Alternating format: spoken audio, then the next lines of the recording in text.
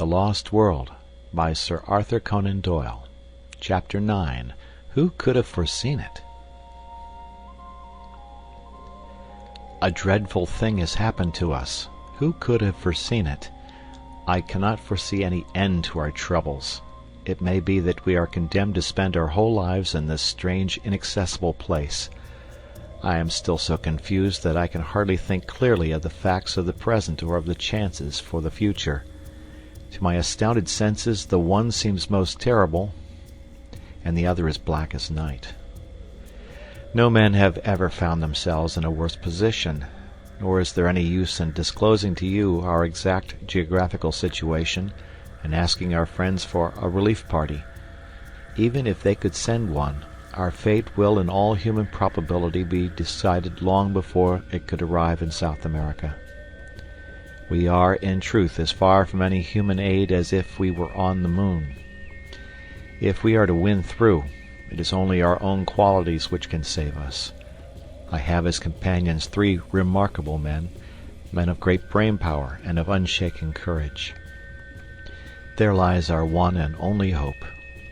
It is only when I look upon the untroubled faces of my comrades that I see some glimmer through the darkness. Outwardly, I trust that I appear as unconcerned as they. Inwardly, I am filled with apprehension. Let me give you, with as much detail as I can, the sequence of events which have led us to this catastrophe.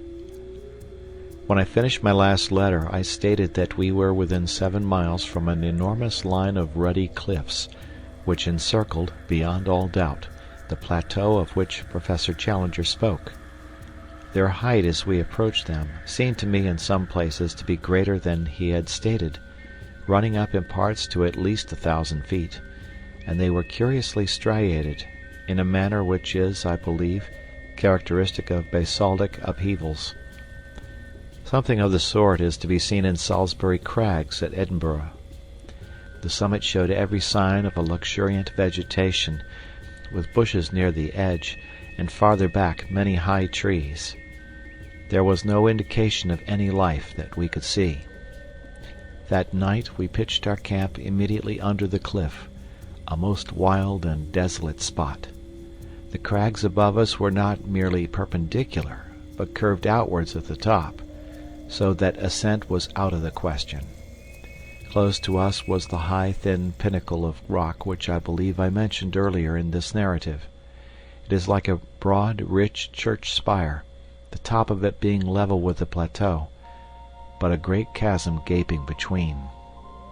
On the summit of it there grew one high tree. Both pinnacle and cliff were comparatively low, some 500 or 600 feet, I should think.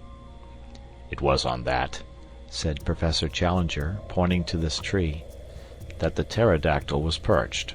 I climbed halfway up the rock before I shot him. I am inclined to think that a good mountaineer like myself could ascend the rock to the top, though he would, of course, be no nearer to the plateau when he had done so." As Challenger spoke of his pterodactyl, I glanced at Professor Summerlee, and for the first time I seemed to see some signs of a dawning credulity and repentance. There was no sneer upon his thin lips, but on the contrary, a gray, drawn look of excitement and amazement. Challenger saw it too, and reveled in the first taste of victory. "Of course," said he, with his clumsy and ponderous sarcasm, "Professor Summerlee will understand that when I speak of a pterodactyl I mean a stork, only it is the kind of stork which has no feathers, a leathery skin, membranous wings, and teeth in its jaws." He grinned and blinked and bowed until his colleague turned and walked away. In the morning, after a frugal breakfast of coffee and manioc, we had to be economical of our stores. We held a council of war as to the best method of ascending to the plateau above us. Challenger presided with a solemnity as if he were the Lord Chief Justice on the bench. Picture him seated upon a rock, his absurd, boyish straw hat tilted on the back of his head, his supercilious eyes dominating us from under his drooping lids, his great black beard wagging as he slowly defined our present situation and our future movements. Beneath him you might have seen the three of us, myself, sunburnt, young and vigorous after our open-air tramp, Summerlee, solemn but still critical, behind his eternal pipe, Lord John, as keen as a razor edge, with his supple, alert figure leaning upon his rifle, and his eager eyes fixed eagerly upon the speaker. Behind us were grouped the two swarthy half-breeds and the little knot of Indians, while in front and above us towered these huge, ruddy ribs of rock which kept us from our goal. I need not say, said our leader, that on the occasion of my last visit I exhausted every means of climbing the cliff, and where I failed I do not think that anyone else is likely to succeed, for I am something of a mountaineer. I had none of the appliances of a rock climber with me, but I have taken the precaution to bring them now. With their aid I am positive I could climb that detached pinnacle to the summit, but so long as the main cliff overhangs, it is vain to attempt ascending that. I was hurried upon my last visit by the approach of the rainy season, and by the exhaustion of my supplies. These considerations limited my time, and I can only claim that I have surveyed about 6 miles of the cliff to the east of us, finding no possible way up. What, then, shall we now do? There seems to be only one reasonable course, said Professor Summerlee. If you have explored the east, we should travel along the base of the cliff to the west, and seek for a practicable point for our ascent. That's it, said Lord John.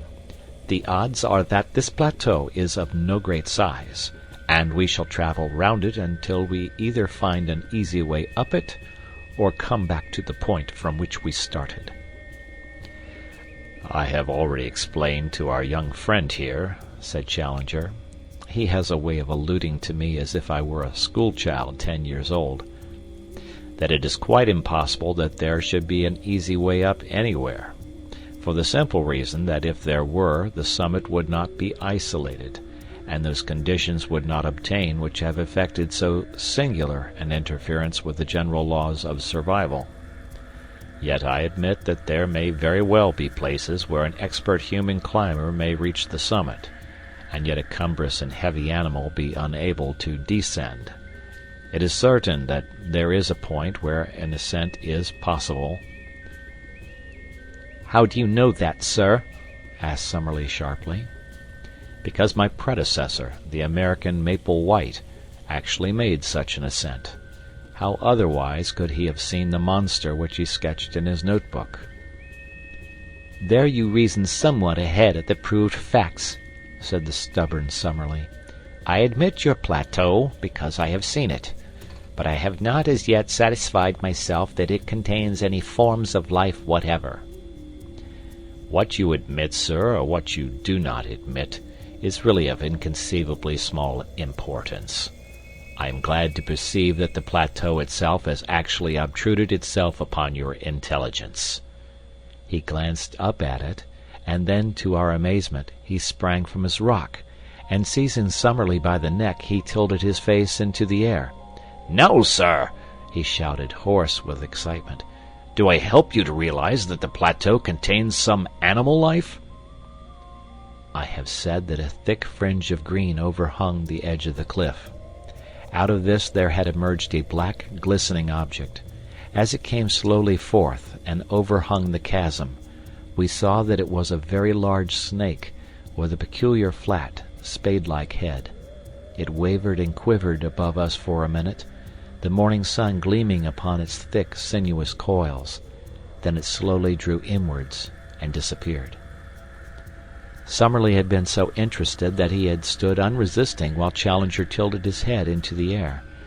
Now he shook his colleague off and came back to his dignity. I should be glad, Professor Challenger, said he, if you could see your way to make any remarks which may occur to you without seizing me by the chin. Even the appearance of a very ordinary rock python does not appear to justify such a liberty. But there is life upon the plateau all the same, his colleague replied in triumph. And now, having demonstrated this important conclusion so that it is clear to anyone, however prejudiced or obtuse, I am of opinion that we cannot do better than break up our camp and travel to westward until we find some means of ascent. The ground at the foot of the cliff was rocky and broken, so that the going was slow and difficult. Suddenly we came, however, upon something which cheered our hearts. It was the site of an old encampment, with several empty Chicago meat tins, a bottle labeled brandy, a broken tin opener, and a quantity of other travelers' debris. A crumpled, disintegrated newspaper revealed itself as the Chicago Democrat, though the date had been obliterated. "Not mine," said Challenger. "It must be Maple White's." Lord John had been gazing curiously at a great tree fern which overshadowed the encampment. "I say, look at this," said he. "I believe it is meant for a signpost." A slip of hard wood had been nailed to the tree in such a way as to point to the westward. "Most certainly a signpost," said Challenger. "What else? Finding himself upon a dangerous errand, our pioneer has left this sign so that any party which follows him may know the way he has taken. Perhaps we shall come upon some other indications as we proceed." We did indeed, but they were of a terrible and most unexpected nature. Immediately beneath the cliff there grew a considerable patch of high bamboo, like that which we had traversed in our journey. Many of these stems were 20 feet high, with sharp, strong tops, so that even as they stood they made formidable spears. We were passing along the edge of this cover when my eye was caught by the gleam of something white within it. Thrusting in my head between the stems, I found myself gazing at a fleshless skull. The whole skeleton was there, but the skull had detached itself and lay some feet nearer to the open. With a few blows from the machetes of our Indians, we cleared the spot and were able to study the details of this old tragedy. Only a few shreds of clothes could still be distinguished, but there was the remains of boots upon the bony feet, and it was very clear that the dead man was a European. A gold watch by Hudson of New York, and a chain which held a stylographic pen lay among the bones. There was also a silver cigarette case with J.C. from AES upon the lid. The state of the metal seemed to show that the catastrophe had occurred no great time before. "Who can he be?" asked Lord John. "Poor devil, every bone in his body seems to be broken." "And the bamboo grows through his smashed ribs," said Summerlee. "It is a fast-growing plant, but it is surely inconceivable that his body could have been here while the canes grew to be 20 feet in length." "As to the man's identity," said Professor Challenger, "I have no doubt whatever upon that point. As I made my way up the river, before I reached you at the fazenda I instituted very particular inquiries about Maple White. At Para they knew nothing. Fortunately, I had a definite clue, for there was a particular picture in his sketchbook which showed him taking lunch with a certain ecclesiastic at Rosario. This priest I was able to find, and though he proved a very argumentative fellow, who took it absurdly amiss that I should point out to him the corrosive effects which modern science must have upon his beliefs, he none the less gave me some positive information. Maple White passed Rosario 4 years ago, or 2 years before I saw his dead body. He was not alone at the time, but there was a friend, an American named James Culver, who remained in the boat and did not meet this ecclesiastic. I think, therefore, that there can be no doubt that we are now looking upon the remains of this James Culver." "Nor," said Lord John, "is there much doubt as to how he met his death. He has fallen or been chucked from the top, and so been impaled. How else could he have come by his broken bones, and how could he have been stuck through by these canes with their points so high above our heads?" A hush came over us as we stood round these shattered remains and realized the truth of Lord John Roxton's words. The beetling head of the cliff projected over the canebrake. Undoubtedly he had fallen from above. But had he fallen? Had it been an accident? Or, already ominous and terrible possibilities began to form round that unknown land. We moved off in silence, and continued to coast round the line of cliffs, which were as even and unbroken as some of those monstrous Antarctic ice fields which I have seen depicted, as stretching from horizon to horizon, and towering high above the mastheads of the exploring vessel. In 5 miles we saw no rift or break, and then suddenly we perceived something which filled us with new hope. In a hollow of the rock, protected from rain, there was drawn a rough arrow in chalk, pointing still to the westwards. "Maple White again," said Professor Challenger. He had some presentiment that worthy footsteps would follow close behind him. He had chalk, then? A box of colored chalks was among the effects I found in his knapsack. I remember that the white one was worn to a stump. "That is certainly good evidence," said Summerlee. "We can only accept his guidance and follow on to the westward." We had proceeded some 5 more miles when again we saw a white arrow upon the rocks. It was at a point where the face of the cliff was for the first time split into a narrow cleft. Inside the cleft was a second guidance mark, which pointed right up it with the tip somewhat elevated, as if the spot indicated were above the level of the ground. It was a solemn place, for the walls were so gigantic and the slit of blue sky so narrow and so obscured by a double fringe of verdure that only a dim and shadowy light penetrated to the bottom. We had had no food for many hours, and were very weary with the stony and irregular journey, but our nerves were too strung to allow us to halt. We ordered the camp to be pitched, however, and leaving the Indians to arrange it, we four, with the 2 half-breeds, proceeded up the narrow gorge. It was not more than 40 feet across at the mouth, but it rapidly closed until it ended in an acute angle, too straight and smooth for an ascent. Certainly it was not this which our pioneer had attempted to indicate. We made our way back. The whole gorge was not more than 1/4 of a mile deep, and then suddenly the quick eyes of Lord John fell upon what we were seeking. High up above our heads, amid the dark shadows, there was one circle of deeper gloom. Surely it could only be the opening of a cave. The base of the cliff was heaped with loose stones at the spot, and it was not difficult to clamber up. When we reached it, all doubt was removed. Not only was it an opening into the rock, but on the side of it there was marked once again the sign of the arrow.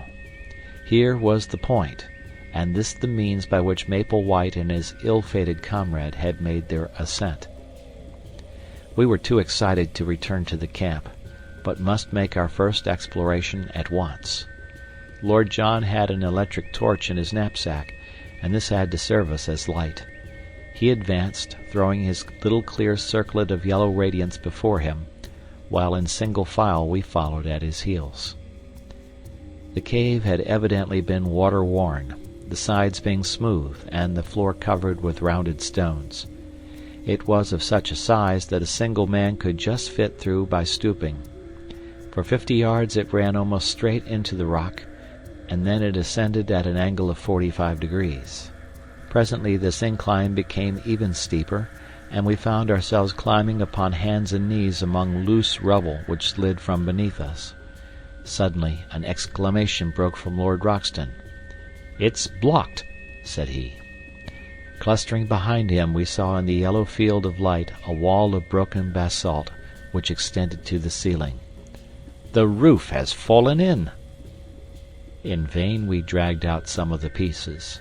The only effect was that the larger ones became detached, and threatened to roll down the gradient and crush us. It was evident that the obstacle was far beyond any efforts which could be made to remove it.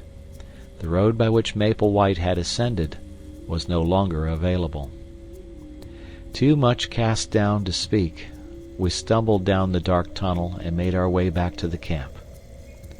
One incident occurred, however, before we left the gorge, which is of importance in view of what came afterwards. We had gathered in a little group at the bottom of the chasm, some 40 feet beneath the mouth of the cave, when a huge rock rolled suddenly downwards and shot past us with tremendous force. It was the narrowest escape for one or all of us. We could not ourselves see whence the rock had come, but our half-breed servants, who were still at the opening of the cave, said that it had flown past them, and must therefore have fallen from the summit. Looking upwards, we could see no sign of movement above us amidst the green jungle which topped the cliff. There could be little doubt, however, that the stone was aimed at us, so the incident surely pointed to humanity, and malevolent humanity, upon the plateau. We withdrew hurriedly from the chasm, our minds full of this new development and its bearing upon our plans. The situation was difficult enough before, but if the obstructions of nature were increased by the deliberate opposition of man, then our case was indeed a hopeless one. And yet, as we looked up at that beautiful fringe of verdure only a few hundreds of feet above our heads, there was not one of us who could conceive the idea of returning to London until we had explored it to its depths. On discussing the situation, we determined that our best course was to continue to coast round the plateau in the hope of finding some other means of reaching the top. The line of cliffs, which had decreased considerably in height, had already begun to trend from west to north, and if we could take this as representing the arc of a circle, the whole circumference could not be very great. At the worst, then, we should be back in a few days at our starting point. We made a march that day which totaled some 22 miles, without any change in our prospects. I may mention that our aneroid barometer shows us that in the continual incline which we have ascended since we abandoned our canoes, we have risen to no less than 3,000 feet above sea level. Hence there is a considerable change both in the temperature and in the vegetation. We have shaken off some of that horrible insect life which is the bane of tropical travel. A few palms still survive, and many tree ferns, but the Amazonian trees have all been left behind. It was pleasant to see the convolvulus, the passion flower, and the begonia, all reminding me of home, here among these inhospitable rocks. There was a red begonia just the same color as one that is kept in a pot in the window of a certain villa in Streatham, but I am drifting into private reminiscence. That night, I am still speaking of the first day of our circumnavigation of the plateau, a great experience awaited us, and one which forever set at rest any doubt which we could have had as to the wonders so near us.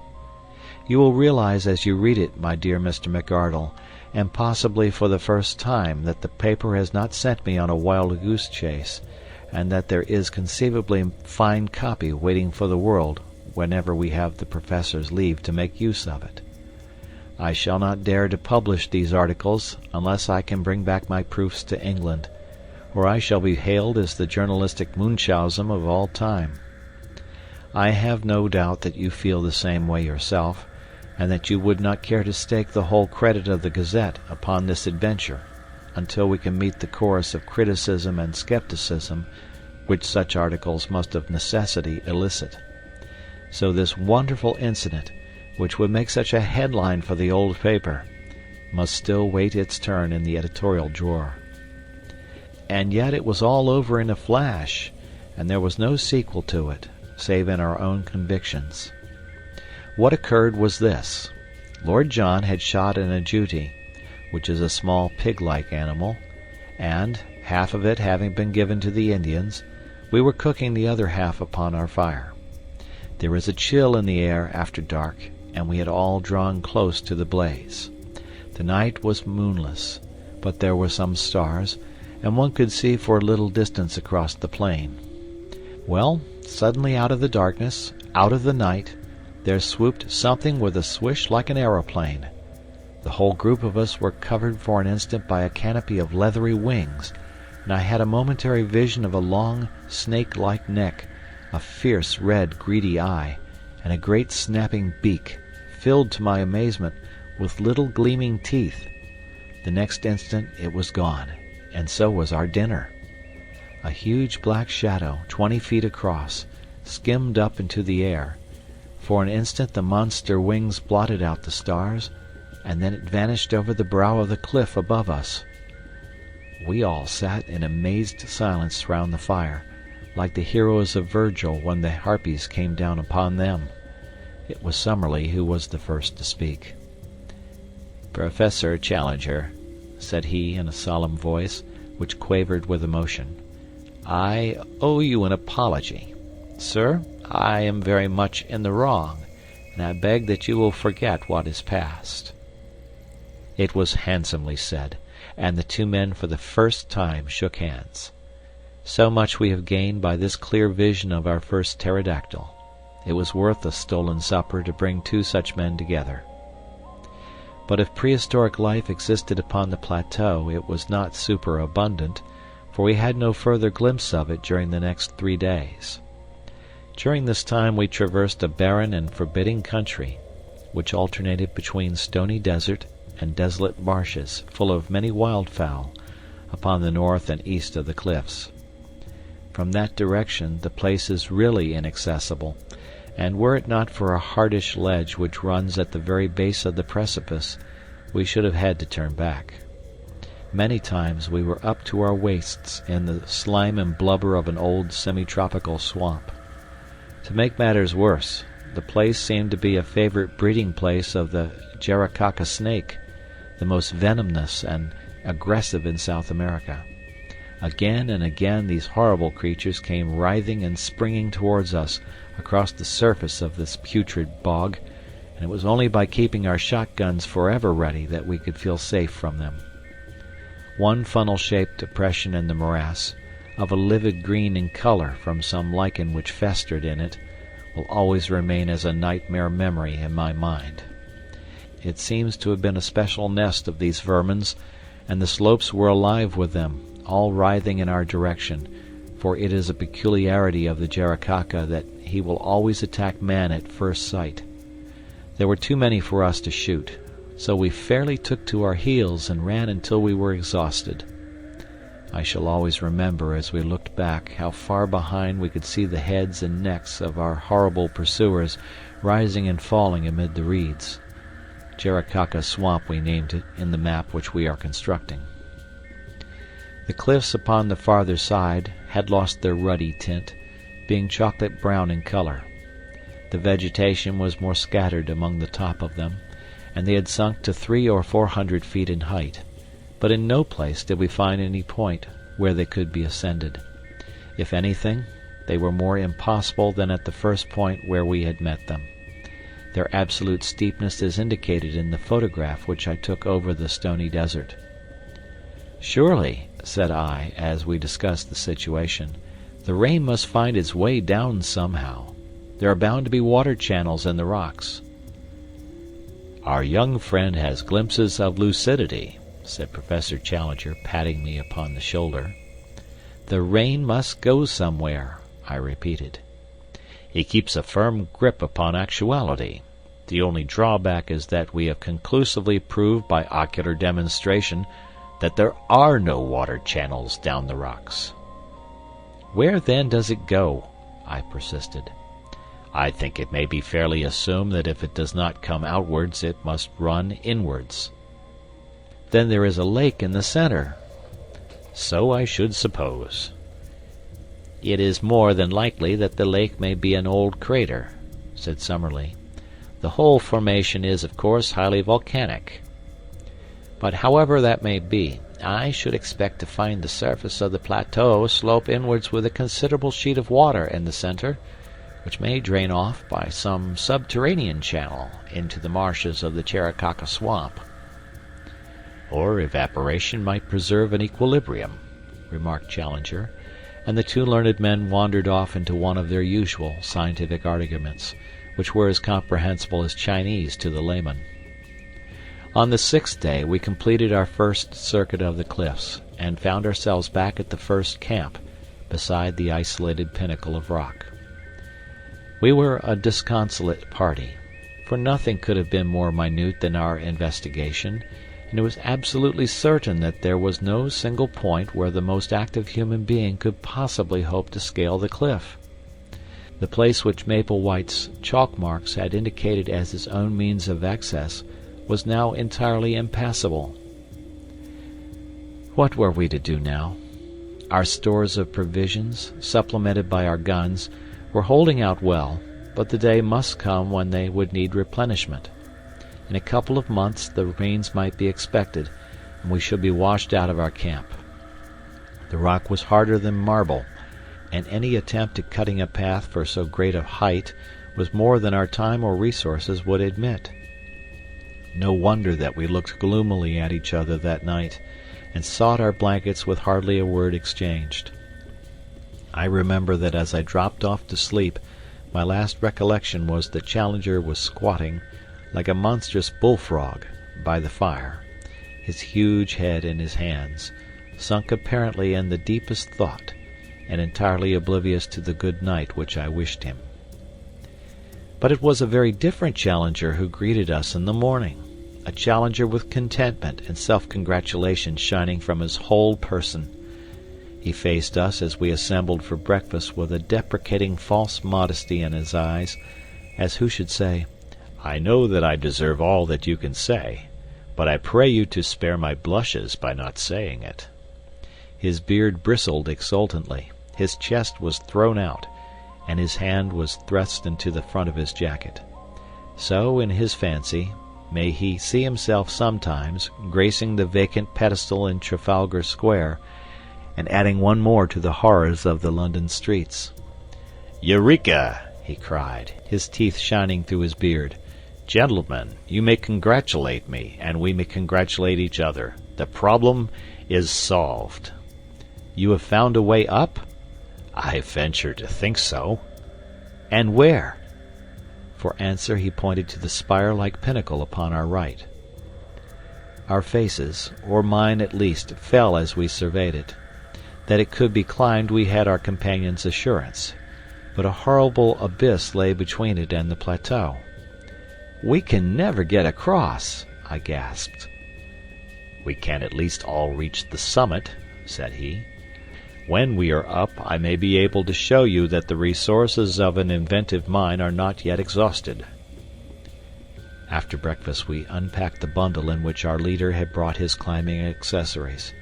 From it he took a coil of the strongest and lightest rope, 150 feet in length, with climbing irons, clamps, and other devices. Lord John was an experienced mountaineer, and Summerlee had done some rough climbing at various times, so that I was really the novice at rock work of the party, but my strength and activity may have made up for my want of experience. It was not in reality a very stiff task, though there were moments which made my hair bristle upon my head. The first half was perfectly easy, but from there upwards it became continually steeper, until, for the last 50 feet, we were literally clinging with our fingers and toes to tiny ledges and crevices in the rock. I could not have accomplished it, nor could Summerlee, if Challenger had not gained the summit. It was extraordinary to see such activity in so unwieldy a creature. And there fixed the rope round the trunk of the considerable tree which grew there. With this as our support, we were soon able to scramble up the jagged wall until we found ourselves upon the small grassy platform, some 25 feet each way, which formed the summit. The first impression which I received when I had recovered my breath was of the extraordinary view over the country which we had traversed. The whole Brazilian plain seemed to lie beneath us, extending away and away until it ended in dim blue mists upon the farthest skyline.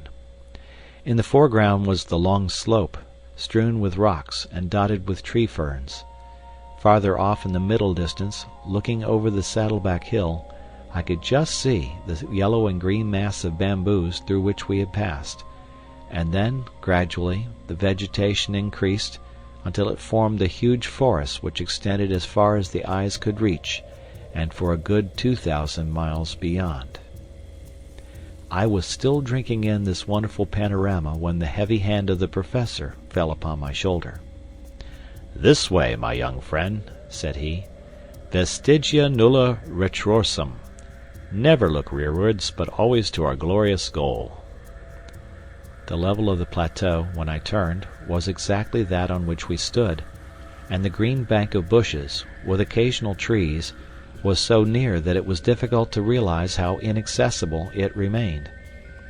At a rough guess, the gulf was 40 feet across, but, so far as I could see, it might as well have been 40 miles. I placed one arm round the trunk of the tree and leaned over the abyss. Far down were the small dark figures of our servants looking up at us. The wall was absolutely precipitous, as was that which faced me. "This is indeed curious," said the creaking voice of Professor Summerlee. I turned and found that he was examining with great interest the tree to which I clung. That smooth bark and those small ribbed leaves seemed familiar to my eyes. "Why," I cried, "it's a beech!" "Exactly," said Summerlee. "A fellow countryman and a far land." "Not only a fellow countryman, my good sir," said Challenger, "but also, if I may be allowed to enlarge your simile, an ally of the first value. This beech tree will be our savior." "By George!" cried Lord John. "A bridge!" "Exactly, my friends, a bridge. It is not for nothing that I expended an hour last night in focusing my mind upon the situation. I have some recollection of once remarking to our young friend here that GEC is at his best when his back is to the wall. Last night you will admit that all our backs were to the wall. But where willpower and intellect go together, there is always a way out. A drawbridge had to be found which could be dropped across the abyss. Behold it." It was certainly a brilliant idea. The tree was a good 60 feet in height, and if it only fell the right way it would easily cross the chasm. Challenger had slung the camp axe over his shoulder when he ascended. Now he handed it to me. "Our young friend has the thews and sinews," said he. "I think he will be the most useful at this task. I must beg, however, that you will kindly refrain from thinking for yourself, and that you will do exactly what you are told." Under his direction I cut such gashes in the side of the tree as would ensure that it should fall as we desired. It had already a strong natural tilt in the direction of the plateau, so that the matter was not difficult. Finally I set to work in earnest upon the trunk, taking turn and turn with Lord John. In a little over an hour there was a loud crack. The tree swayed forward, and then crashed over, burying its branches among the bushes on the farther side. The severed trunk rolled to the very edge of our platform, and for one terrible second we all thought it was over. It balanced itself, however, a few inches from the edge, and there was our bridge to the unknown. All of us, without a word, shook hands with Professor Challenger, who raised his straw hat and bowed deeply to each in turn. "I claim the honor," said he, "to be the first to cross to the unknown land, a fitting subject, no doubt, for some future historical painting." He had approached the bridge when Lord John laid his hand upon his coat. "My dear chap," said he, "I really cannot allow it." "Cannot allow it, sir?" The head went back and the beard forward. "When it is a matter of science, don't you know, I follow your lead because you are by way of being a man of science, but it's up to you to follow me when you come into my department." "Your department, sir?" "We all have our professions, and soldiering is mine. We are, according to my ideas, invading a new country, which may or may not be chock full of enemies of sorts. To barge blindly into it for want of a little common sense and patience isn't my notion of management." The remonstrance was too reasonable to be disregarded. Challenger tossed his head and shrugged his heavy shoulders. "Well, sir, what do you propose?" "For all I know, there may be a tribe of cannibals waiting for lunch-time among those very bushes," said Lord John, looking across the bridge. "It's better to learn wisdom before you get into a cooking pot, so we will content ourselves with hoping that there is no trouble waiting for us. and at the same time we will act as if there were. Malone and I will go down again, therefore, and we will fetch up the 4 rifles, together with Gomez and the other. One man can then go across, and the rest will cover him with guns, until he sees that it is safe for the whole crowd to come along." Challenger sat down upon the cut stump and groaned his impatience, but Summerlee and I were of one mind that Lord John was our leader when such practical details were in question. The climb was more a simple thing now that the rope dangled down the face of the worst part of the ascent. Within an hour we had brought up the rifles and a shotgun. The half-breeds had ascended also, and under Lord John's orders they had carried up a bale of provisions in case our first exploration should be a long one. We each had bandoliers of cartridges. "Now, Challenger, if you really insist upon being the first man in," said Lord John when every preparation was complete. "I am much indebted to you for your gracious permission," said the angry professor, for never was a man so intolerant of every form of authority. "Since you are good enough to allow it, I shall most certainly take it upon myself to act as pioneer upon this occasion." Seating himself with a leg overhanging the abyss on each side, and his hatchet slung upon his back, Challenger hopped his way across the trunk and was soon at the other side. He clambered up and waved his arms in the air. "At last!" he cried. "At last!" I gazed anxiously at him, with a vague expectation that some terrible fate would dart at him from the curtain of green behind him. But all was quiet, save that a strange, many-colored bird flew up from under his feet and vanished among the trees. Summerlee was the second. His wiry energy is wonderful in so frail a frame. He insisted upon having 2 rifles slung upon his back, so that both professors were armed when he had made his transit. I came next, and tried hard not to look down into the horrible gulf over which I was passing. Summerlee held out the butt end of his rifle, and an instant later I was able to grasp his hand.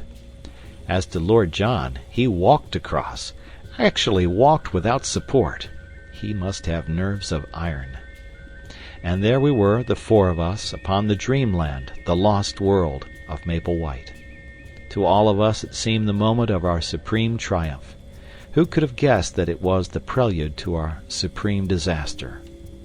Let me say in a few words how the crushing blow fell upon us.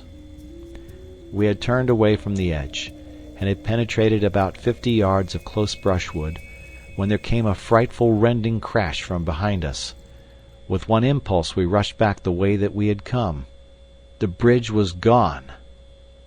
Far down at the base of the cliff I saw, as I looked over, a tangled mass of branches and splintered trunk.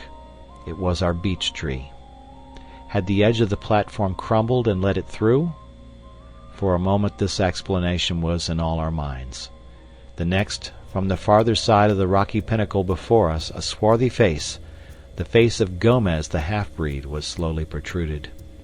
Yes, it was Gomez, but no longer the Gomez of the demure smile and the mask-like expression. Here was a face with flashing eyes and distorted features, a face convulsed with hatred and with the mad joy of gratified revenge. "Lord Roxton!" he shouted. "Lord John Roxton!" "Well," said our companion, "here I am." A shriek of laughter came across the abyss. "Yes, there you are, you English dog, and there you will remain. I have waited, and now it has come my chance. You found it hard to get up, you will find it harder to get down. You cursed fools, you are trapped, every one of you." We were too astounded to speak. We could only stand there staring in amazement. A great broken bough upon the grass showed where he had gained his leverage to tilt over our bridge. The face had vanished, but presently it was up again, more frantic than before. "We nearly killed you with a stone at the cave," he cried. "But this is better. It is slower and more terrible. Your bones will whiten up there, and none will know where you lie or come to cover them. As you lie dying, think of Lopez, whom you shot 5 years ago on the Putumayo River. I am his brother, and come what will I will die happy now, for his memory has been avenged." A furious hand was shaken at us, and then all was quiet. Had the half-breed simply wrought his vengeance and then escaped, all might have been well with him. It was that foolish, irresistible Latin impulse to be dramatic which brought his own downfall. Roxton, the man who had earned himself the name of the Flail of the Lord through 3 countries, was not one who could be safely taunted. The half-breed was descending on the farther side of the pinnacle, but before he could reach the ground Lord John had run along the edge of the plateau and gained a point from which he could see his man. There was a single crack of his rifle, and though we saw nothing, we heard the scream and then the distant thud of the falling body. Roxton came back to us with a face of granite. "I have been a blind simpleton," said he bitterly. "It's my folly that has brought you all into this trouble.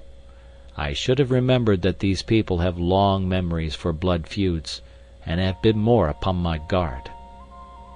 "What about the other one? It took 2 of them to lever that tree over the edge." "I could have shot him, but I let him go. He may have had no part in it.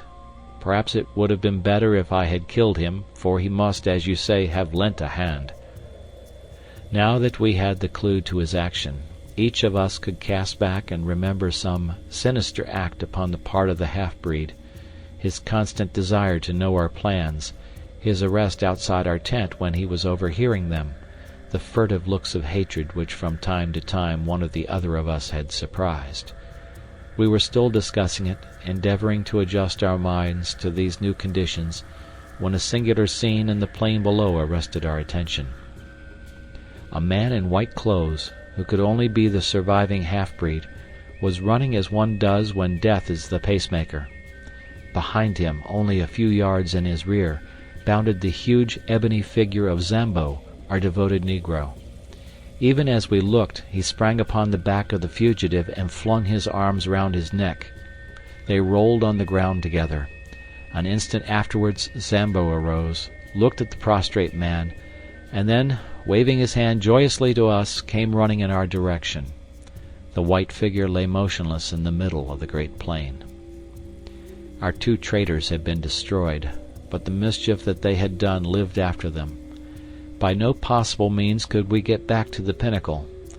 We had been natives of the world, now we were natives of the plateau. The 2 things were separate and apart. There was the plain which led to the canoes. Yonder, beyond the violet hazy horizon, was the stream which led back to civilization. But the link between was missing. No human ingenuity could suggest a means of bridging the chasm which yawned between ourselves and our past lives. One instant had altered the whole conditions of our existence. It was at such a moment that I learned the stuff of which my 3 comrades were composed. They were grave, it is true, and thoughtful, but of an invincible serenity. For the moment we could only sit among the bushes in patience and wait the coming of Zambo. Presently his honest black face topped the rocks, and his Herculean figure emerged upon the top of the pinnacle. "What I do now?" he cried. "You tell me, I do it." It was a question which it was easier to ask than to answer. One thing only was clear. He was our one trusty link with the outside world. On no account must he leave us. "No, no," he cried. "I not leave you. Whatever come, you always find me here. But no able keep Indians. Already they say too much Curupuri live in this place. They go home. Now you leave them, me no able to keep them." It was a fact that our Indians had shown in many ways of late that they were weary of their journey and anxious to return. We realized that Zambo spoke the truth, and that it would be impossible for him to keep them. "Make them wait till tomorrow, Zambo," I shouted. "Then I can send letter back by them." "Very good, sir. I promise they wait till tomorrow," said the Negro. "But what I do for you now?" There was plenty for him to do, and admirably the faithful fellow did it. First of all, under our directions, he undid the rope from the tree stump and threw one end of it across to us. It was not thicker than a clothesline, but it was of great strength, and though we could not make a bridge of it, we might well find it invaluable if we had any climbing to do. He then fastened his end of the rope to the package of supplies which had been carried up, and we were able to drag it across. This gave us the means of life for at least a week, even if we found nothing else. Finally he descended and carried up 2 other packets of mixed goods, a box of ammunition, and a number of other things, all of which we got across by throwing our rope to him and hauling it back. It was evening when he at last climbed down, with a final assurance that he would keep the Indians till next morning. And so it is that I have spent nearly the whole of this our first night upon the plateau, writing up our experiences by the light of a single candle lantern. We supped and camped at the very edge of the cliff, quenching our thirst with 2 bottles of Apollinaris, which were in one of the cases. It is vital to us to find water, but I think even Lord John himself had had adventures enough for one day, and none of us felt inclined to make the first push into the unknown. We forbore to light a fire or to make any unnecessary sound. Tomorrow, or today rather, for it is already dawn as I write, we shall make our first venture into the strange land. When I shall be able to write again, or if I shall ever write again, I know not. Meanwhile I can see that the Indians are still in their place, and I am sure that the faithful Zambo will be here presently to get my letter. I only trust that it will come to hand. P.S. The more I think, the more desperate does our position seem. I see no possible hope of our return. If there were a high tree near the edge of the plateau, we might drop a return bridge across, but there is none within 50 yards. Our united strength could not carry a trunk which would serve our purpose. The rope, of course, is far too short that we could descend by it. No, our position is hopeless. Hopeless. The most wonderful things have happened and are continually happening to us. All the paper that I possess consists of 5 old notebooks and a lot of scraps, and I have only the one stylographic pencil.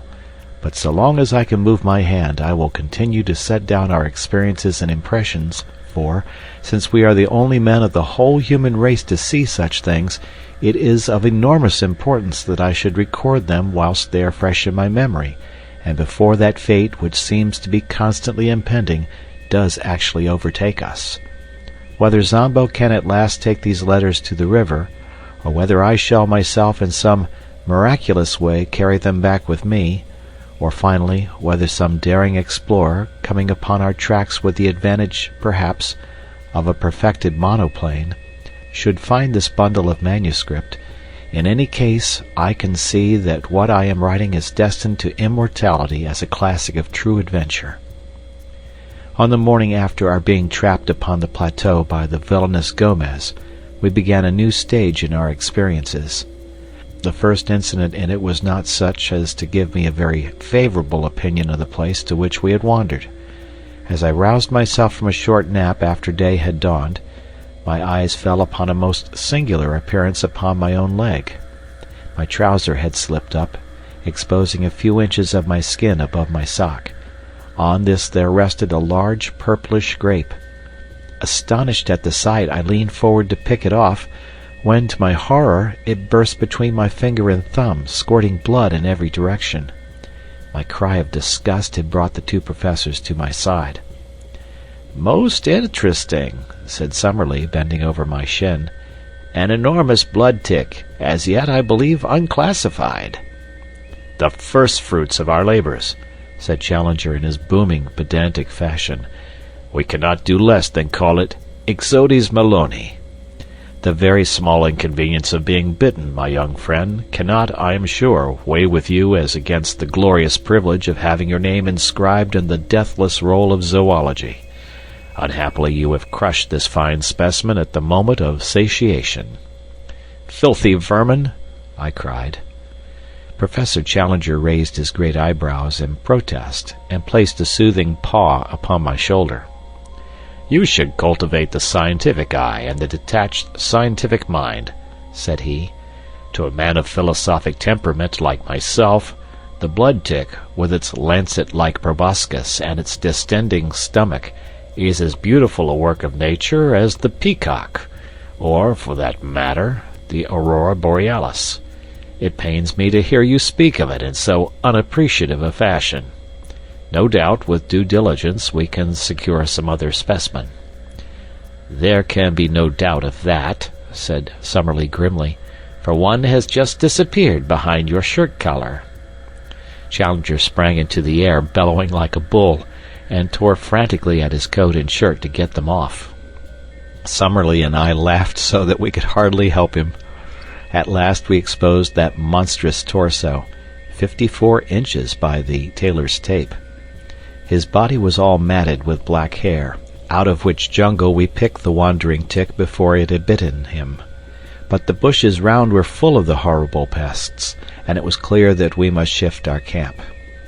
But first of all it was necessary to make our arrangements with the faithful negro, who appeared presently on the pinnacle with a number of tins of cocoa and biscuits, which he tossed over to us.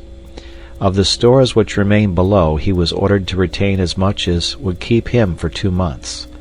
The Indians were to have the remainder as a reward for their services and as payment for taking our letters back to the Amazon. Some hours later we saw them in single file far out upon the plain, each with a bundle on his head, making their way back along the path we had come. Zambo occupied our little tent at the base of the pinnacle, and there he remained, our one link with the world below. And now we had to decide upon our immediate movements. We shifted our position from among the tick-laden bushes until we came to a small clearing thickly surrounded by trees upon all sides. There were some flat slabs of rock in the center, with an excellent well close by, and there we sat in cleanly comfort while we made our first plans for the invasion of this new country. Birds were calling among the foliage, especially one with a peculiar whooping cry which was new to us, but beyond these sounds there was no signs of life. Our first care was to make some sort of list of our own stores, so that we might know what we had to rely upon. What with the things we had ourselves brought up, and those which Zambo had sent across on the rope, we were fairly well supplied. Most important of all, in view of the dangers which might surround us, we had our 4 rifles and 1,300 rounds, also a shotgun, but not more than 150 medium pellet cartridges.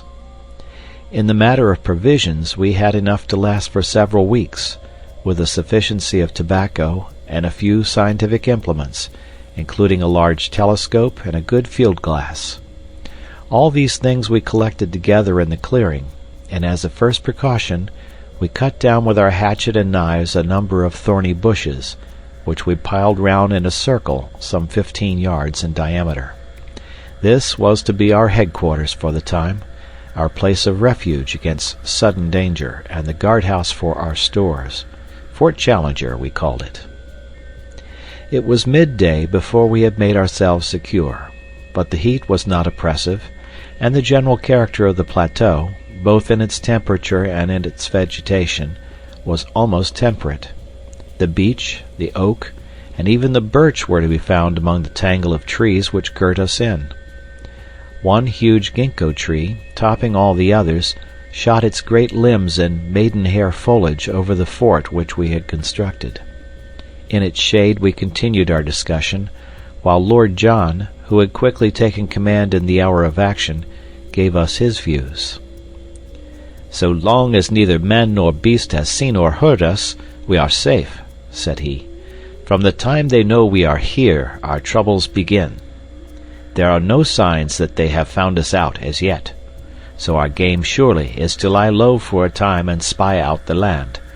We want to have a good look at our neighbors before we get on visiting terms." "But we must advance," I ventured to remark. "By all means, sonny my boy, we will advance, but with common sense. We must never go so far that we can't get back to our base. Above all, we must never, unless it is life or death, fire off our guns." "But you fired yesterday," said Summerlee. "Well, it couldn't be helped. However, the wind was strong and blew outwards. It is not likely that the sound could have traveled far into the plateau. By the way, what shall we call this place? I suppose it is up to us to give it a name?" There were several suggestions, more or less happy, but Challenger's was final. "It can only have one name," said he. "It is called after the pioneer who discovered it. It is Maple White Land." Maple White Land it became, and so it is named in that chart which has become my special task. So it will, I trust, appear in the Atlas of the future.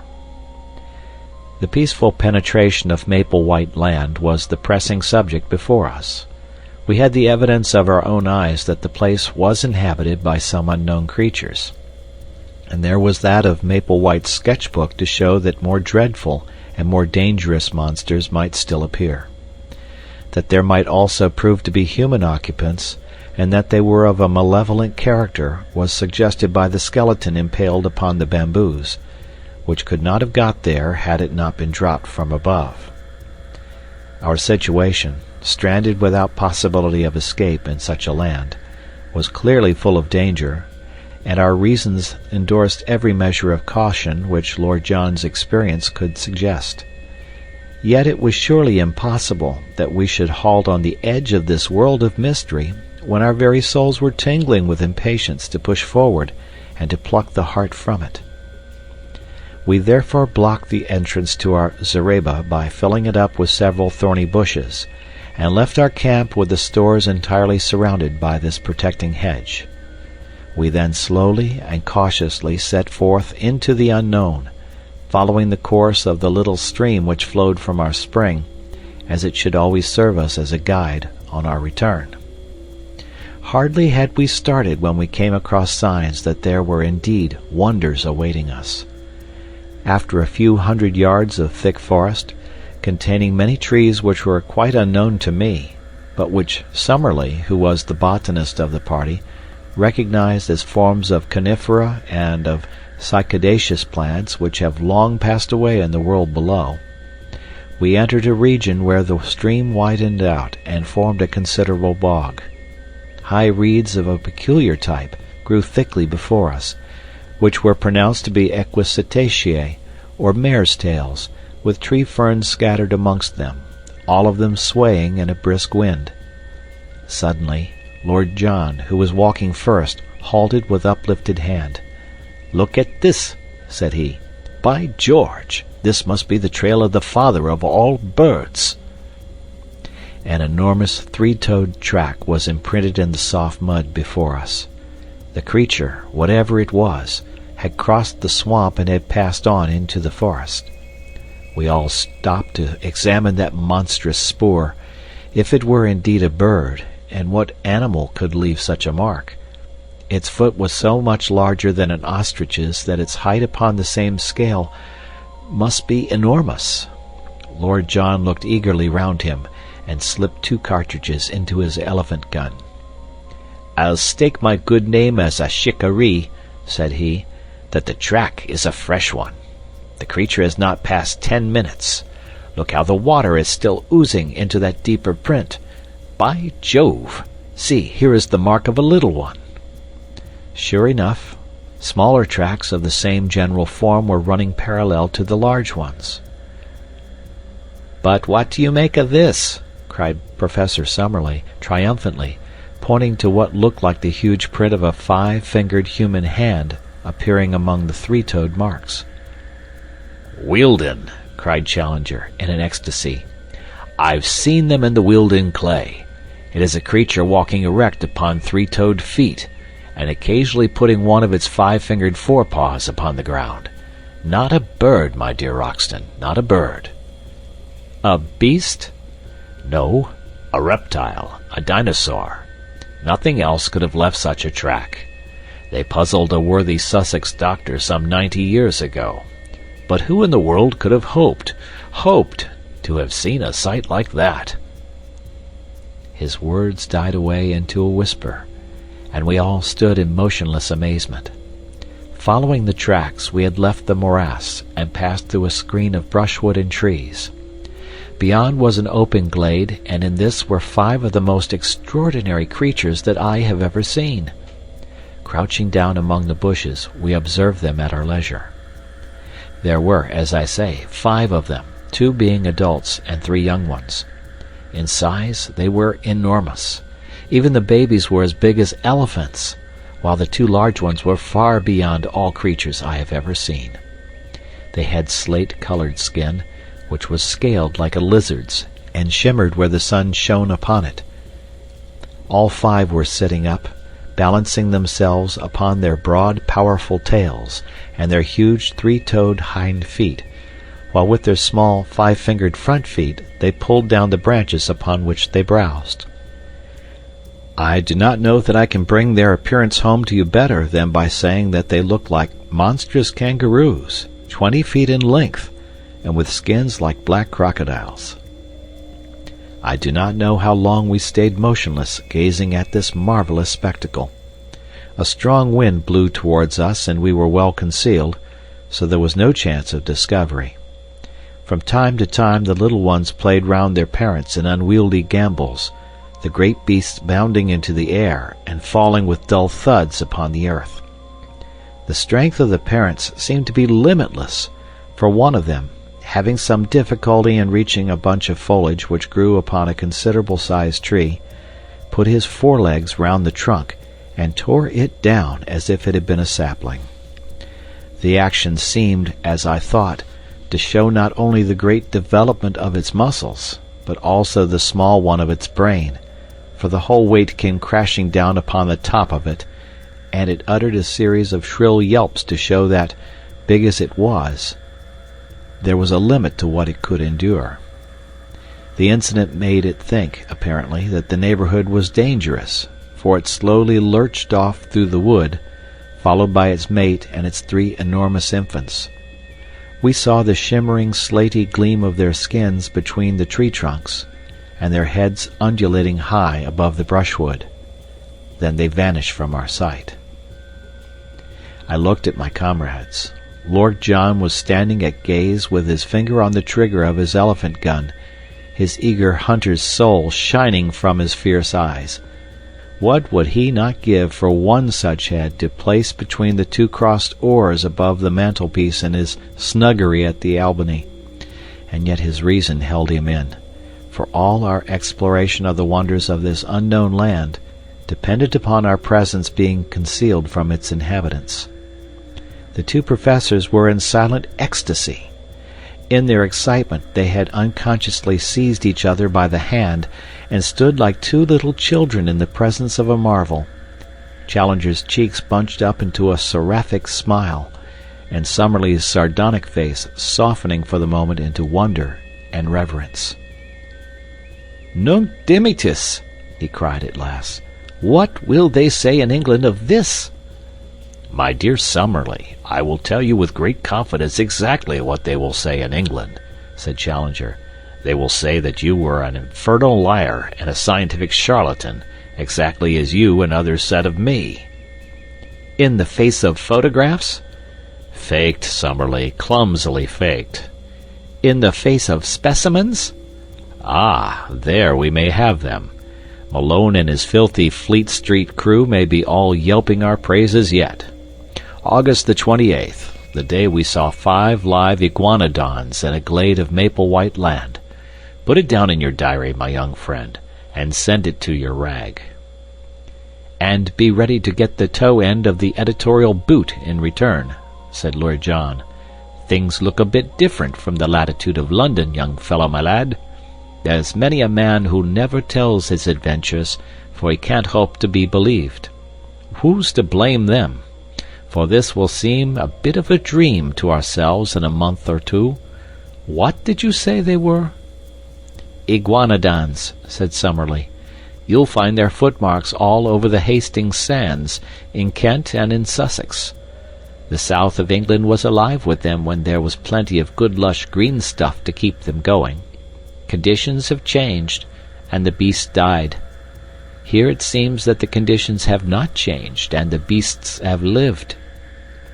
If ever we get out of this alive, I must have a head with me, said Lord John. Lord, how some of that Somaliland Uganda crowd would turn a beautiful pea green if they saw it. I don't know what you chaps think, but it strikes me that we are on mighty thin ice all this time. I had the same feeling of mystery and danger around us. In the gloom of the trees there seemed a constant menace, and as we looked up into their shadowy foliage vague terrors crept into one's heart. It is true that these monstrous creatures which we had seen were lumbering, inoffensive brutes which were unlikely to hurt anyone, but in this world of wonders, what other survivals might there not be? What fierce, active horrors, ready to pounce upon us from their lair among the rocks or brushwood? I knew little of prehistoric life, but I had a clear remembrance of one book which I had read, in which it spoke of creatures who would live upon our lions and tigers as a cat lives upon mice. What if these also were to be found in the woods of Maple White Land? It was destined that on this very morning, our first in the new country, we were to find out what strange hazards lay around us. It was a loathsome adventure, and one of which I hate to think. If, as Lord John said, the glade of the iguanodons will remain with us as a dream, then surely the swamp of the pterodactyls will forever be our nightmare. Let me set down exactly what occurred. We passed very slowly through the woods, partly because Lord Roxton acted as scout before he would let us advance, and partly because at every second step one or other of our professors would fall with a cry of wonder before some flower or insect which presented him with a new type. We may have traveled 2 or 3 miles in all, keeping to the right of the line of the stream, when we came upon a considerable opening in the trees. A belt of brushwood led up to a tangle of rocks. The whole plateau was strewn with boulders. We were walking slowly towards these rocks, among bushes which reached over our waists, when we became aware of a strange low gabbling and whistling sound, which filled the air with a constant clamor and appeared to come from some spot immediately before us. Lord John held up his hand as a signal for us to stop, and he made his way swiftly, stooping and running, to the line of rocks. We saw him peep over them, and give a gesture of amazement. Then he stood staring as if forgetting us, so utterly entranced was he by what he saw. Finally he waved us to come on, holding up his hand as a signal for caution. His whole bearing made me feel that something wonderful, but dangerous, lay before us. Creeping to his side, we looked over the rocks. The place into which we gazed was a pit, and may in the early days have been one of the smaller volcanic blowholes of the plateau. It was bowl-shaped, and at the bottom, some hundreds of yards from where we lay, were pools of green-scummed, stagnant water, fringed with bulrushes. It was a weird place in itself, but its occupants made it seem like a scene from the 7 circles of Dante. The place was a rookery of pterodactyls. There were hundreds of them congregated within view. All the bottom area round the water edge was alive with their young ones, and with hideous mothers brooding upon their leathery, yellowish eggs. From this crawling, flapping mass of obscene reptilian life came the shocking clamor which filled the air, and the mephitic, horrible, musty odor which turned us sick. But above, perched each upon its own stone, tall, grey, and withered, more like dead and dried specimens than actual living creatures, sat the horrible males, absolutely motionless, save for the rolling of their red eyes, or an occasional snap of their rat-trap beaks as a dragonfly went past them. Their huge membranous wings were closed by folding their forearms, so that they sat like gigantic old women, wrapped in hideous web-colored shawls, and with their ferocious heads protruding above them. Large and small, not less than 1,000 of these filthy creatures lay in the hollow before us. Our professors would gladly have stayed there all day, so entranced were they by this opportunity of studying the life of a prehistoric age. They pointed out the fish and dead birds lying about among the rocks as proving the nature of the food of these creatures, and I heard them congratulating each other on having cleared up the point why the bones of this flying dragon are found in such great numbers in certain well-defined areas, as in the Cambridge greensand, since it was now seen that, like penguins, they lived in gregarious fashion. Finally, however, Challenger, bent upon proving some point which Summerlee had contested, thrust his head over the rock and nearly brought destruction upon us all. In an instant the nearest male gave a shrill, whistling cry, and flapped its 20-foot span of leathery wings as it soared up into the air. The females and young ones huddled together beside the water, while the whole circle of sentinels rose one after the other and sailed off into the sky. It was a wonderful sight to see at least 100 creatures of such enormous size and hideous appearance, all swooping like swallows with swift, shearing wing strokes above us. But soon we realized that it was not one on which we could afford to linger. At first the great brutes flew round in a huge ring, as if to make sure what the exact extent of the danger might be. Then the flight grew lower and the circle narrower, until they were whizzing round and round us, the dry, rustling flap of their huge slate-colored wings filling the air with a volume of sound that made me think of Hendon Aerodrome upon a race day. "Make for the wood, and keep together," cried Lord John, clubbing his rifle. "The brutes mean mischief." The moment we attempted to retreat, the circle closed in upon us, until the tips of the wings of those nearest to us nearly touched our faces. We beat at them with the stocks of our guns, but there was nothing solid or vulnerable to strike. Then suddenly out of the whizzing, slate-colored circle, a long neck shot out, and a fierce beak made a thrust at us. Another and another followed. Summerlee gave a cry and put his hand to his face, from which the blood was streaming. I felt a prod at the back of my neck, and turned dizzy with the shock. Challenger fell, and as I stooped to pick him up, I was again struck from behind and dropped on the top of him.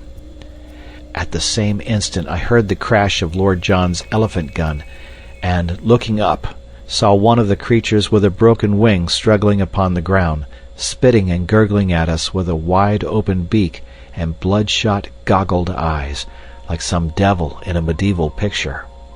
Its comrades had flown higher at the sudden sound, and were circling above our heads. "Now!" cried Lord John. "Now for our lives!" We staggered through the brushwood, and even as we reached the trees the harpies were on us again. Summerlee was knocked down, but we tore him up and rushed among the trunks. Once there we were safe, for those huge wings had no space for their sweep beneath the branches. As we limped homewards, sadly mauled and discomfited, we saw them for a long time flying at a great height against the deep blue sky above our heads, soaring round and round, no bigger than wood pigeons, with their eyes no doubt still following our progress. At last, however, as we reached the thicker woods they gave up the chase, and we saw them no more. "A most interesting and convincing experience," said Challenger, as we halted beside the brook and he bathed a swollen knee. "We are exceptionally well informed, Summerlee, as to the habits of the enraged pterodactyl." Summerlee was wiping the blood from a cut in his forehead, while I was tying up a nasty stab in the muscle of the neck. Lord John had the shoulder of his coat torn away, but the creature's teeth had only grazed the flesh. "It is worth noting," Challenger continued, "that our young friend has received an undoubted stab, while Lord John's coat could only have been torn by a bite. In my own case I was beaten about the head by their wings, so we have had a remarkable exhibition of their various methods of offence." "It has been touch and go for our lives," said Lord John gravely, "and I could not think of a more rotten sort of death than to be outed by such filthy vermin. I was sorry to fire my rifle, but by Jove there was no great choice." "We should not be here if you hadn't," said I with conviction. "It may do no harm," said he. "Among these woods there must be many loud cracks from splitting or falling trees, which would be just like the sound of a gun. But now, if you are of my opinion, we have had thrills enough for one day, and had best get back to the surgical box at the camp for some carbolic. Who knows what venom these beasts may have in their hideous jaws?" But surely no men ever had just such a day since the world began. Some fresh surprise was ever in store for us. When, following the course of our brook, we at last reached our glade and saw the thorny barricade of our camp, we thought that our adventures were at an end. But we had something more to think of before we could rest. The gate of Fort Challenger had been untouched, the walls were unbroken, and yet it had been visited by some strange and powerful creature in our absence. No footmark showed a trace of its nature, and only the overhanging branch of the enormous ginkgo tree suggested how it might have come and gone. But of its malevolent strength there was ample evidence in the condition of our stores. They were strewn at random all over the ground, and one tin of meat had been crushed into pieces so as to extract the contents. A case of cartridges had been shattered into matchwood, and one of the brass shells lay shredded into pieces beside it. Again the feeling of vague horror came upon our souls, and we gazed round with frightened eyes at the dark shadows which lay around us, in all of which some fearsome shape might be lurking. How good it was when we were hailed by the voice of Zambo, and, going to the edge of the plateau, saw him sitting grinning at us upon the top of the opposite pinnacle. "All well, Massa Challenger, all well," he cried. "Me stay here. No fear. You always find me when you want." His honest black face and the immense view before us, which carried us halfway back to the affluent of the Amazon, helped us to remember that we really were upon this earth in the 20th century, and had not by some magic been conveyed to some raw planet in its earliest and wildest state. How difficult it was to realize that the violet line upon the far horizon was well advanced to that great river upon which huge steamers ran, and folk talked of the small affairs of life, while we, marooned among the creatures of a bygone age, could but gaze towards it and yearn for all that it meant. One other memory remains with me of this wonderful day, and with it I will close this letter. The two professors, their tempers aggravated no doubt by their injuries, had fallen out as to whether our assailants were of the genus Pterodactylus or Dimorphodon, and high words had ensued. To avoid their wrangling I moved some little way apart, and was seated smoking upon the trunk of a fallen tree, when Lord John strolled over in my direction. "I say, Malone," said he, "do you remember that place where those beasts were?" "Very clearly." "A sort of volcanic pit, was it not?" "Exactly," said I. "Did you notice the soil?" "Rocks." "But round the water, where the reeds were?" "It was a bluish soil. It looked like clay." "Exactly. A volcanic tube full of blue clay." "What of that?" I asked. "Oh, nothing, nothing," said he, and strolled back to where the voices of the contending men of science rose in a prolonged duet, the high, strident note of Summerlee rising and falling to the sonorous bass of Challenger. I should have thought no more of Lord John's remark were it not that once again that night I heard him mutter to himself, "Blue clay, clay in a volcanic tube." They were the last words I heard before I dropped into an exhausted sleep. Lord John Roxton was right when he thought that some especially toxic quality might lie in the bite of the horrible creatures which had attacked us.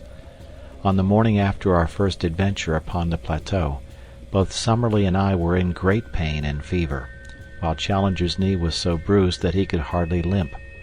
We kept to our camp all day, therefore, Lord John busying himself, with such help as we could give him, in raising the height and thickness of the thorny walls which were our only defense. I remember that during the whole long day I was haunted by the feeling that we were closely observed, though by whom and whence I could give no guess. So strong was the impression that I told Professor Challenger of it, who put it down to the cerebral excitement caused by my fever. Again and again I glanced round swiftly, with a conviction that I was about to see something, but only to meet the dark tangle of our hedge or the solemn and cavernous gloom of the great trees which arched above our heads. And yet the feeling grew ever stronger in my own mind that something observant and something malevolent was at our very elbow. I thought of the Indian superstition of the Curupuri, the dreadful lurking spirit of the woods, and I could have imagined that his terrible presence haunted those who had invaded his most remote and sacred retreat. That night, our third in Maple White Land, we had an experience which left a fearful impression upon our minds, and made us thankful that Lord John had worked so hard in making our retreat impregnable. We were all sleeping round our dying fire when we were aroused, or rather, I should say, shot out of our slumbers, by a succession of the most frightful cries and screams to which I have ever listened. I know no sound to which I could compare this amazing tumult, which seemed to come from some spot within a few hundred yards of our camp. It was as ear-splitting as any whistle of a railway engine, but whereas the whistle is a clear, mechanical, sharp-edged sound, this was far deeper in volume and vibrant with the uttermost strain of agony and horror. We clapped our hands to our ears to shut out that nerve-shaking appeal. A cold sweat broke out all over my body, and my heart turned sick at the misery of it. All the woes of tortured life, all its stupendous indictment of high heaven, its innumerable sorrows, seemed to be centered and condensed into that one dreadful, agonized cry.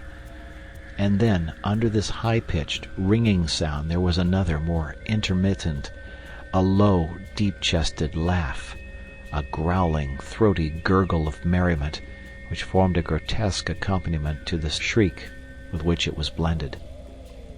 For 3 or 4 minutes on end the fearsome duet continued, while all the foliage rustled with the rising of startled birds. Then it shut off as suddenly as it began.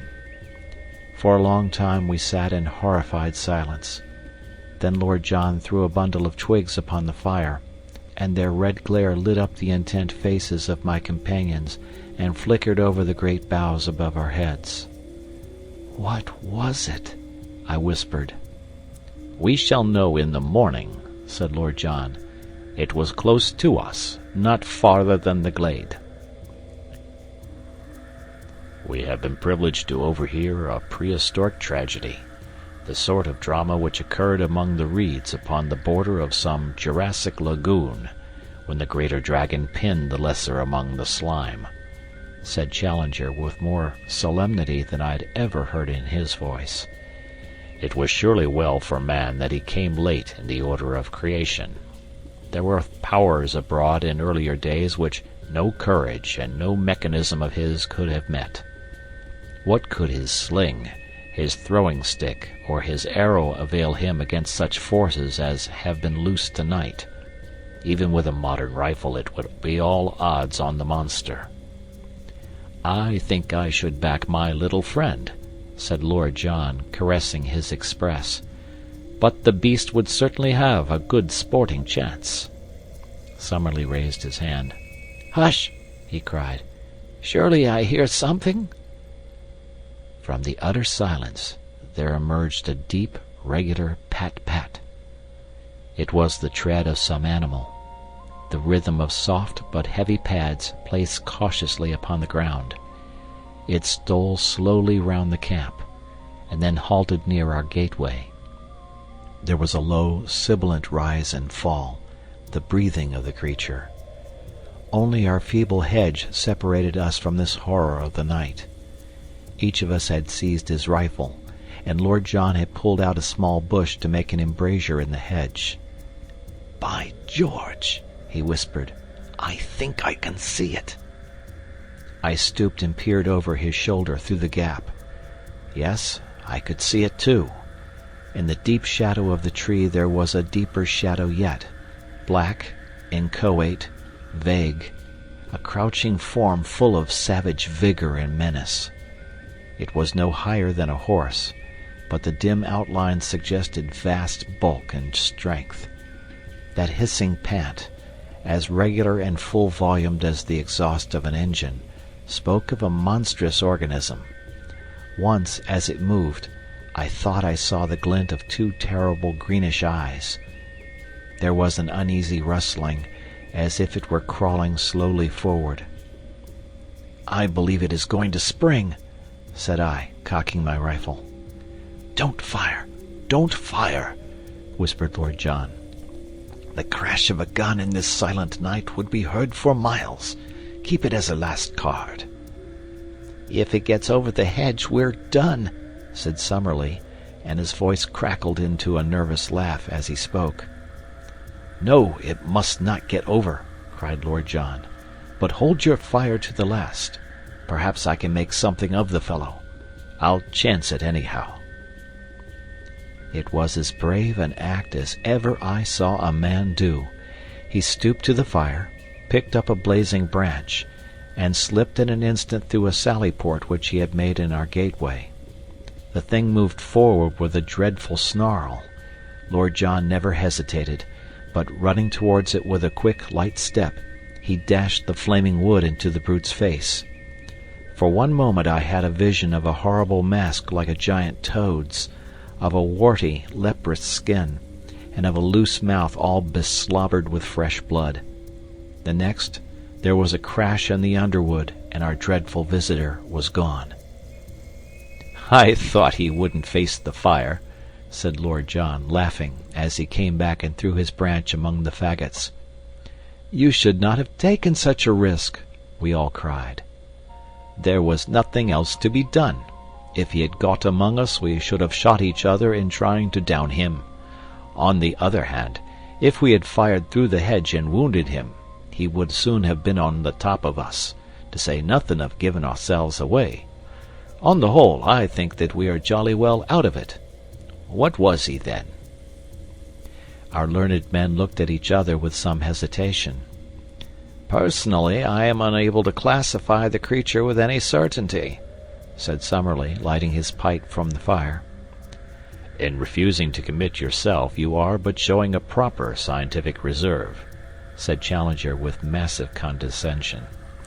"I am not myself prepared to go farther than to say in general terms that we have almost certainly been in contact tonight with some form of carnivorous dinosaur. I have already expressed my anticipation that something of the sort might exist upon this plateau." "We have to bear in mind," remarked Summerlee, "that there are many prehistoric forms which have never come down to us. It would be rash to suppose that we can give a name to all that we are likely to meet." "Exactly. A rough classification may be the best that we can attempt. Tomorrow some further evidence may help us to an identification. Meantime we can only renew our interrupted slumbers." "But not without a sentinel," said Lord John with decision. "We can't afford to take chances in a country like this. 2 hour spells in the future, for each of us." "Then I'll just finish my pipe in starting the first one," said Professor Summerlee, and from that time onwards we never trusted ourselves again without a watchman. In the morning it was not long before we discovered the source of the hideous uproar which had aroused us in the night.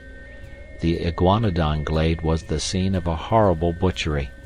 From the pools of blood and the enormous lumps of flesh scattered in every direction over the greensward, we imagined at first that a number of animals had been killed, but on examining the remains more closely, we discovered that all this carnage came from one of those unwieldy monsters, which had been literally torn to pieces by some creature not larger, perhaps, but far more ferocious than itself. Our two professors sat in absorbed argument, examining piece after piece, which showed the marks of savage teeth and of enormous claws. "Our judgment must still be in abeyance," said Professor Challenger, with a huge slab of whitish-colored flesh across his knee. "The indications would be consistent with the presence of a saber-toothed tiger, such as are still found among the breccia of our caverns.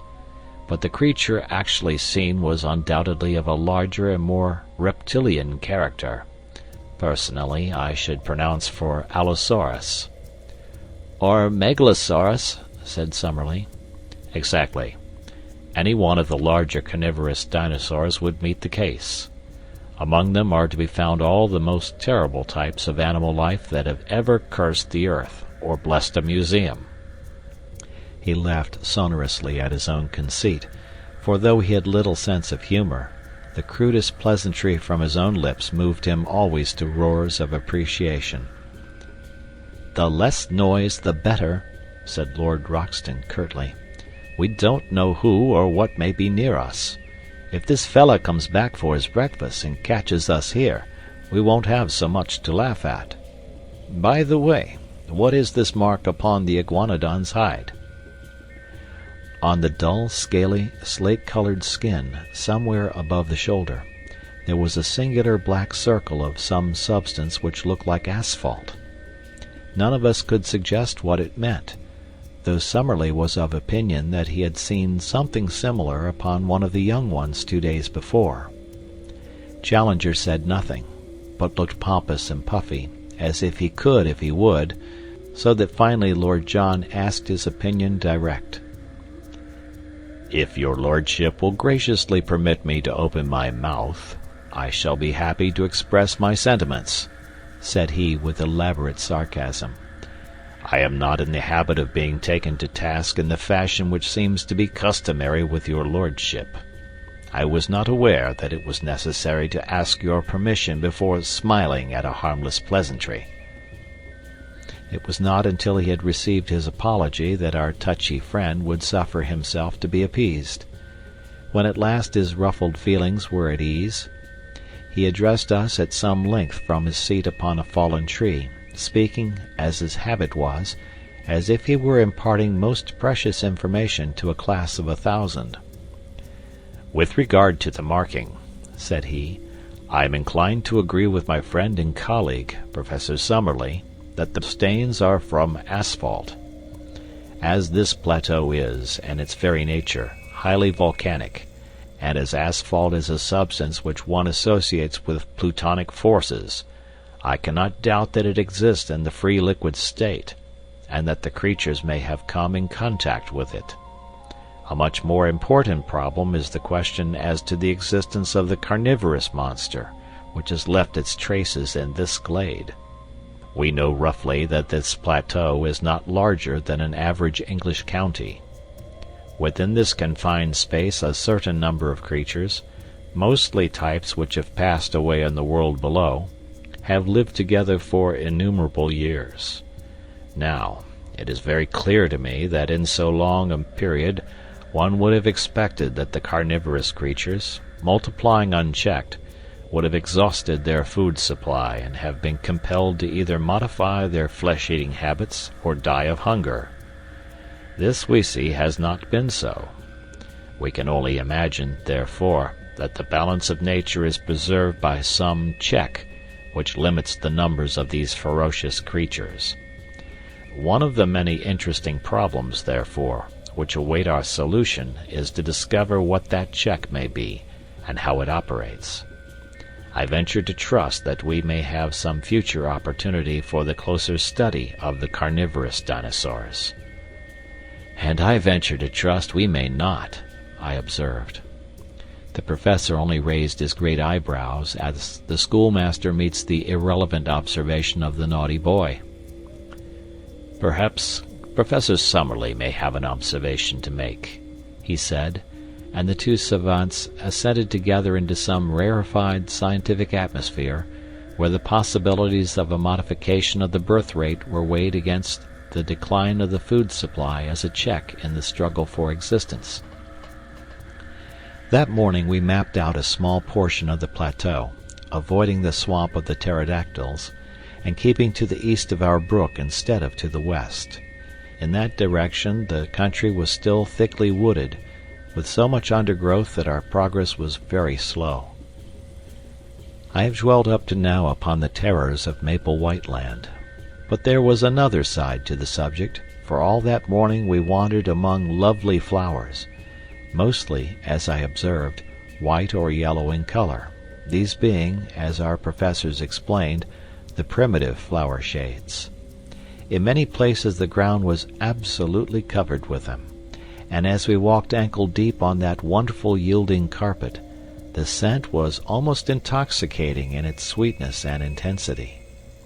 The homely English bee buzzed everywhere around us. Many of the trees under which we passed had their branches bowed down with fruit, some of which were of familiar sorts, while other varieties were new. By observing which of them were pecked by the birds, we avoided all danger of poison, and added a delicious variety to our food reserve. In the jungle which we traversed were numerous hard-trodden paths made by the wild beasts, and in the more marshy places we saw a profusion of strange footmarks, including many of the iguanodon. Once in a grove we observed several of these great creatures grazing, and Lord John, with his glass, was able to report that they also were spotted with asphalt, though in a different place to the one which we had examined in the morning. What this phenomenon meant we could not imagine. We saw many small animals, such as porcupines, a scaly ant-eater, and a wild pig, piebald in color and with long curved tusks. Once, through a break in the trees, we saw a clear shoulder of green hill some distance away, and across this a large dun-colored animal was traveling at a considerable pace. It passed so swiftly that we were unable to say what it was, but if it were a deer, as was claimed by Lord John, it must have been as large as those monstrous Irish elk which are still dug up from time to time in the bogs of my native land. Ever since the mysterious visit which had been paid to our camp, we always returned to it with some misgivings. However, on this occasion we found everything in order. That evening we had a grand discussion upon our present situation and future plans, which I must describe at some length, as it led to a new departure by which we were enabled to gain a more complete knowledge of Maple White Land than might have come in many weeks of exploring. It was Summerlee who opened the debate. All day he had been querulous in manner, and now some remark of Lord John's as to what we should do on the morrow brought all his bitterness to a head. "What we ought to be doing today, tomorrow, and all the time," said he, "is finding some way out of the trap into which we have fallen. You are all turning your brains towards getting into this country. I say that we should be scheming how to get out of it." "I am surprised, sir," boomed Challenger, stroking his majestic beard, "that any man of science should commit himself to so ignoble a sentiment. You are in a land which offers such an inducement to the ambitious naturalist as none ever has since the world began, and you suggest leaving it before we have acquired more than the most superficial knowledge of it or of its contents. I expected better things of you, Professor Summerlee." "You must remember," said Summerlee sourly, "that I have a large class in London who are at present at the mercy of an extremely inefficient locum tenens. This makes my situation different from yours, Professor Challenger, since, so far as I know, you have never been entrusted with any responsible educational work." "Quite so," said Challenger. "I have felt it to be a sacrilege to divert a brain which is capable of the highest original research to any lesser object. That is why I have sternly set my face against any proffered scholastic appointment." "For example?" asked Summerlee with a sneer, but Lord John hastened to change the conversation. "I must say," said he, "that I think it would be a mighty poor thing to go back to London before I know a great deal more of this place than I do at present." "I could never dare to walk into the back office of my paper and face old McArdle," said I. "You will excuse the frankness of this report, will you not, sir? He'd never forgive me for leaving such unexhausted copy behind me. Besides, so far as I can see, it is not worth discussing, since we can't get down even if we wanted." "Our young friend makes up for many obvious mental lacunae by some measure of primitive common sense," remarked Challenger. "The interests of his deplorable profession are immaterial to us. But, as he observes, we cannot get down in any case, so it is a waste of energy to discuss it. It is a waste of energy to do anything else, growled Summerlee from behind his pipe. Let me remind you that we came here upon a perfectly definite mission, entrusted to us at the meeting of the Zoological Institute in London. That mission was to test the truth of Professor Challenger's statements. Those statements, as I am bound to admit, we are now in a position to endorse. Our ostensible work is therefore done. As to the detail which remains to be worked out upon this plateau, it is so enormous that only a large expedition, with a very special equipment, could hope to cope with it. Should we attempt to do so ourselves, the only possible result must be that we shall never return with the important contribution to science which we have already gained. Professor Challenger has devised means for getting us on to this plateau when it appeared to be inaccessible. I think that we should now call upon him to use the same ingenuity in getting us back to the world from which we came. I confess that as Summerlee stated his view, it struck me as altogether reasonable. Even Challenger was affected by the consideration that his enemies would never stand confuted if the confirmation of his statements should never reach those who had doubted them. The problem of the descent is at first sight a formidable one, said he, and yet I cannot doubt that the intellect can solve it. I am prepared to agree with our colleague that a protracted stay in Maple White Land is at present inadvisable, and that the question of our return will soon have to be faced. I absolutely refuse to leave, however, until we have made at least a superficial examination of this country, and are able to take back with us something in the nature of a chart. Professor Summerlee gave a snort of impatience. We have spent 2 long days in exploration, said he, and we are no wiser as to the actual geography of the place than when we started. It is clear that it is all thickly wooded, and it should take months to penetrate it, and to learn the relations of one part to another. If there were some central peak, it would be different. But it all slopes downward, so far as we can see. The farther we go, the less likely it is that we will get any general view. It was at that moment that I had my inspiration. My eyes chanced to light upon the enormous gnarled trunk of the ginkgo tree which cast its huge branches over us. Surely, if its bole exceeded that of all others, its height must do the same. If the rim of the plateau was indeed the highest point, then why should this mighty tree not prove to be a watchtower which commanded the whole country? Now, ever since I ran wild as a lad in Ireland, I have been a bold and skilled tree climber. My comrades might be masters on the rocks, but I knew that I would be supreme among those branches. Could I only get my legs on to the lowest of the giant offshoots, then it would be strange indeed if I could not make my way to the top. My comrades were delighted at my idea. Our young friend, said Challenger, bunching up the red apples of his cheek, is capable of acrobatic exertions which would be impossible to a man of a more solid, though possibly of a more commanding, appearance. I applaud his resolution. By George, young fellow, you've put your hand on it, said Lord John, clapping me on the back. How we never came to think of it before, I can't imagine. There's not more than an hour of daylight left, but if you take your notebook you may be able to get some rough sketch of the place. If we put these 3 ammunition cases under the branch, I will soon hoist you on to it.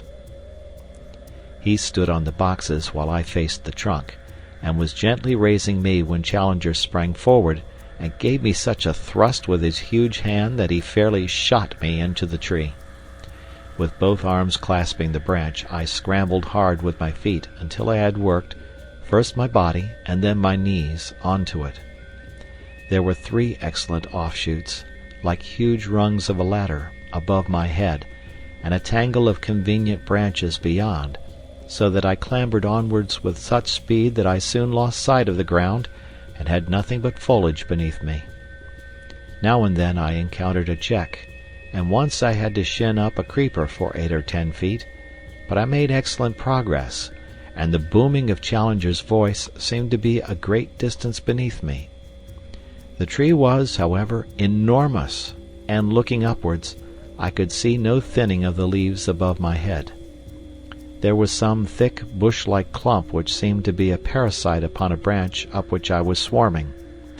I leaned my head round it in order to see what was beyond, and I nearly fell out of the tree in my surprise and horror at what I saw. A face was gazing into mine, at the distance of only a foot or two. The creature that owned it had been crouching behind the parasite, and had looked round it at the same instant that I did. It was a human face, or at least it was far more human than any monkey's that I have ever seen. It was long, whitish, and blotched with pimples, the nose flattened, and the lower jaw projecting, with a bristle of coarse whiskers round the chin. The eyes, which were under thick and heavy brows, were bestial and ferocious, and as it opened its mouth to snarl, which sounded like a curse at me, I observed that it had curved, sharp canine teeth. For an instant I read hatred and menace in the evil eyes. Then, as quick as a flash, came an expression of overpowering fear. There was a crash of broken boughs as it dived wildly down into the tangle of green. I caught a glimpse of a hairy body like that of a reddish pig, and then it was gone amid a swirl of leaves and branches. "What's the matter?" shouted Roxton from below. "Anything wrong with you?" "Did you see it?" I cried, with my arms round the branch and all my nerves tingling. "We heard a row, as if your foot had slipped. What was it?" I was so shocked at the sudden and strange appearance of this ape-man that I hesitated whether I should not climb down again and tell my experience to my companions. But I was already so far up the great tree that it seemed a humiliation to return without having carried out my mission. After a long pause, therefore, to recover my breath and my courage, I continued my ascent. Once I put my weight upon a rotten branch, and swung for a few seconds by my hands, but in the main it was all easy climbing. Gradually the leaves thinned around me, and I was aware, from the wind upon my face, that I had topped all the trees of the forest. I was determined, however, not to look about me before I had reached the very highest point, so I scrambled on until I had got so far that the topmost branch was bending beneath my weight. There I settled into a convenient fork, and balancing myself securely, I found myself looking down at a most wonderful panorama of this strange country in which we found ourselves. The sun was just above the western skyline, and the evening was a particularly bright and clear one, so that the whole extent of the plateau was visible beneath me. It was, as seen from this height, of an oval contour, with a breadth of about 30 miles and a width of 20. Its general shape was that of a shallow funnel, all the sides sloping down to a considerable lake in the center. This lake may have been 10 miles in circumference, and lay very green and beautiful in the evening light, with a thick fringe of reeds at its edges, and with its surface broken by several yellow sandbanks, which gleamed golden in the mellow sunshine.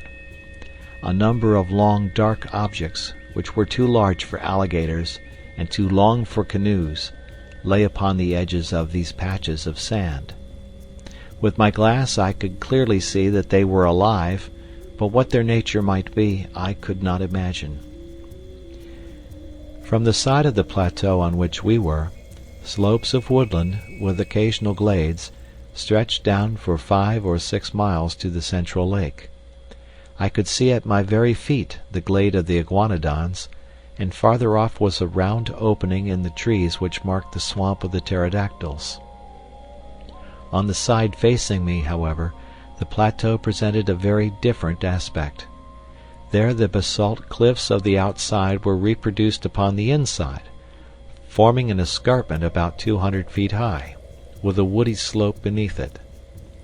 Along the base of these red cliffs, some distance above the ground, I could see a number of dark holes through the glass, which I conjectured to be the mouths of caves. At the opening of one of these something white was shimmering, but I was unable to make out what it was. I sat charting the country until the sun had set, and it was so dark that I could no longer distinguish details. Then I climbed down to my companions waiting for me so eagerly at the bottom of the great tree. For once I was the hero of the expedition. Alone I had thought of it, and alone I had done it, and here was the chart which would save us a month's blind groping among unknown dangers. Each of them shook me solemnly by the hand. But before they discussed the details of my map, I had to tell them of my encounter with the ape-man among the branches. "He has been there all the time," said I. "How do you know that?" asked Lord John. "Because I have never been without that feeling that something malevolent was watching us. I mentioned it to you, Professor Challenger." Our young friend certainly said something of the kind. He is also the one among us who is endowed with that Celtic temperament which would make him sensitive to such impressions. "The whole theory of telepathy," began Summerlee, filling his pipe. "Is too vast to be now discussed," said Challenger with decision. "Tell me now," he added with the air of a bishop addressing a Sunday school, "did you happen to observe whether the creature could cross its thumb over its palm?" "No, indeed." "Had it a tail?" "No." "Was the foot prehensile?" "I do not think it could have made off so fast among the branches if it could not get a grip with its feet." "In South America there are, if my memory serves me, you will check the observation, Professor Summerlee, some 36 species of monkeys, but the anthropoid ape is unknown. It is clear, however, that he exists in this country, and that he is not the hairy gorilla-like variety, which is never seen out of Africa or the East." I was inclined to interpolate, as I looked at him, that I had seen his first cousin in Kensington. "This is a whiskered and colorless type, the latter characteristic pointing to the fact that he spends his days in arboreal seclusion. The question which we have to face is whether he approaches more closely to the ape or the man. In the latter case he may well approximate to what the vulgar have called the missing link. The solution of this problem is our immediate duty." "It is nothing of the sort," said Summerlee abruptly. "Now that, through the intelligence and activity of Mr. Malone," I cannot help quoting the words, "we have got our chart, our one and only immediate duty is to get ourselves safe and sound out of this awful place." "The flesh-pots of civilization," groaned Challenger. "The ink-pots of civilization, sir. It is our task to put on record what we have seen, and to leave the further exploration to others. You all agreed as much before Mr. Malone got us the chart." "Well," said Challenger, "I admit that my mind will be more at ease when I am assured that the result of our expedition has been conveyed to our friends. How we are to get down from this place I have not as yet an idea. I have never yet encountered any problem, however, which my inventive brain was unable to solve, and I promise you that tomorrow I will turn my attention to the question of our descent." And so the matter was allowed to rest. But that evening, by the light of the fire and of a single candle, the first map of the lost world was elaborated. Every detail which I had roughly noted from my watchtower was drawn out in its relative place. Challenger's pencil hovered over the great blank which marked the lake. "What shall we call it?" he asked. "Why should you not take the chance of perpetuating your own name?" said Summerlee with his usual touch of acidity. "I trust, sir, that my name will have other and more personal claims upon posterity," said Challenger severely. "Any ignoramus can hand down his worthless memory by imposing it upon a mountain or a river. I need no such monument." Summerlee, with a twisted smile, was about to make some fresh assault when Lord John hastened to intervene. "It's up to you, young fella, to name the lake," said he. "You saw it first, and by George, if you choose to put Lake Malone on it, no one has a better right." "By all means, let our young friend give it a name," said Challenger. "Then," said I, blushing, I dare say, as I said it, "let it be named Lake Gladys." "Don't you think the Central Lake would be more descriptive?" remarked Summerlee. Challenger looked at me sympathetically, and shook his great head in mock disapproval. "Boys will be boys," said he. "Lake Gladys let it be." I have said, or perhaps I have not said, for my memory plays me sad tricks these days, that I glowed with pride when 3 such men as my comrades thanked me for having saved, or at least greatly helped, the situation. As the youngster of the party, not merely in years, but in experience, character, knowledge, and all that goes to make a man, I had been overshadowed from the first. And now I was coming into my own. I warmed at the thought. Alas, for the pride which goes before a fall!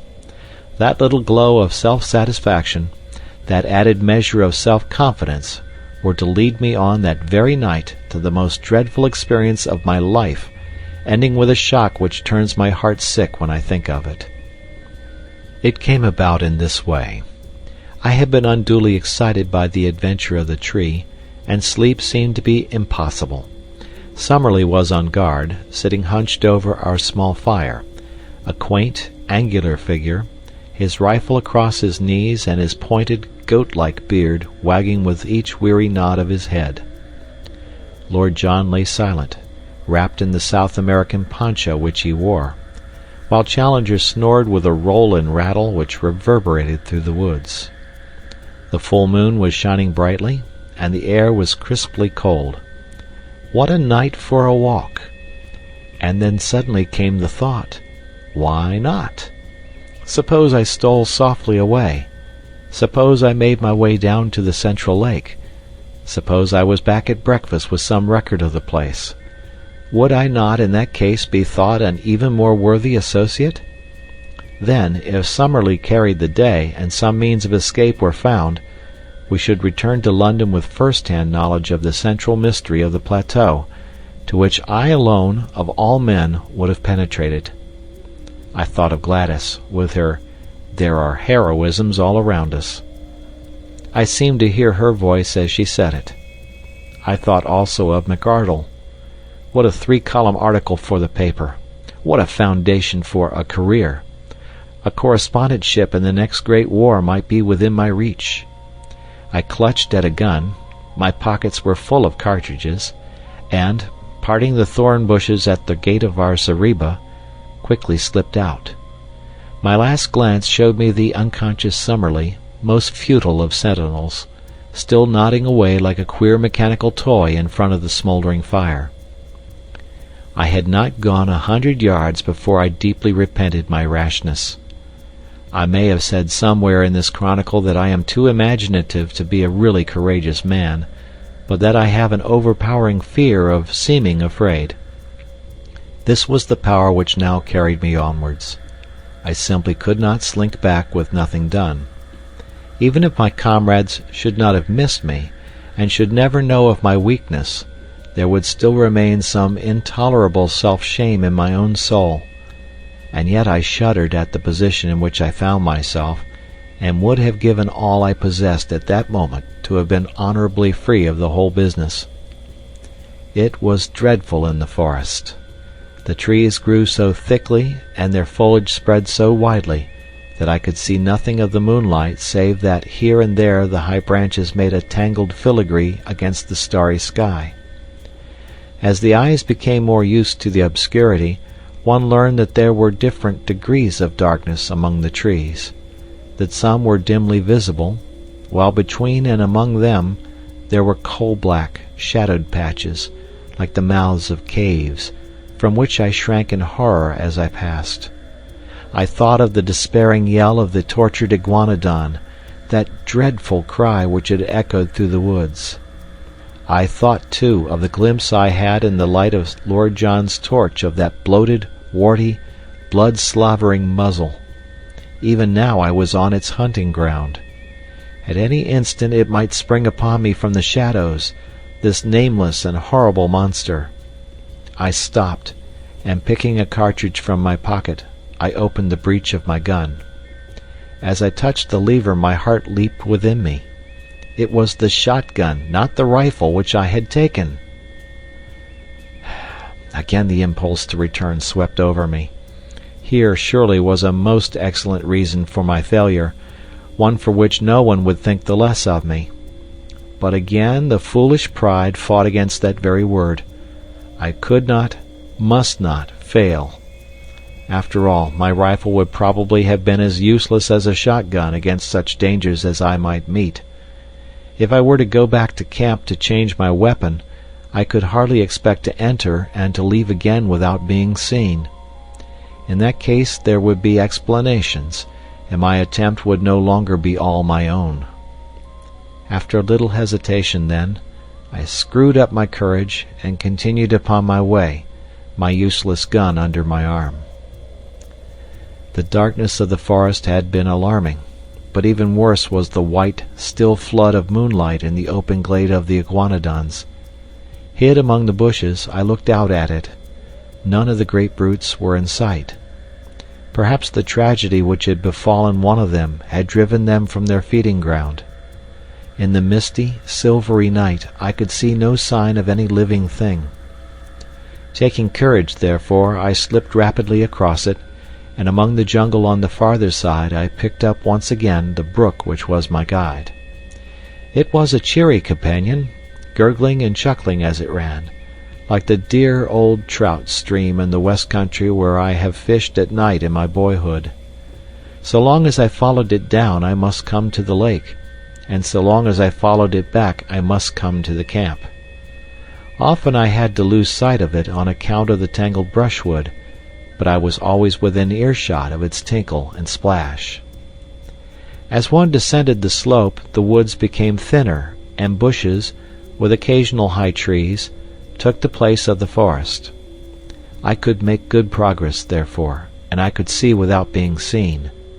I passed close to the pterodactyl swamp, and as I did so, with a dry, crisp, leathery rattle of wings, one of these great creatures, it was 20 feet at least from tip to tip, rose up from somewhere near me and soared into the air.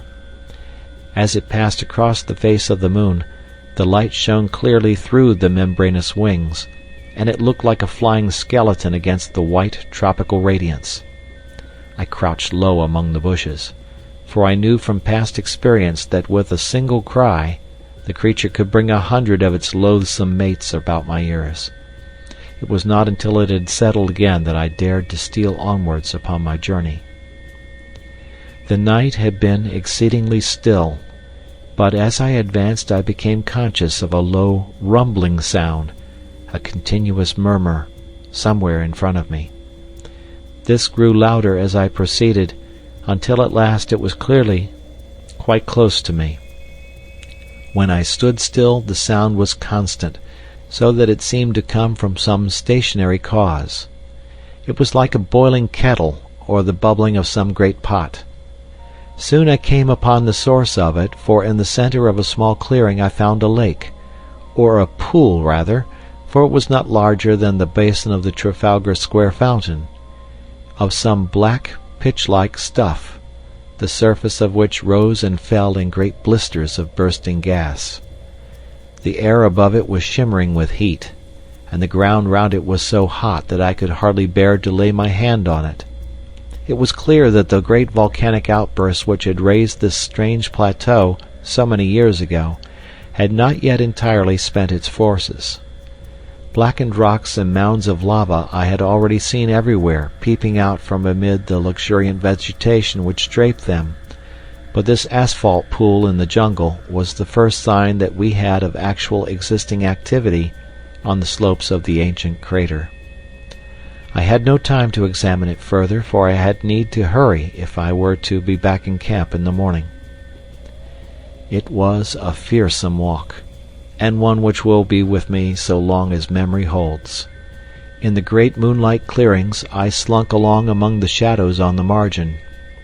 In the jungle I crept forward, stopping with a beating heart whenever I heard, as I often did, the crash of breaking branches as some wild beast went past. Now and then great shadows loomed up for an instant and were gone, great, silent shadows which seemed to prowl upon padded feet. How often I stopped with the intention of returning, and yet every time my pride conquered my fear, and sent me on again until my object should be attained. At last, my watch showed that it was 1 in the morning. I saw the gleam of water amid the openings of the jungle, and 10 minutes later I was among the reeds upon the borders of the central lake.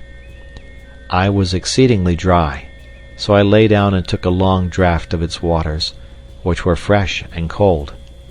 There was a broad pathway with many tracks upon it at the spot which I had found, so that it was clearly one of the drinking places of the animals. Close to the water's edge there was a huge isolated block of lava.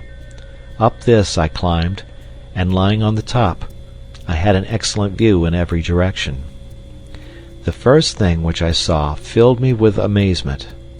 When I described the view from the summit of the great tree, I said that on the farther cliff I could see a number of dark spots, which appeared to be the mouths of caves.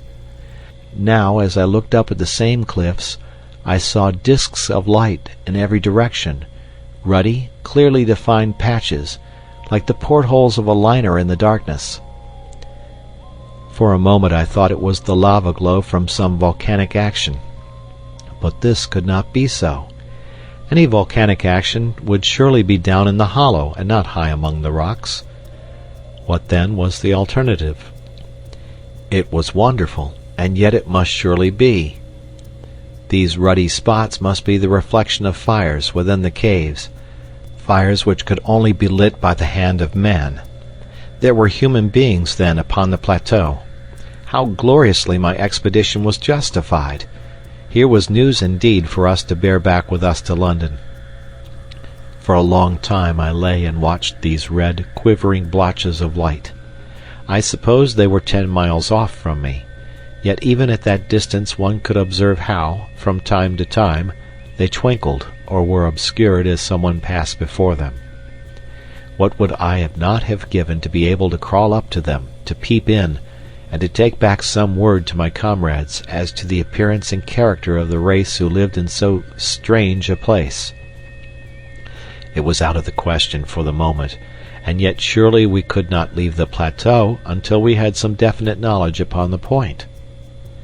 Lake Gladys, my own lake, lay like a sheet of quicksilver before me, with the reflected moon shining brightly in the center of it.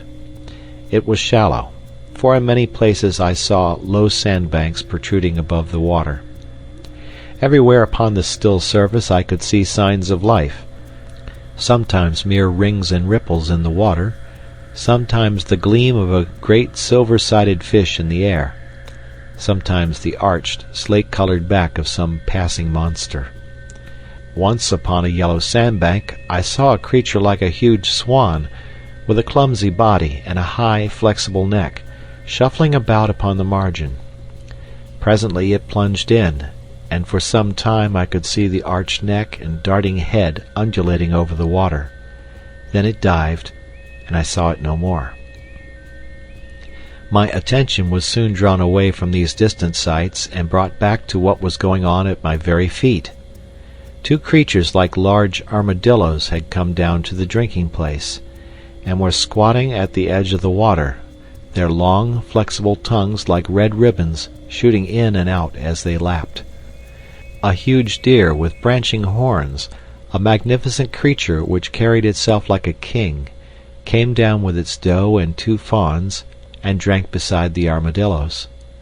No such deer exist anywhere else upon earth, for the moose or elks which I have seen would hardly have reached its shoulders. Presently it gave a warning snort, and was off with its family among the reeds, while the armadillos also scuttled for shelter. A newcomer, a most monstrous animal, was coming down the path. For a moment I wondered where I could have seen that ungainly shape, that arched back with triangular fringes along it, that strange, bird-like head held close to the ground. Then it came back to me. It was the Stegosaurus, the very creature which Maple White had preserved in his sketch-book, and which had been the first object which arrested the attention of Challenger. There he was, perhaps the very specimen which the American artist had encountered. The ground shook beneath his tremendous weight, and his gulpings of water resounded through the still night. For 5 minutes he was so close to my rock that by stretching out my hand I could have touched the hideous waving hackles upon his back. Then he lumbered away and was lost among the boulders. Looking at my watch, I saw that it was 2:30 o'clock, and high time, therefore, that I started upon my homeward journey. There was no difficulty about the direction in which I should return, for all along I had kept the little brook upon my left, and it opened into the central lake within a stone's throw of the boulder upon which I had been lying. I set off, therefore, in high spirits, for I felt that I had done good work and was bringing back a fine budget of news for my companions. Foremost of all, of course, were the sight of the fiery caves and the certainty that some troglodytic race inhabited them. But besides that I could speak from experience at the central lake. I could testify that it was full of strange creatures, and I had seen several land forms of primeval life which we had not before encountered. I reflected as I walked that few men in the world could have spent a stranger night, or added more to human knowledge in the course of it.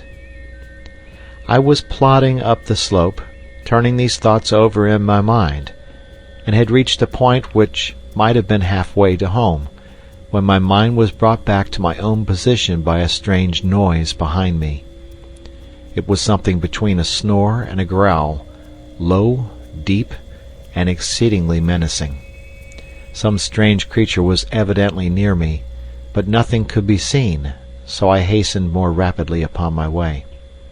I had traversed 1/2 mile or so when suddenly the sound was repeated, still behind me, but louder and more menacing than before.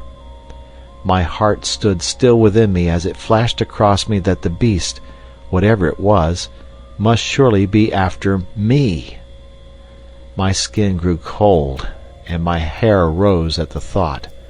That these monsters should tear each other to pieces was a part of the strange struggle for existence, but that they should turn upon modern man, that they should deliberately track and hunt down the predominant human, was a staggering and fearsome thought. I remembered again the blood-beslobbered face which we had seen in the glare of Lord John's torch, like some horrible vision from the deepest circle of Dante's hell. With my knees shaking beneath me, I stood and glared with staring eyes down the moonlit path which lay behind me. All was quiet, as in a dream landscape. Silver clearings and the black patches of the bushes, nothing else could I see. Then, from out of the silence, imminent and threatening, there came once more that low, throaty croaking, far louder and closer than before. There could no longer be a doubt. Something was on my trail, and was closing in upon me every minute. I stood like a man paralyzed, still staring at the ground which I had traversed. Then suddenly I saw it. There was movement among the bushes at the far end of the clearing which I had just traversed. A great dark shadow disengaged itself, and hopped out into the clear moonlight. I say hopped advisedly, for the beast moved like a kangaroo, springing along in an erect position upon its powerful hind legs, while its front ones were held bent in front of it. It was of enormous size and power, like an erect elephant, but its movements, in spite of its bulk, were exceedingly alert. For a moment, as I saw its shape, I hoped that it was an iguanodon, which I knew to be harmless, but ignorant as I was, I soon saw that this was a very different creature. Instead of the gentle, deer-shaped head of the great three-toed leaf-eater, this beast had a broad, squat, toad-like face like that which had alarmed us in our camp. His ferocious cry and the horrible energy of his pursuit both assured me that this was surely one of the great flesh-eating dinosaurs, the most terrible beasts which have ever walked this earth. As the huge brute loped along it dropped forward upon its forepaws and brought its nose to the ground every 20 yards or so. It was smelling out my trail. Sometimes, for an instant, it was at fault. Then it would catch it up again and come bounding swiftly along the path I had taken. Even now when I think of that nightmare, the sweat breaks out upon my brow. What could I do? My useless fowling piece was in my hand. What help could I get from that? I looked desperately round for some rock or tree, but I was in a bushy jungle with nothing higher than a sapling within sight, while I knew that the creature behind me could tear down an ordinary tree as though it were a reed. My only possible chance lay in flight. I could not move swiftly over the rough broken ground, but as I looked round me in despair I saw a well-marked, hard-beaten path which ran across in front of me. We had seen several of the sort, the runs of various wild beasts, during our expeditions. Along this I could perhaps hold my own, for I was a fast runner, and in excellent condition. Flinging away my useless gun, I set myself to do such a half-mile as I have never done before or since. My limbs ached, my chest heaved, I felt that my throat would burst for want of air, and yet with that horror behind me, I ran, and I ran, and ran. At last I paused, hardly able to move. For a moment I thought that I had thrown him off. The path lay still behind me. And then suddenly, with a crashing and a rending, a thudding of giant feet and a panting of monster lungs, the beast was upon me once more. He was at my very heels. I was lost. Madman that I was to linger so long before I fled. Up to then he had hunted by scent, and his movement was slow. But he had actually seen me as I started to run. From then onwards he had hunted by sight, for the path showed him where I had gone. Now as he came round the curve he was springing in great bounds. The moonlight shone upon his huge projecting eyes, the row of enormous teeth in his open mouth, and the gleaming fringe of claws upon his short, powerful forearms. With a scream of terror I turned and rushed wildly down the path. Behind me the thick, gasping breathing of the creature sounded louder and louder. His heavy footfall was beside me. Every instant I expected to feel his grip upon my back. And then suddenly there came a crash. I was falling through space, and everything beyond was darkness and rest. As I emerged from my unconsciousness, which could not, I think, have lasted more than a few minutes, I was aware of a most dreadful and penetrating smell. Putting out my hand in the darkness, I came upon something which felt like a huge lump of meat, while my other hand closed upon a large bone. Up above me there was a circle of starlit sky, which showed me that I was lying at the bottom of a deep pit. Slowly I staggered to my feet and felt myself all over.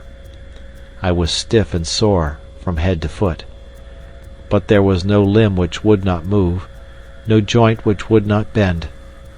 As the circumstances of my fall came back into my confused brain, I looked up in terror, expecting to see that dreadful head silhouetted against the paling sky.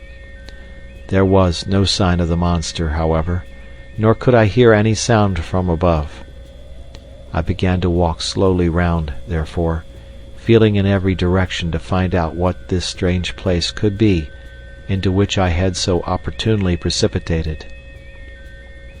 It was, as I have said, a pit, with sharply sloping walls and a level bottom about 20 feet across. This bottom was littered with great gobbets of flesh, most of which was in the last state of putridity. The atmosphere was poisonous and horrible. After tripping and stumbling over these lumps of decay, I came suddenly against something hard, and I found that an upright post was firmly fixed in the center of the hollow. It was so high that I could not reach the top of it with my hand, and it appeared to be covered with grease. Suddenly I remembered that I had a tin box of wax vestas in my pocket. Striking one of them, I was able at last to form some opinion of this place into which I had fallen. There could be no question as to its nature. It was a trap, made by the hand of man. The post in the center, some 9 feet long, was sharpened at the upper end, and was black with the stale blood of the creatures who had been impaled upon it. The remains scattered about were fragments of the victims, which had been cut away in order to clear the stake for the next who might blunder in. I remembered that Challenger had declared that man could not exist upon the plateau, since with his feeble weapons he could not hold his own against the monsters who roamed over it. But now it was clear enough how it could be done. In their narrow-mouthed caves the natives, whoever they might be, had refuges into which the huge saurians could not penetrate, while with their developed brains they were capable of setting such traps, covered with branches, across the paths which marked the run of the animals, as would destroy them in spite of all their strength and activity. Man was always the master.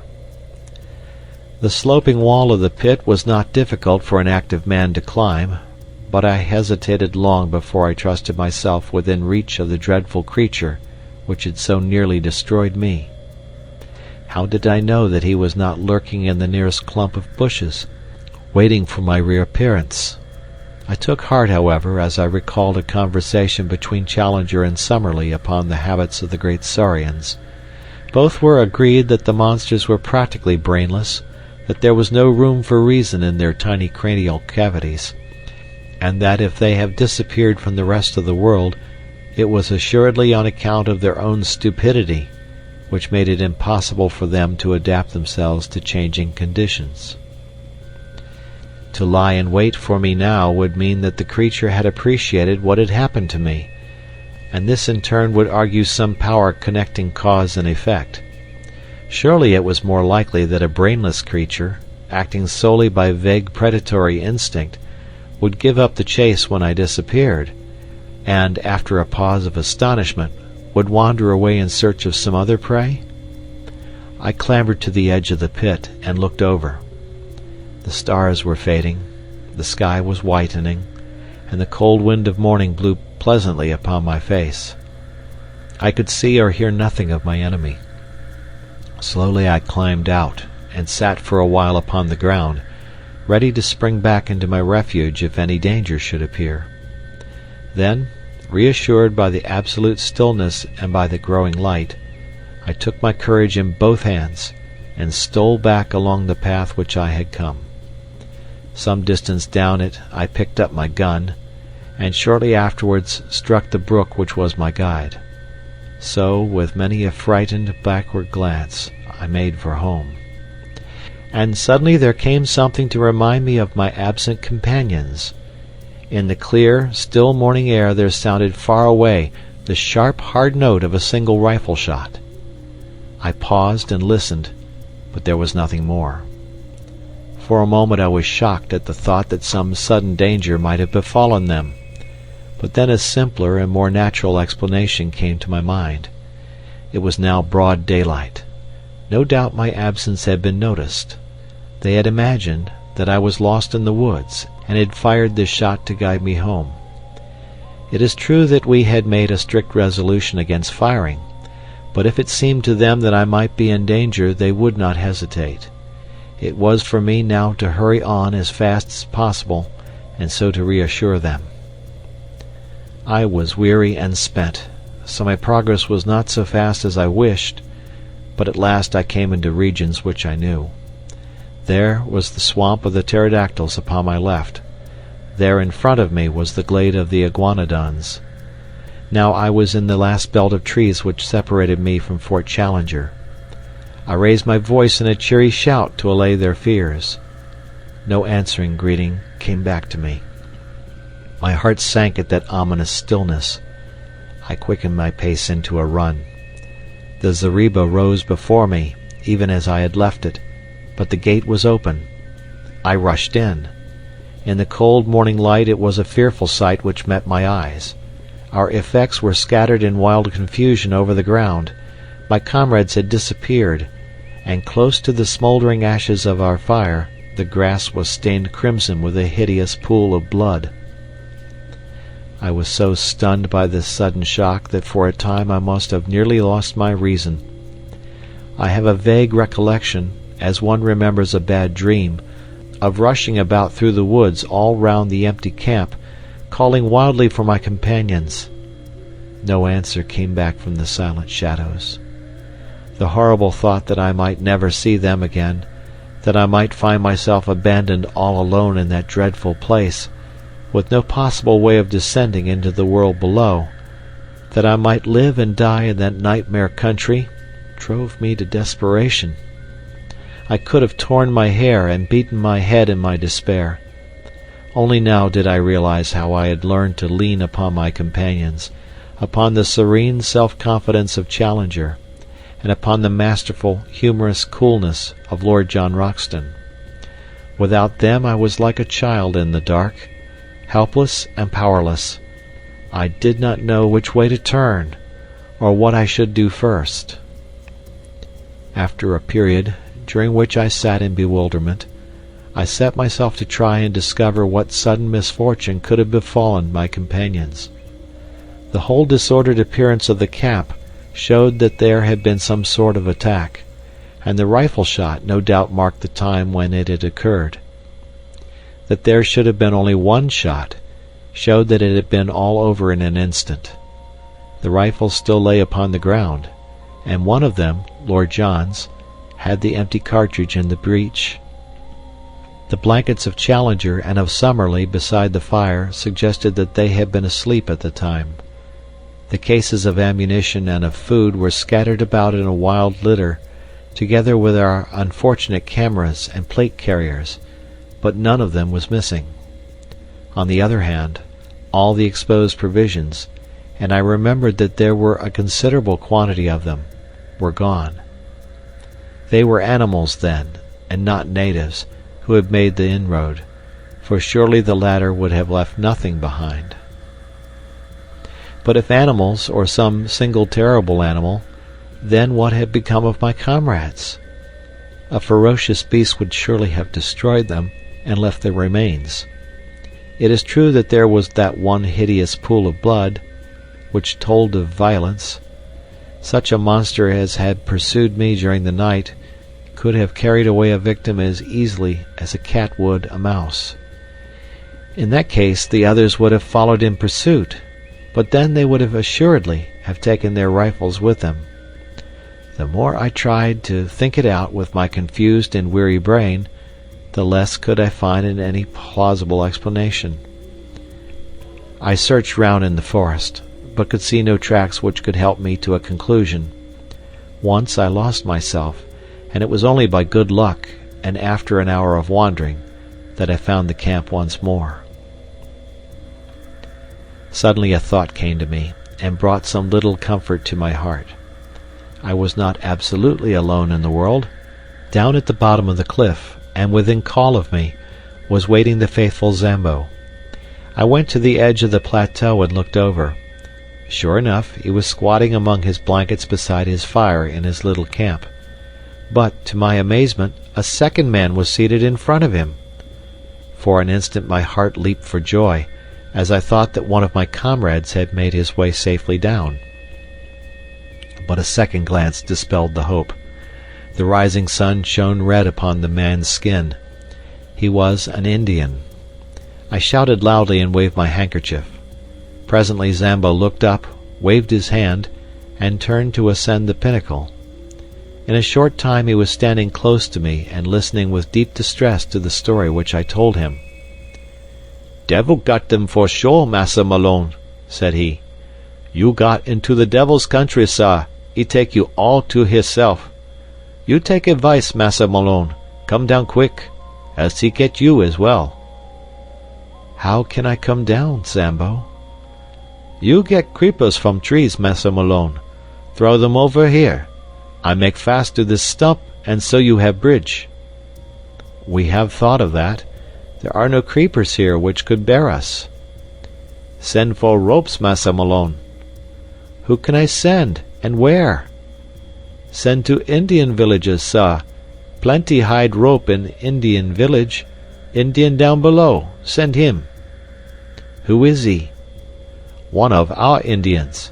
Other ones beat him, take away his pay. He come back to us. Ready now to take letter, bring rope, anything." To take a letter? Why not? Perhaps he might bring help, but in any case he would ensure that our lives were not spent for nothing, and that news of all that we had won for science should reach our friends at home. I had 2 completed letters already waiting. I would spend the day in writing a third, which would bring my experiences absolutely up to date. The Indian could bear this back to the world. I ordered Sambo, therefore, to come again in the evening, and I spent my miserable and lonely day in recording my own adventures of the night before. I also drew up a note to be given to any white merchant or captain of a steamboat whom the Indian could find, imploring them to see that ropes were sent to us, since our lives must depend upon it. These documents I threw to Zambo in the evening, and also my purse, which contained 3 English sovereigns. These were to be given to the Indian, and he was promised twice as much if he returned with the ropes. So now you will understand, my dear Mr. McArdle, how this communication reaches you, and you will also know the truth, in case you never hear again from your unfortunate correspondent. Tonight I am too weary and too depressed to make my plans. Tomorrow I must think out some way by which I shall keep in touch with this camp, and yet search round for any traces of my unhappy friends. Just as the sun was setting upon that melancholy night, I saw the lonely figure of the Indian upon the vast plain beneath me, and I watched him, our one faint hope of salvation, until he disappeared in the rising mists of evening which lay, rose-tinted from the setting sun, between the far-off river and me. It was quite dark when I at last turned back to our stricken camp, and my last vision as I went was the red gleam of Zambo's fire, the one point of light in the wide world below, as was his faithful presence in my own shadowed soul. And yet I felt happier than I had done since this crushing blow had fallen upon me, for it was good to think that the world should know what we had done, so that at the worst our names should not perish with our bodies, but should go down to posterity associated with the result of our labors. It was an awesome thing to sleep in that ill-fated camp, and yet it was even more unnerving to do so in the jungle. One or the other it must be. Prudence, on the one hand, warned me that I should remain on guard, but exhausted nature, on the other, declared that I should do nothing of the kind. I climbed up onto a limb of the great ginkgo tree, but there was no secure perch on its rounded surface, and I should certainly have fallen off and broken my neck the moment I began to doze. I got down, therefore, and pondered over what I should do. Finally I closed the door of the zareba, lit 3 separate fires in a triangle, and having eaten a hearty supper, dropped off into a profound sleep, from which I had a strange and most welcome awakening. In the early morning, just as day was breaking, a hand was laid upon my arm, and starting up, with all my nerves in a tingle and my hand feeling for a rifle, I gave a cry of joy as in the cold grey light I saw Lord John Roxton kneeling beside me. It was he, and yet it was not he. I had left him calm in his bearing, correct in his person, prim in his dress. Now he was pale and wild-eyed, gasping as he breathed like one who has run far and fast. His gaunt face was scratched and bloody, his clothes were hanging in rags, and his hat was gone. I stared in amazement, but he gave me no chance for questions. He was grabbing at our stores all the time he spoke. "Quick, young fella, quick!" he cried. "Every moment counts. Get the rifles, both of them. I have the other 2. Now, all the cartridges you can gather. Fill up your pockets. Now, some food. Half a dozen tins will do. That's all right. Don't wait to talk or think. Get a move on, or we are done." Still half awake, and unable to imagine what it all might mean, I found myself hurrying madly after him through the wood, a rifle under each arm and a pile of various stores in my hands. He dodged in and out through the thickest of the scrub until he came to a dense clump of brushwood. Into this he rushed, regardless of thorns, and threw himself into the heart of it, pulling me down by his side. "There," he panted. "I think we are safe here. They'll make for the camp as sure as fate. It will be their first idea, but this should puzzle 'em." "What is it all?" I asked when I had got my breath. "Where are the professors, and who is it that is after us?" "The ape-men!" he cried. "My God, what brutes! Don't raise your voice, for they have long ears. Sharp eyes, too, but no power of scent, so far as I could judge, so I don't think they can sniff us out. Where have you been, young fellow? You were well out of it." In a few sentences I whispered what I had done. "Pretty bad," said he, when he had heard of the dinosaur and the pit. "It isn't quite the place for a rest cure, what? But I had no idea what its possibilities were until those devils got hold of us. The man-eating Papuans had me once, but they are Chesterfields compared to this crowd." "How did it happen?" I asked. "It was in the early morning. Our learned friends were just stirring. Hadn't even begun to argue yet.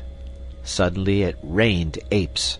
They came down as thick as apples out of a tree. They had been assembling in the dark, I suppose, until that great tree over our heads was heavy with 'em. I shot one of them through the belly, but before we knew where we were, they had us spread-eagled on our backs. I called them apes, but they carried sticks and stones in their hands and jabbered talk to each other, and ended up by tying our hands with creepers. So they are ahead of any beast that I have seen in my wanderings. Ape-men, that's what they are, missing links, and I wish they had stayed missing. They carried off their wounded comrade. He was bleeding like a pig.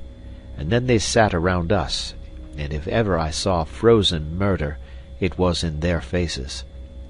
They were big fellows, as big as a man, and a deal stronger.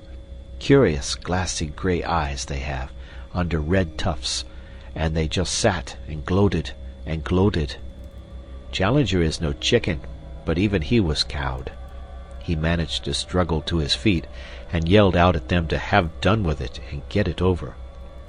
I think he had gone a bit off his head at the suddenness of it, for he raged and cursed at them like a lunatic. If they had been a row of his favourite pestmen, he could not have slanged them worse. "Well, what did they do?" I was enthralled by the strange story which my companion was whispering into my ear, while all the time his keen eyes were shooting in every direction, and his hand grasping his cocked rifle. "I thought it was the end of us, but instead of that it started them on a new line. They all jabbered and chattered together. Then one of them stood out beside Challenger. You'll smile, young fellow, but upon my word they might have been kinsmen. I couldn't have believed it if I hadn't seen it with my own eyes. This old ape-man, he was their chief, was a sort of red Challenger, with every one of our friend's beauty points, only just a trifle more so. He had the short body, the big shoulders, the round chest, no neck, a great ruddy frill of a beard, the tufted eyebrows, the "what do you want, damn you" look about the eyes, and the whole catalogue. When the ape-man stood by Challenger and put his paw on his shoulder, the thing was complete. Summerlee was a bit hysterical, and he laughed till he cried. The ape-men laughed too, or at least they put up the devil of a cackling, and they set to work to drag us off through the forest. They wouldn't touch the guns and things, thought them dangerous, I expect, but they carried away all our loose food. Summerlee and I got some rough handling on the way. There's my skin and my clothes to prove it, for they took us a bee-line through the brambles, and their own hides are like leather. But Challenger was all right. 4 of them carried him shoulder high, and he went like a Roman emperor. What's that? It was a strange clicking noise in the distance, not unlike castanets. There they go," said my companion, slipping cartridges into the second double-barreled Express. "Load them all up, young fellow my lad, for we're not going to be taken alive, and don't you think it. That's the row they make when they are excited. By George, they'll have something to excite them if they put us up. The last stand of the Greys won't be in it. With their rifles grasped in their stiffened hands, mid a ring of the dead and dyin', as some fathead sings. Can you hear them now?" "Very far away." "That little lot will do no good, but I expect their search parties are all over the wood. Well, I was telling you my tale of woe. They got us soon to this town of theirs, about 1,000 huts of branches and leaves, and a great grove of trees near the edge of the cliff. It's 3 or 4 miles from here. The filthy beasts fingered me all over, and I feel as if I should never be clean again. They tied us up. The fellow who handled me could tie like a bo'sun, and there we lay with our toes up, beneath a tree, while a great brute stood guard over us with a club in his hand. When I say we, I mean Summerlee and myself. Old Challenger was up a tree, eating pines and having the time of his life. I'm bound to say that he managed to get some fruit to us, and with his own hands he loosened our bonds. If you'd seen him sitting up in that tree hobnobbing with his twin brother, and singing in that rolling bass of his, 'Ring out, wild bells,' 'cause music of any kind seemed to put 'em in a good humor, you'd have smiled. But we weren't in much mood for laughing, as you can guess. They were inclined, within limits, to let him do what he liked, but they drew the line pretty sharply at us. It was a mighty consolation to us all to know that you were running loose and had the archives in your keeping. Well now, young fella, I'll tell you what will surprise you. You say you saw signs of men, and fires, traps, and the like. Well, we have seen the natives themselves. Poor devils they were, down-faced little chaps, and had enough to make them so. It seems that the humans hold one side of this plateau, over yonder where you saw the caves, and the ape-men hold this side, and there is bloody war between them all the time. That's the situation, so far as I could follow it. Well, yesterday the ape-men got hold of a dozen of the humans and brought them in as prisoners. You never heard such a jabbering and shrinking in your life. The men were little red fellows, and had been bitten and clawed so that they could hardly walk. The ape-men put 2 of them to death there and then. Fairly pulled the arm off one of them. It was perfectly beastly. Plucky little chaps they are, hardly gave a squeak. But it turned us absolutely sick. Summerlee fainted, and even Challenger had as much as he could stand. I think they have cleared, don't you?" We listened intently, but nothing save the calling of the birds broke the deep peace of the forest. Lord Roxton went on with his story. "I think you have had the escape of your life, young fella my lad. It was catching those Indians that put you clean out of their heads, else they would have been back to the camp for you, as sure as fate had gathered you in. Of course, as you said, they have been watching us from the beginning out of that tree, and they knew perfectly well that we were one short. However, they could think only of this new haul, so it was I, and not a bunch of apes, that dropped in on you in the morning. Well, we had a horrid business afterwards. My God, what a nightmare the whole thing is. You remember the great bristle of sharp canes down below where we found the skeleton of the American? Well, that is just under Ape Town, and that's the jumping-off place of their prisoners. I expect there's heaps of skeletons there, if we looked for 'em. They have a sort of clear parade ground on the top. They make a proper ceremony about it. One by one the poor devils have to jump, and the game is to see whether they are merely dashed to pieces, or whether they get skewered on the canes. They took us out to see it, and the whole tribe lined up on the edge.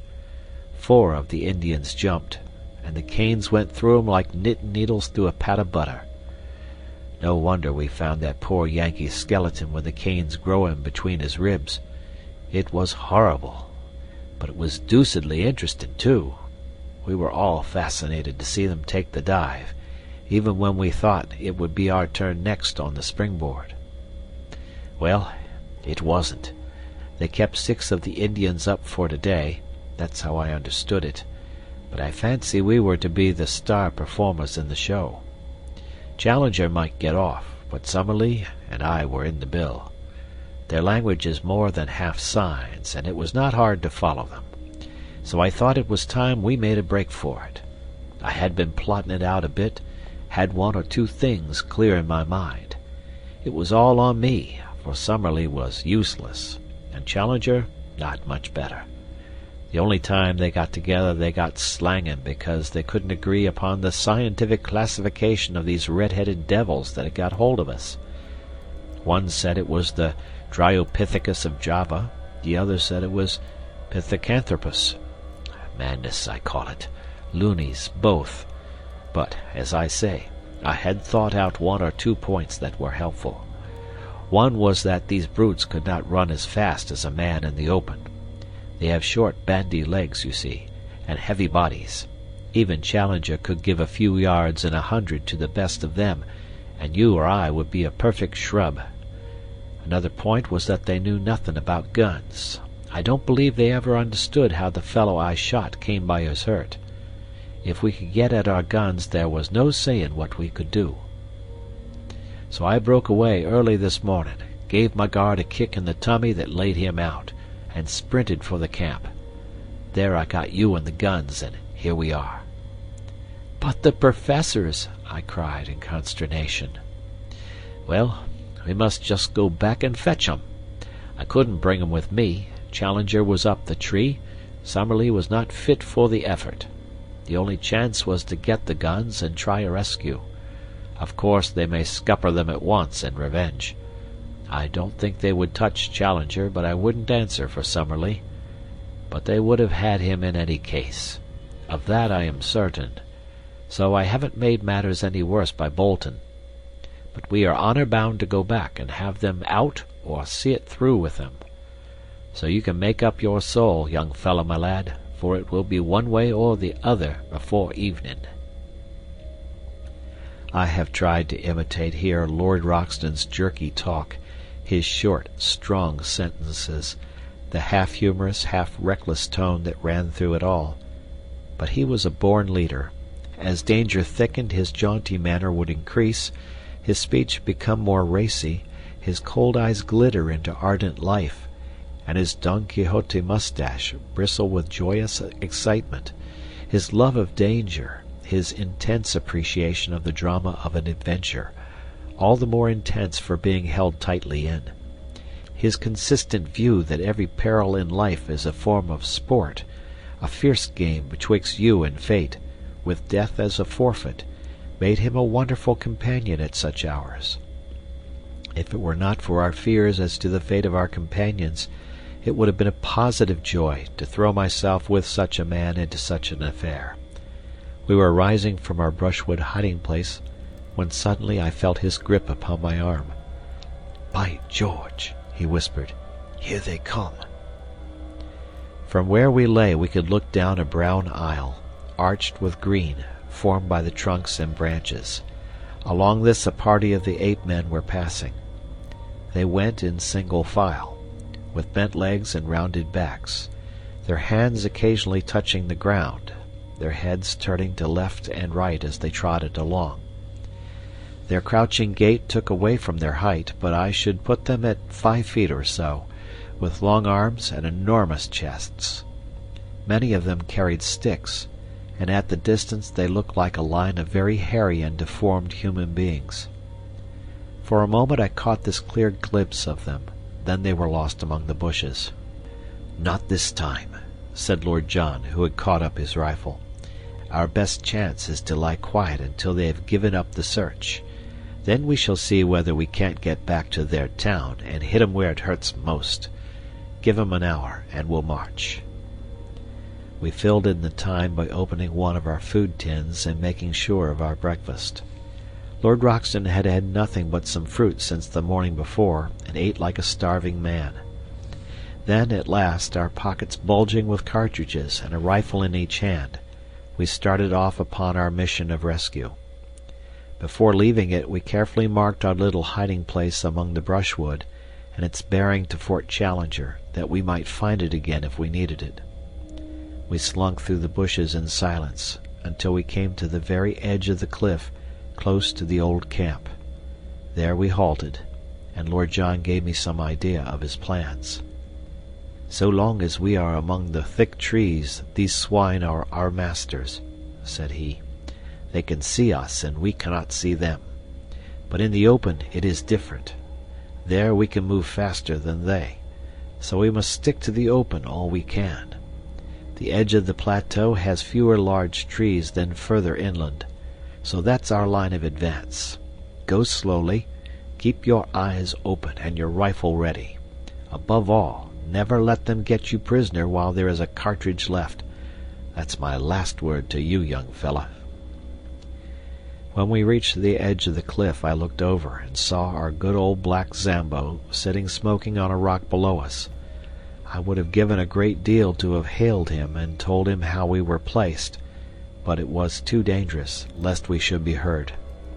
The woods seemed to be full of the ape-men. Again and again we heard their curious clicking chatter. At such times we plunged into the nearest clumps of bushes and lay still until the sound had passed away. Our advance, therefore, was very slow, and 2 hours at least must have passed before I saw by Lord John's cautious movements that we must be close to our destination. He motioned to me to lie still, and he crawled forward himself. In a minute he was back again, his face quivering with eagerness. "Come," said he, "come quick. I hope to the Lord we are not too late already." I found myself shaking with nervous excitement as I scrambled forward and lay down beside him, looking out through the bushes at a clearing which stretched before us. It was a sight which I shall never forget until my dying day. So weird, so impossible, that I do not know how I am to make you realize it, or how in a few years I shall bring myself to believe in it, if I live to sit out once more on a lounge in the Savage Club and look out on the drab solidity of the embankment. I know that it will seem then to be some wild nightmare, some delirium of fever. Yet I will set it down now, while it is still fresh in my memory, and one at least, the man who lay in the damp grasses by my side, will know if I have lied. A wide open space lay before us, some hundreds of yards across, all green turf and low bracken growing to the very edge of the cliff. Round this clearing there was a semicircle of trees with curious huts built of foliage, piled one above the other among the branches. A rookery, with every nest a little house, would best convey the idea. The openings of these huts and the branches of the trees were thronged with a dense mob of ape people, whom from their size I took to be the females and infants of the tribe. They formed the background of the picture, and were all looking out with eager interest at the same scene which fascinated and bewildered us. In the open, and near the edge of the cliff, there had assembled a crowd of some 100 of these shaggy, red-haired creatures, many of them of immense size, and all of them horrible to look upon. There was a certain discipline among them, for none of them attempted to break the line which had been formed. In front there stood a small group of Indians, little, clean-limbed, red fellows, whose skins glowed like polished bronze in the strong sunlight. A tall, thin white man was standing beside them, his head bowed, his arms folded, his whole attitude expressive of his horror and dejection. There was no mistaking the angular form of Professor Summerlee. In front of and around this dejected group of prisoners were several ape-men, who watched them closely and made all escape impossible.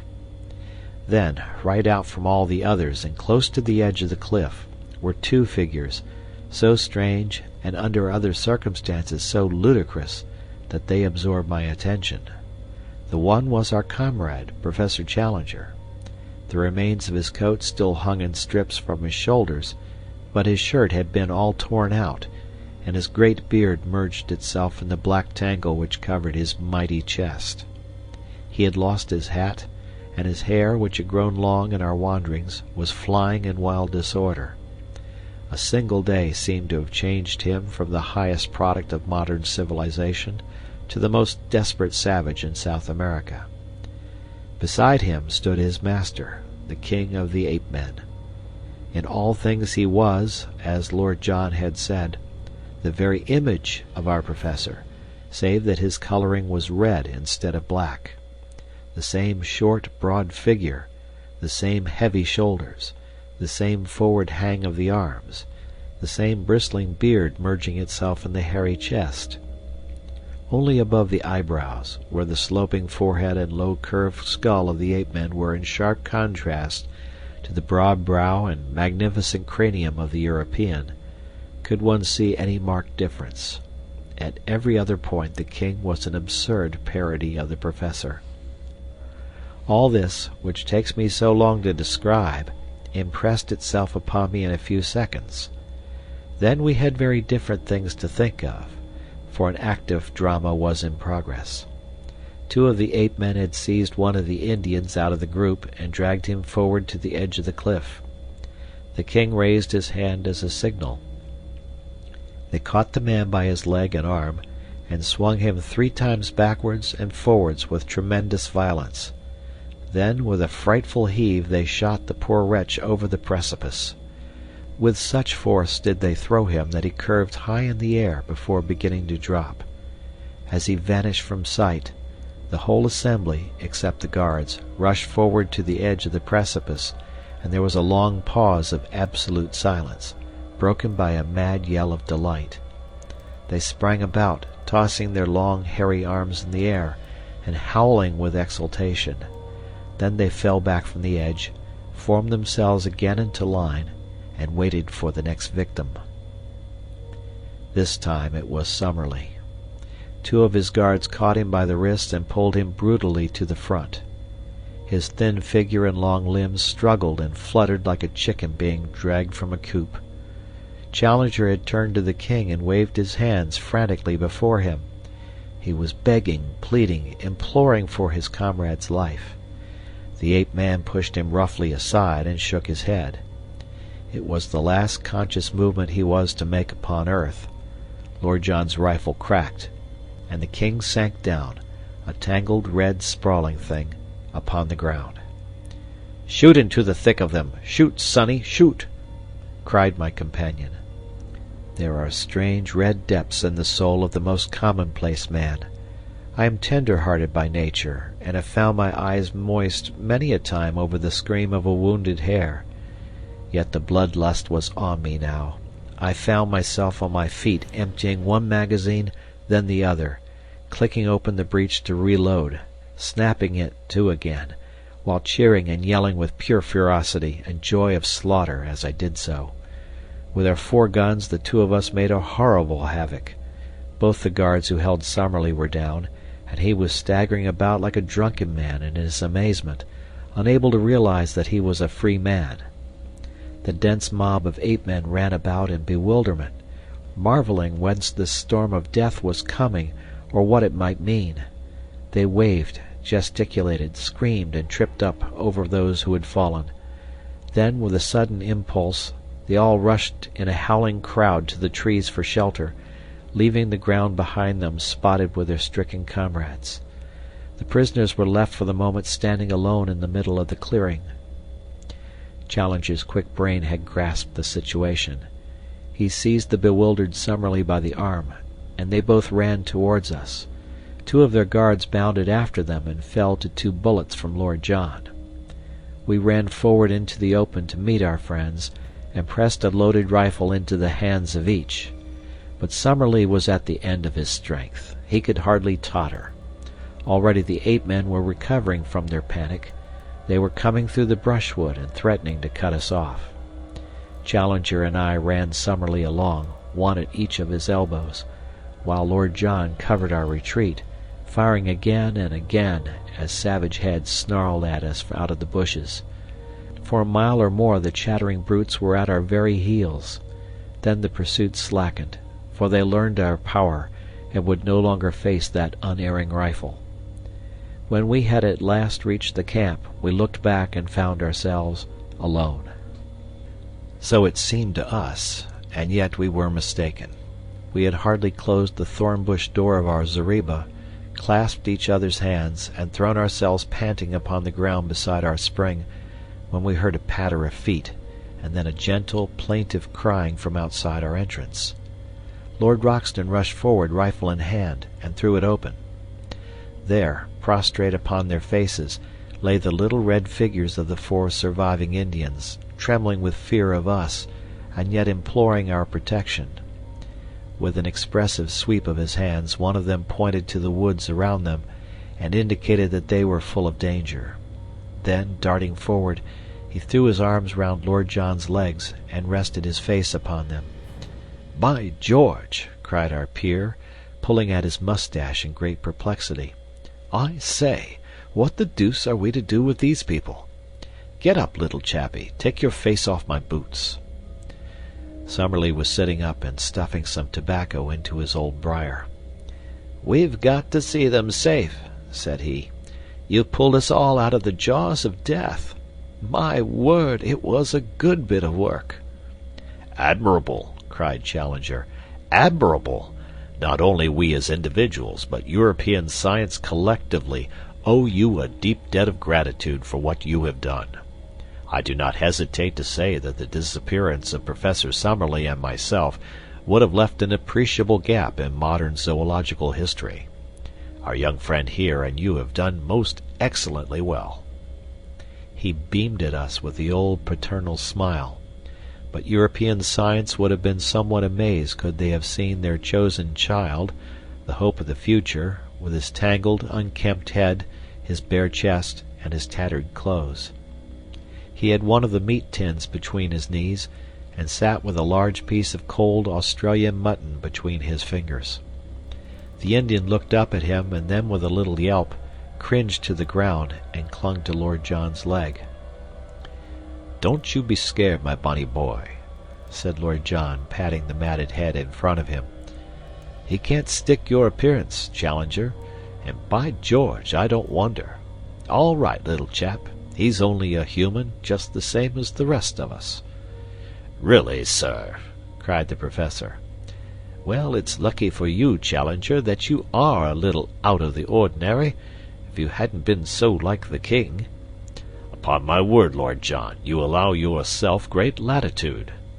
"Well, it's a fact." "I beg, sir, that you will change the subject. Your remarks are irrelevant and unintelligible.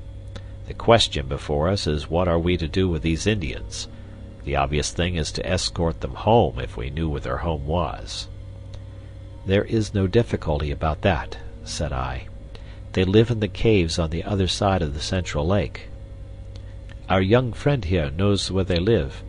I gather that it is some distance." "A good 20 miles," said I. Summerlee gave a groan. "I, for one, could never get there. Surely I hear those brutes still howling upon our track." As he spoke, from the dark recesses of the woods we heard far away the jabbering cry of the ape-men. The Indians once more set up a feeble wail of fear.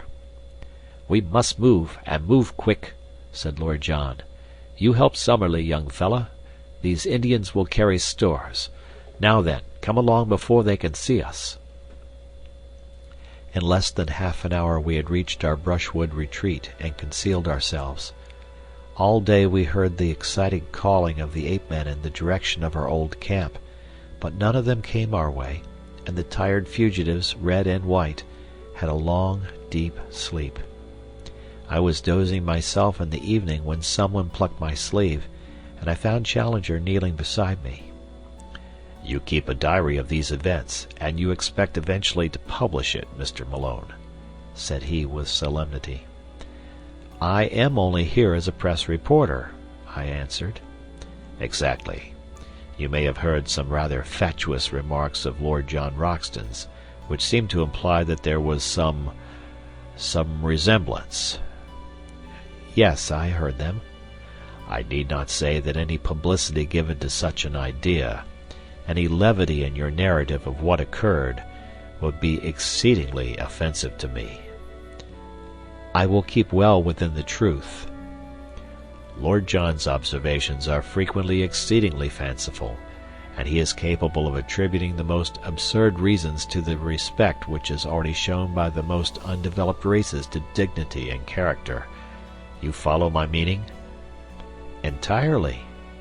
I'll leave the matter to your discretion. Then, after a long pause, he added, The king of the ape-men was really a creature of great distinction, a most remarkably handsome and intelligent personality. Did it not strike you? A most remarkable creature, said I. And the professor, much eased in his mind, settled down to his slumber once more. We had imagined that our pursuers, the ape-men, knew nothing of our brushwood hiding place, but we were soon to find out our mistake. There was no sound in the woods, not a leaf moved upon the trees, and all was peace around us. But we should have been warned by our first experience how cunningly and how patiently these creatures can watch and wait until their chance comes. Whatever fate may be mine through life, I am very sure that I shall never be nearer death than I was that morning. But I will tell you the thing in its due order. We all awoke exhausted after the terrific emotions and scanty food of yesterday. Summerlee was still so weak that it was an effort for him to stand, but the old man was full of a sort of surly courage which would never admit defeat. A council was held, and it was agreed that we should wait quietly for an hour or two where we were, have our much-needed breakfast, and then make our way across the plateau and round the central lake to the caves where my observations had shown that the Indians lived. We relied upon the fact that we could count upon the good word of those whom we had rescued to ensure a warm welcome from their fellows. Then, with our mission accomplished and possessing a fuller knowledge of the secrets of Maple White Land, we should turn our whole thoughts to the vital problem of our escape and return.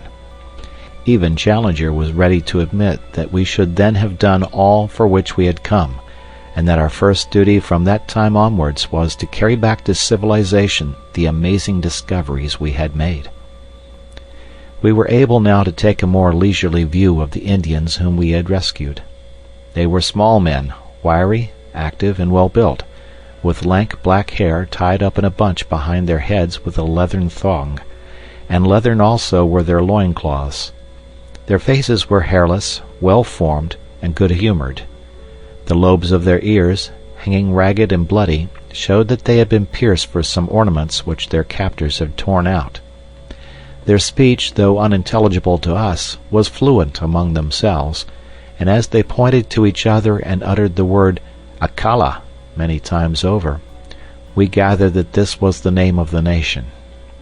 Occasionally, with faces which were convulsed with fear and hatred, they shook their clenched hands at the woods round and cried, "Doda! Doda!" which was surely their term for their enemies. "What do you make of them, Challenger?" asked Lord John. "One thing is very clear to me, and that is that the little chap with the front of his head shaved is a chief among them." It was indeed evident that this man stood apart from the others, and that they never ventured to address him without every sign of deep respect. He seemed to be the youngest of them all, and yet, so proud and high was his spirit that, upon Challenger laying his great hand upon his head, he started like a spurred horse and, with a quick flash of his dark eyes, moved farther away from the professor. Then, placing his hand upon his breast and holding himself with great dignity, he uttered the word "Meritus" several times. The professor, unabashed, seized the nearest Indian by the shoulder and proceeded to lecture upon him as if he were a potted specimen in a classroom. "The type of these people," said he in his sonorous fashion, "whether judged by cranial capacity, facial angle, or any other test, cannot be regarded as a low one. On the contrary, we must place it as considerably higher in the scale than many South American tribes which I can mention. On no possible supposition can we explain the evolution of such a race in this place. For that matter, so great a gap separates these ape-men from the primitive animals which have survived upon this plateau that it is inadmissible to think that they could have developed where we find them." "Then where the deuce did they drop from?" asked Lord John. "A question which will, no doubt, be eagerly discussed in every scientific society in Europe and America," the professor answered. "My own reading of the situation, for what it is worth," he inflated his chest enormously and looked insolently around him at the words, "is that evolution has advanced under the peculiar conditions of this country up to the vertebrate stage, the old types surviving and living on in company with the newer ones. Thus we find such modern creatures as the tapir, an animal with quite a respectable length of pedigree, the great deer, and the anteater in the companionship of reptilian forms of Jurassic type. So much is clear. And now come the ape-man and the Indian. What is the scientific mind to think of their presence? I can only account for it by an invasion from outside. It is probable that there existed an anthropoid ape in South America, who in past ages found his way to this place, and that he developed into the creatures we have seen, some of which," here he looked hard at me, "were of an appearance and shape which, if it had been accompanied by corresponding intelligence, would, I do not hesitate to say, have reflected credit upon any living race. As to the Indians, I cannot doubt that they are more recent immigrants from below. Under the stress of famine or of conquest, they have made their way up here. Faced by ferocious creatures which they had never before seen, they took refuge in the caves which our young friend has described. But they have no doubt had a bitter fight to hold their own against wild beasts, and especially against the ape-men who would regard them as intruders, and wage a merciless war upon them with a cunning which the larger beasts would lack. Hence the fact that their numbers appear to be limited. Well, gentlemen, have I read you the riddle aright, or is there any point which you would query?" Professor Summerlee for once was too depressed to argue, though he shook his head violently as a token of general disagreement. Lord John merely scratched his scanty locks with the remark that he couldn't put up a fight as he wasn't in the same weight or class. For my own part, I performed my usual role of bringing things down to a strictly prosaic and practical level by the remark that one of the Indians was missing. "He has gone to fetch some water," said Lord Roxton. "We fitted him up with an empty beef tin, and he is off." "To the old camp?" I asked. "No, to the brook. It's among the trees there. It can't be more than a couple of 100 yards, but the beggar is certainly taking his time." "I'll go and look after him," said I. I picked up my rifle and strolled in the direction of the brook, leaving my friends to lay out the scanty breakfast. It may seem to you rash that even for so short a distance I should quit the shelter of our friendly thicket, but you will remember that we were many miles from Ape Town, that so far as we knew the creatures had not discovered our retreat, and that in any case with a rifle in my hands I had no fear of them. I had not yet learned their cunning or their strength. I could hear the murmur of our brook somewhere ahead of me, but there was a tangle of trees and brushwood between me and it. I was making my way through this at a point which was just out of sight of my companions, when under one of the trees I noticed something red huddled among the bushes. As I approached it I was shocked to see that it was the dead body of the missing Indian. He lay upon his side, his limbs drawn up, and his head screwed round at a most unnatural angle, so that he seemed to be looking straight over his own shoulder. I gave a cry to warn my friends that something was amiss, and running forwards I stooped over the body. Surely my guardian angel was very near me then, for some instinct of fear, or it may have been some faint rustle of leaves, made me glance upwards. Out of the thick green foliage which hung low over my head, 2 long muscular arms covered with reddish hair were slowly descending. Another instant, and the great stealthy hands would have been round my throat.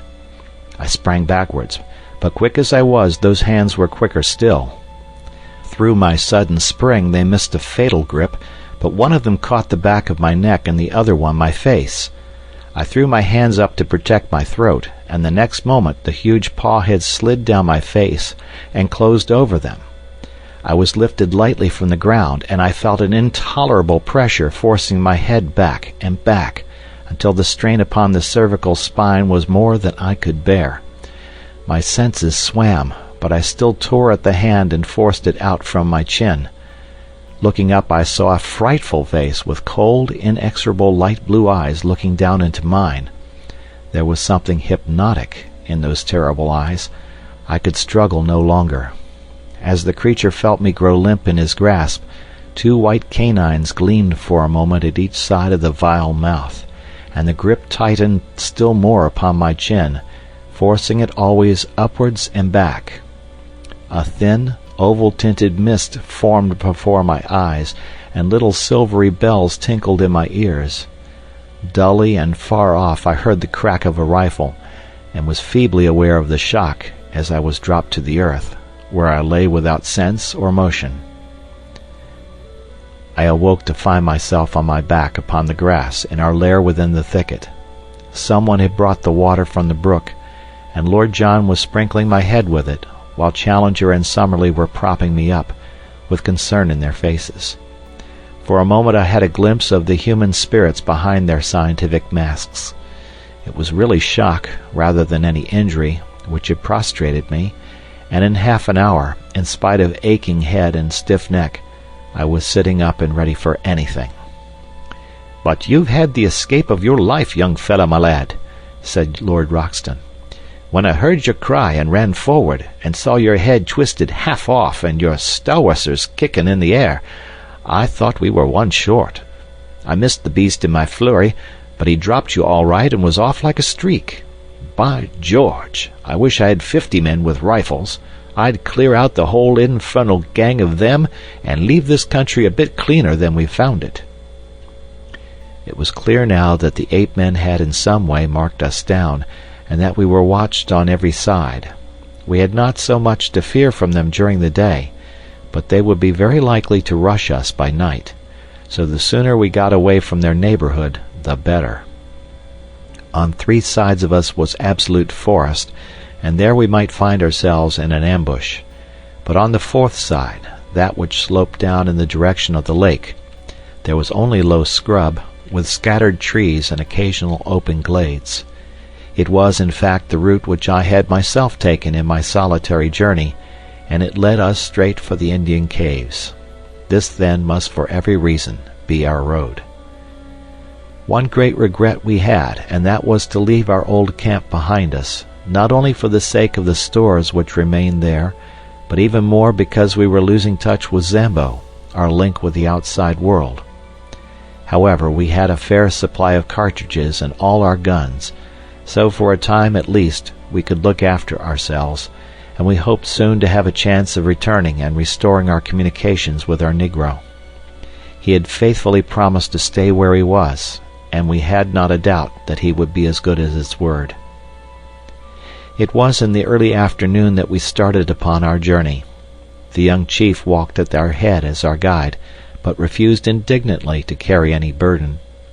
Behind him came the 2 surviving Indians with our scanty possessions upon their backs. We 4 white men walked in the rear with rifles loaded and ready. As we started, there broke from the thick silent woods behind us a sudden great ululation of the ape men, which may have been a cheer of triumph at our departure, or a jeer of contempt at our flight. Looking back, we saw only the dense screen of trees, but that long-drawn yell told us how many of our enemies lurked among them. We saw no signs of pursuit, however, and soon we had got into more open country and beyond their power. As I tramped along, the rearmost of the 4, I could not help smiling at the appearance of my 3 companions in front. Was this the luxurious Lord John Roxton who had sat that evening in the Albany amidst his Persian rugs and his pictures in the pink radiance of the tinted lights? And was this the imposing professor who had swelled behind the great desk in his massive study at Enmore Park? And finally, could this be the austere and prim figure which had risen before the meeting at the Zoological Institute? No three tramps that one could have met in a Surrey lane could have looked more hopeless and bedraggled. We had, it is true, been only a week or so upon the top of the plateau, but all our spare clothing was in our camp below, and the 1 week had been a severe one upon us all, though least to me, who had not to endure the handling of the ape-men. My 3 friends had all lost their hats, and had now bound handkerchiefs round their heads. Their clothes hung in ribbons about them, and their unshaven, grimy faces were hardly to be recognized.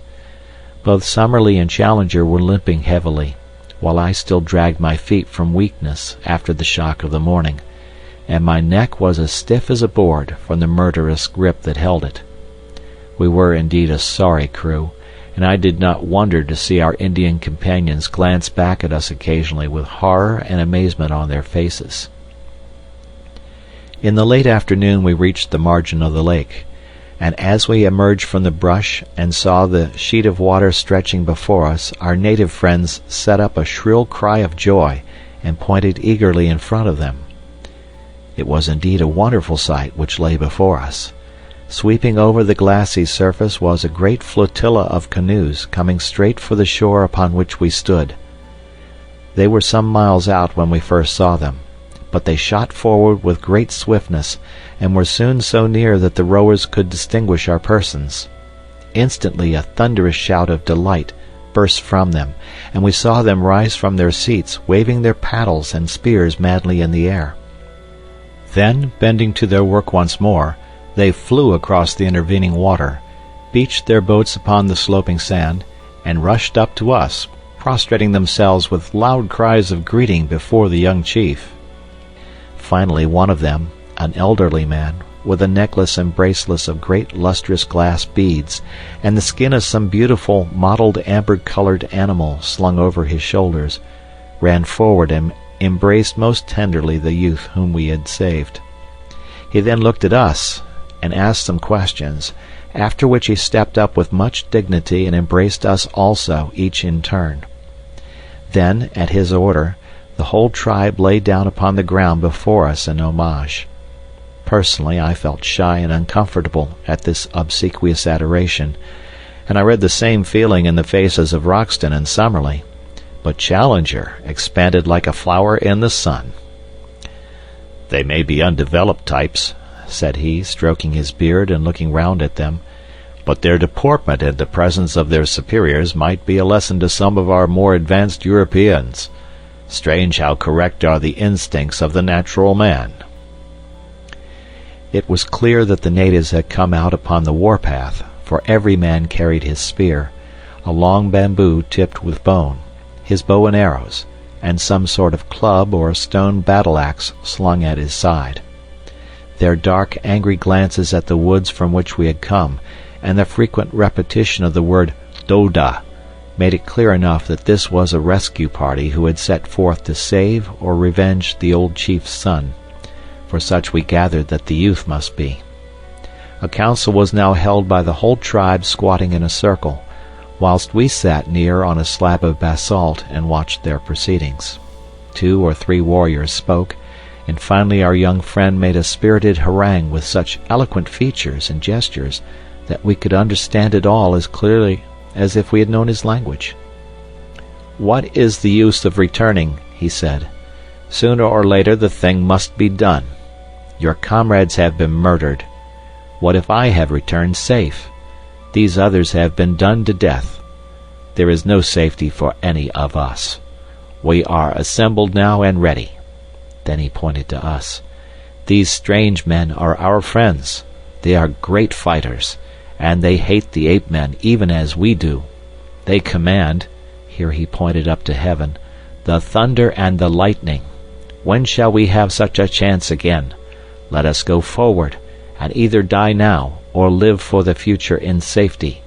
How else shall we go back unashamed to our women?" The little red warriors hung upon the words of the speaker, and when he had finished they burst into a roar of applause, waving their rude weapons in the air. The old chief stepped forward to us and asked us some questions, pointing at the same time to the woods. Lord John made a sign to him that he should wait for an answer, and then he turned to us. "Well, it's up to you to say what you will do," said he.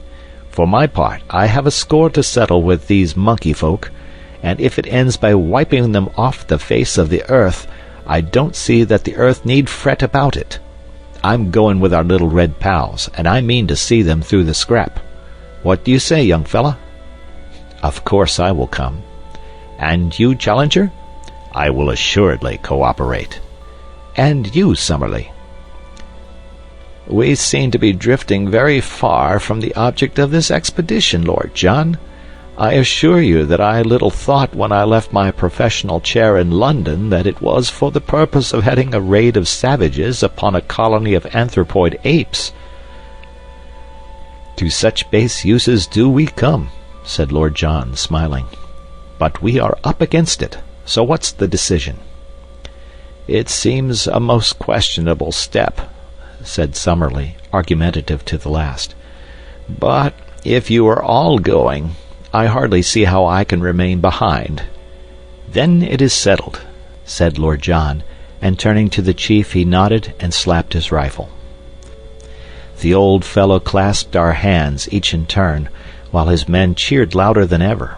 It was too late to advance that night, so the Indians settled down into a rude bivouac. On all sides their fires began to glimmer and smoke. Some of them who had disappeared into the jungle came back presently, driving a young iguanodon before them. Like the others, it had a daub of asphalt upon its shoulder, and it was only when we saw one of the natives step forward with the air of an owner and give his consent to the beast's slaughter that we understood at last that these great creatures were as much private property as a herd of cattle, and that these symbols which had so perplexed us were nothing more than the marks of the owner. Helpless, torpid, and vegetarian, with great limbs but a minute brain, they could be rounded up and driven by a child. In a few minutes the huge beast had been cut up, and slabs of him were hanging over a dozen campfires, together with great scaly ganoid fish which had been speared in the lake.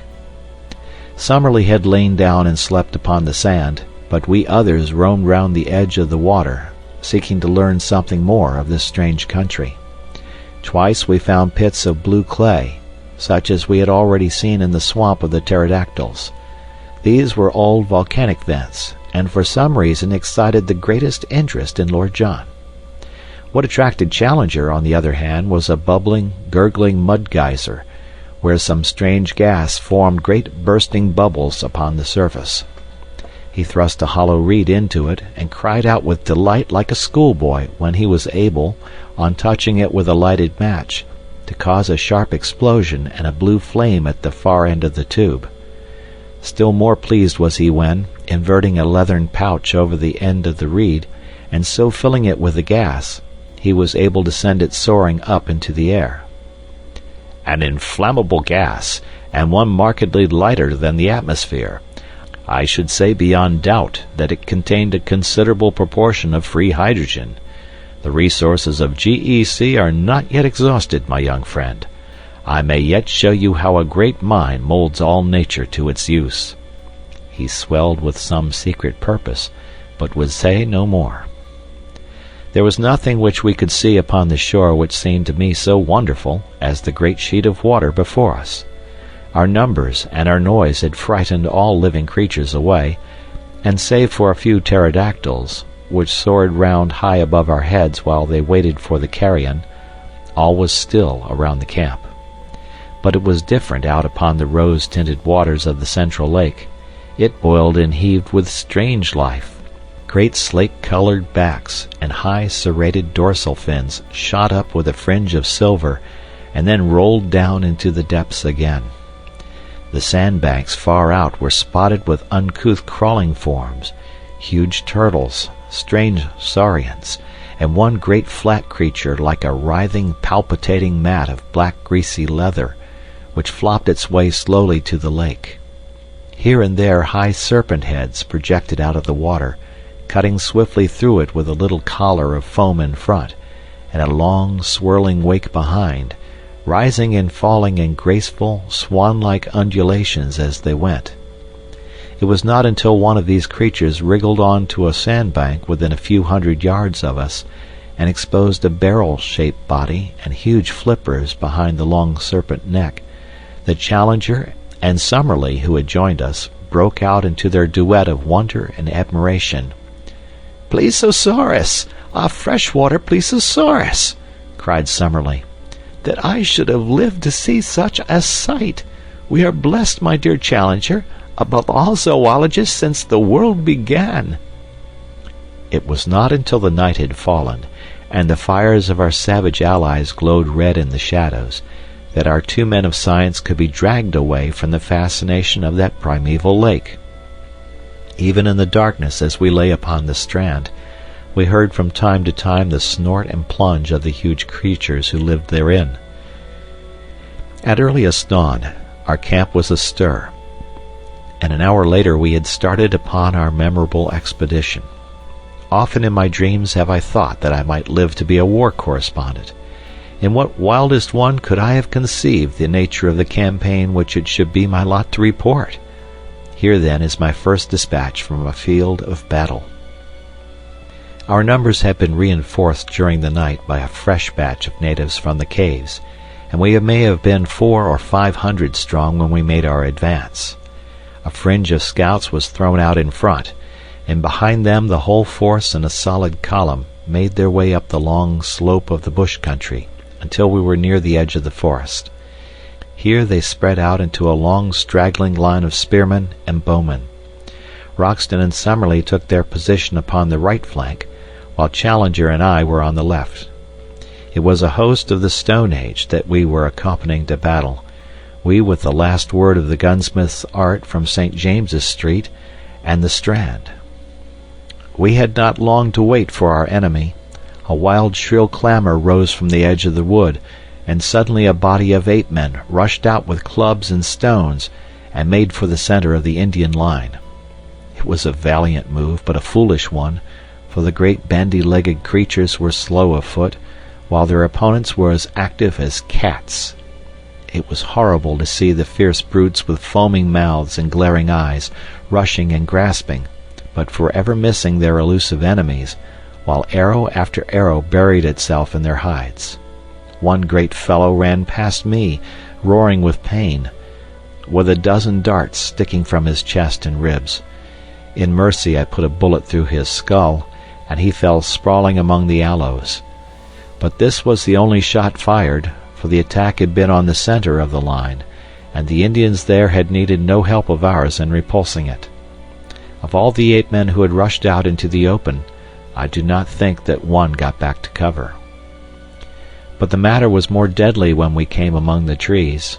For an hour or more after we entered the wood, there was a desperate struggle in which for a time we hardly held our own.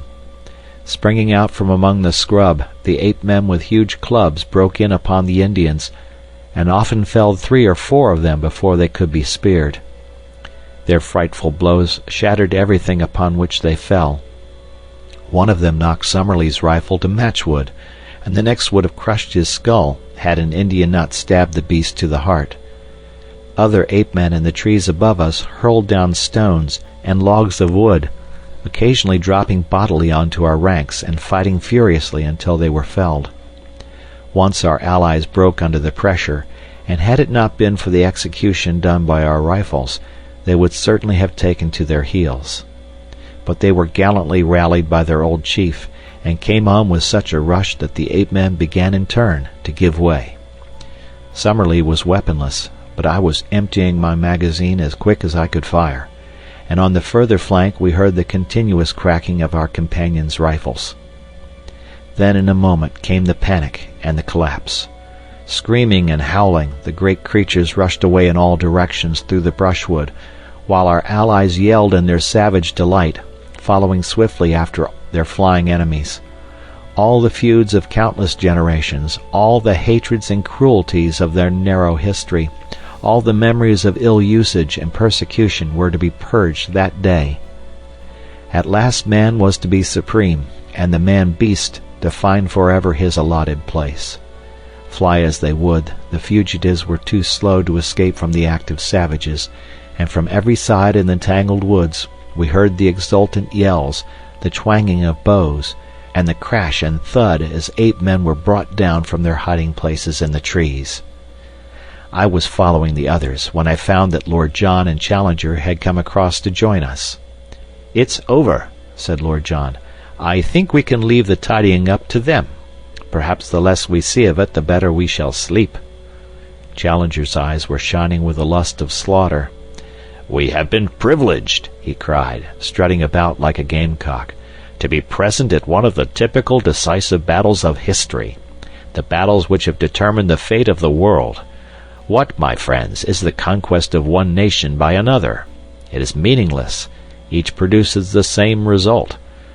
But those fierce fights, when in the dawn of the ages the cave-dwellers held their own against the tiger folk, or the elephants first found that they had a master, those were the real conquests, the victories that count. By this strange turn of fate we have seen and helped to decide even such a contest. Now upon this plateau the future must ever be for man." It needed a robust faith in the end to justify such tragic means. As we advanced together through the woods we found the ape-men lying thick, transfixed with spears or arrows. Here and there a little group of shattered Indians, marked where one of the anthropoids had turned to bay and sold his life dearly. Always in front of us we heard the yelling and roaring which showed the direction of the pursuit. The ape-men had been driven back to their city. They had made a last stand there. Once again they had been broken, and now we were in time to see the final fearful scene of all. Some 80 or 100 males, the last survivors, had been driven across that same little clearing which led to the edge of the cliff, the scene of our own exploit 2 days before.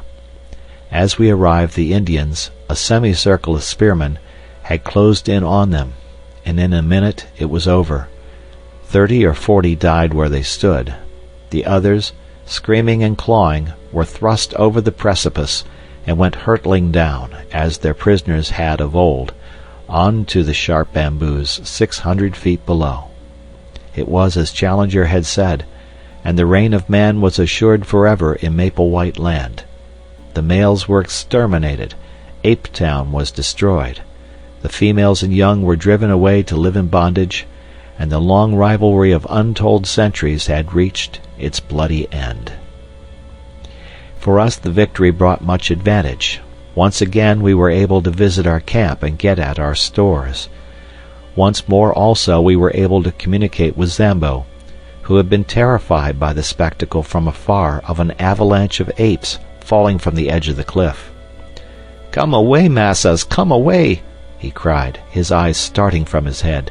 "The devil get you sure if you stay up there." "It is the voice of sanity," said Summerlee with conviction. "We have had adventures enough, and they are neither suitable to our character or to our position. I hold you to your word, Challenger. From now onwards you devote your energies to getting us out of this horrible country and back once more to civilization."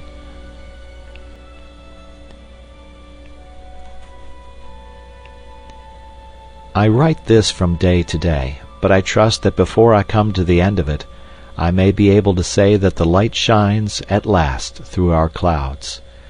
We are held here with no clear means of making our escape, and bitterly we chafe against it.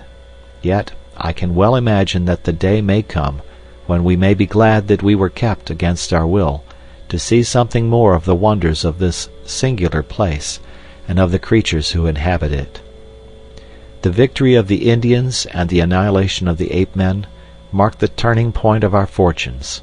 From then onwards we were in truth masters of the plateau, for the natives looked upon us with a mixture of fear and gratitude, since by our strange powers we had aided them to destroy their hereditary foe. For their own sakes they would, perhaps, be glad to see the departure of such formidable and incalculable people, but they have not themselves suggested any way by which we may reach the plains below. There had been, so far as we could follow their signs, a tunnel by which the place could be approached, the lower exit of which we had seen from below. By this, no doubt, both ape-men and Indians had at different epochs reached the top, and Maple White with his companions had taken the same way. Only the year before, however, there had been a terrific earthquake, and the upper end of the tunnel had fallen in and completely disappeared. The Indians now could only shake their heads and shrug their shoulders when they expressed by signs our desire to descend. It may be that they cannot, but it may also be that they will not, help us to get away. At the end of the victorious campaign, the surviving ape folk were driven across the plateau, their wailings were horrible, and established in the neighborhood of the Indian caves, where they would, from now onwards, be a servile race under the eyes of their masters. It was a rude, raw, primeval version of the Jews in Babylon, or the Israelites in Egypt. At night we could hear from amid the trees the long-drawn cry, as some primitive Ezekiel mourned for fallen greatness, and recalled the departed glories of Ape Town. Hewers of wood and drawers of water, such were they, from now onwards. We had returned across the plateau with our allies 2 days after the battle, and made our camp at the foot of their cliffs. They would have had us share their caves with them, but Lord John would by no means consent to it, considering that to do so would put us in their power if they were treacherously disposed. We kept our independence, therefore, and had our weapons ready for any emergency, while preserving the most friendly relations.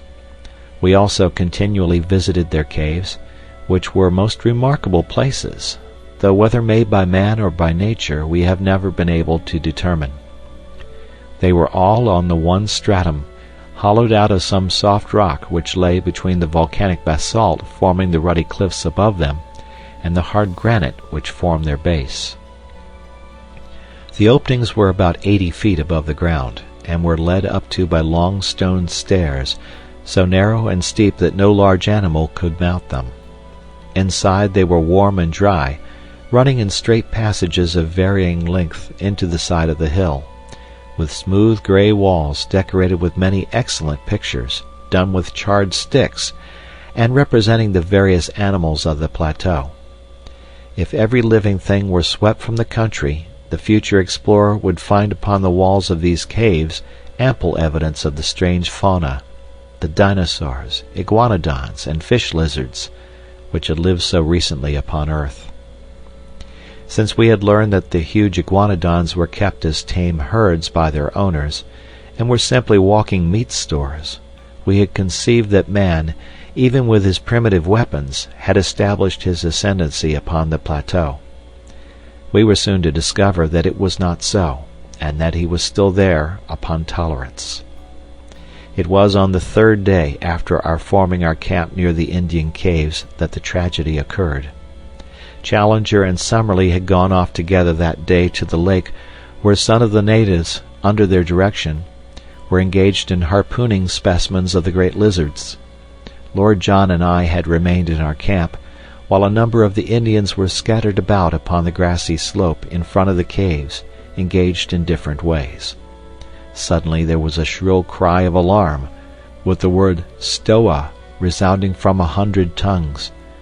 From every side men, women, and children were rushing wildly for shelter, swarming up the staircases and into the caves in a mad stampede. Looking up, we could see them waving their arms from the rocks above and beckoning to us to join them in their refuge. We had both seized our magazine rifles and ran out to see what the danger could be. Suddenly, from the near belt of trees there broke forth a group of 12 or 15 Indians, running for their lives, and at their very heels 2 of those frightful monsters which had disturbed our camp and pursued me upon my solitary journey. In shape they were like horrible toads, and moved in a succession of springs, but in size they were of an incredible bulk, larger than the largest elephant. We had never before seen them, save at night, and indeed they are nocturnal animals, save when disturbed in their lairs, as these had been. We now stood amazed at the sight, for their blotched and warty skins were of a curious fish-like iridescence, and the sunlight struck them with an ever-varying rainbow bloom as they moved. We had little time to watch them, however, for in an instant they had overtaken the fugitives and were making a dire slaughter among them. Their method was to fall forward with their full weight upon each in turn, leaving him crushed and mangled, to bound on after the others.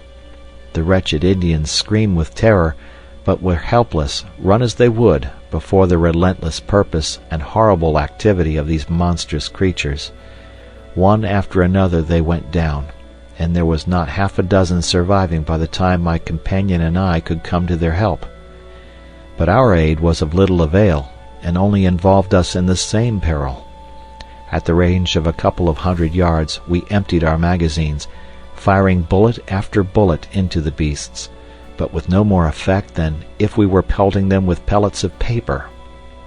Their slow reptilian natures cared nothing for wounds, and the springs of their lives, with no special brain center but scattered throughout their spinal cords, could not be tapped by any modern weapons. The most that we could do was to check their progress by distracting their attention with the flash and roar of our guns, and so to give both the natives and ourselves time to reach the steps which led to safety. But where the conical explosive bullets of the 20th century were of no avail, the poisoned arrows of the natives, dipped in the juice of strophanthus and steeped afterwards in decayed carrion, could succeed. Such arrows were of little avail to the hunter who attacked the beast, because their action in that torpid circulation was slow, and before its powers failed it could certainly overtake and slay its assailant. But now, as the two monsters hounded us to the very foot of the stairs, a drift of darts came whistling from every chink in the cliff above them. In a minute they were feathered with them, and yet with no sign of pain they clawed and slobbered with impotent rage at the steps which would lead them to their victims, mounting clumsily up for a few yards, and then sliding down again to the ground. But at last the poison worked. One of them gave a deep rumbling groan and dropped his huge squat head onto the earth. The other bounded round in an eccentric circle with shrill wailing cries, and then lying down writhed in agony for some minutes before it also stiffened and lay still. With yells of triumph the Indians came flocking down from their caves and danced a frenzied dance of victory round the dead bodies, in mad joy that two more of the most dangerous of all their enemies had been slain. That night they cut up and removed the bodies, not to eat, for the poison was still active, but lest they should breed a pestilence. The great reptilian hearts, however, each as large as a cushion, still lay there, beating slowly and steadily, with a gentle rise and fall, in horrible independent life. It was only upon the third day that the ganglia ran down and the dreadful things were still. Some day, when I have a better desk than a meat tin, and more helpful tools than a worn stub of pencil and a last tattered notebook, I will write some fuller account of the Akala Indians, of our life amongst them, and of the glimpses which we had of the strange conditions of wondrous maple white land. Memory at least will never fail me, for so long as the breath of life is in me, every hour and every action of that period will stand out as hard and clear as do the first strange happenings of our childhood. No new impressions could have faced those which are so deeply cut. When the time comes I will describe that wondrous moonlit night upon the huge lake when a young ichthyosaurus, a strange creature, half seal, half fish to look at, with bone-covered eyes on each side of his snout, and a third eye fixed upon the top of his head, was entangled in an Indian net, and nearly upset our canoe before we towed it ashore. The same night that a green water snake shot out from the rushes and carried off in its coils the steersman of Challenger's canoe. I will tell, too, of the great nocturnal white thing. To this day we do not know whether it was beast or reptile, which lived in a vile swamp to the east of the lake, and flitted about with a faint phosphorescent glimmer in the darkness. The Indians were so terrified at it that they would not go near the place, and though we twice made expeditions and saw it each time, we could not make our way through the deep marsh in which it lived. I can only say that it seemed to be larger than a cow, and had the strangest musky odor. I will tell also of the huge bird which chased Challenger to the shelter of the rocks one day, a great running bird, far taller than an ostrich, with a vulture-like neck and cruel head which made it a walking death. As Challenger climbed to safety, one dart of that savage, curving beak shore off the heel of his boot, as if it had been cut with a chisel. This time at least modern weapons prevailed, and the great creature, 12 feet from head to foot, Phororachus, its name, according to our panting but exultant professor, went down before Lord Roxton's rifle in a flurry of waving feathers and kicking limbs, with 2 remorseless yellow eyes glaring up from the midst of it. May I live to see that flattened, vicious skull in its own niche among the trophies of the Albany. Finally, I will assuredly give some account of the Toxodon, the giant 10-foot guinea pig, with projecting chisel teeth, which we killed as it drank in the grey of the morning by the side of the lake. All this I shall some day write at fuller length, and amidst these more stirring days I would tenderly sketch in these lovely summer evenings, when with the deep blue sky above us we lay in good comradeship among the long grasses by the wood, and marveled at the strange fowl that swept over us, and the quaint new creatures which crept from their burrows to watch us, while above us the boughs of the bushes were heavy with luscious fruit, and below us strange and lovely flowers peeped at us from among the herbage. Or those long moonlit nights when we lay out upon the shimmering surface of the great lake, and watched with wonder and awe the huge circles rippling out from the sudden splash of some fantastic monster, or the greenish gleam, far down in the deep water, of some strange creature upon the confines of darkness. These are the scenes which my mind and my pen will dwell upon in every detail at some future day. But, you will ask, why these experiences and why this delay, when you and your comrades should have been occupied day and night in the devising of some means by which you could return to the outer world? My answer is, that there was not one of us who was not working for this end, but that our work had been in vain. One fact we had very speedily discovered: the Indians would do nothing to help us. In every other way they were our friends, one might almost say our devoted slaves, but when it was suggested that they should help us to make and carry a plank which would bridge the chasm, or when we wished to get from them thongs of leather or liana to weave ropes which might help us, we were met by a good-humored but an invincible refusal. They would smile, twinkle their eyes, shake their heads, and there was the end of it. Even the old chief met us with the same obstinate denial, and it was only Meritas, the youngster whom we had saved, who looked wistfully at us and told us by his gestures that he was grieved for our thwarted wishes. Ever since their crowning triumph with the ape-men they looked upon us as supermen who bore victory in the tubes of strange weapons, and they believed that so long as we remained with them good fortune would be theirs. A little red-skinned wife and a cave of our own were freely offered to each of us if we would but forget our own people and dwell forever upon the plateau.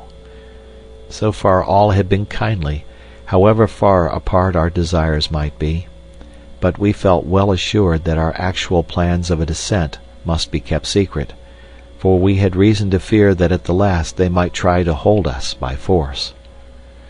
In spite of the danger from dinosaurs, which is not great save at night, for, as I may have said before, they are mostly nocturnal in their habits, I have twice in the last 3 weeks been over to our old camp in order to see our negro, who still kept watch and ward below the cliff. My eyes strained eagerly across the great plain in the hope of seeing afar off the help for which we had prayed, but the long, cactus-strewn levels still stretched away, empty and bare, to the distant line of the canebrake. "They will soon come now, Massa Malone. Before another week pass, Indian come back and bring rope and fetch you down." Such was the cheery cry of our excellent Zambo. I had one strange experience as I came away from the second visit, which had involved my being away for a night from my companions. I was returning along the well-remembered route, and had reached a spot within a mile or so of the marsh of the pterodactyls, when I saw an extraordinary object approaching me. It was a man who walked inside a framework made of bent canes, so that he was enclosed on all sides in a bell-shaped cage. As I drew nearer, I was more amazed still to see that it was Lord John Roxton. When he saw me, he slipped from under his curious protection, and came towards me laughing, and yet, as I thought, with some confusion in his manner. "Well, young fella," said he, "who would have thought of meeting you up here?" "What in the world are you doing?" I asked. "Visiting, my friend, the pterodactyls," said he. "But why?" "Interesting beast, don't you think? But unsociable. Nasty, rude way with strangers, as you may remember. So I rigged this framework which keeps them from being too pressing in their attentions." "But what do you want in the swamp?" He looked at me with a very questioning eye, and I read hesitation in his face. "Don't you think other people besides professors can want to know things?" he said at last. "I'm studying the pretty dears. That's enough for you." "No offense," said I. His good humor returned, and he laughed. "No offense, young fella. I'm going to get a young devil chick for Challenger. That's one of my jobs. No, I don't want your company. I'm safe in this cage, and you are not. So long, and I'll be back in camp by nightfall." He turned away, and I left him wandering on through the wood with his extraordinary cage around him. If Lord John's behavior at this time was strange, that of Challenger was more so. I may say that he seemed to possess an extraordinary fascination for the Indian women, and that he always carried a large spreading palm branch with which he beat them off, as if they were flies, when their attentions became too pressing.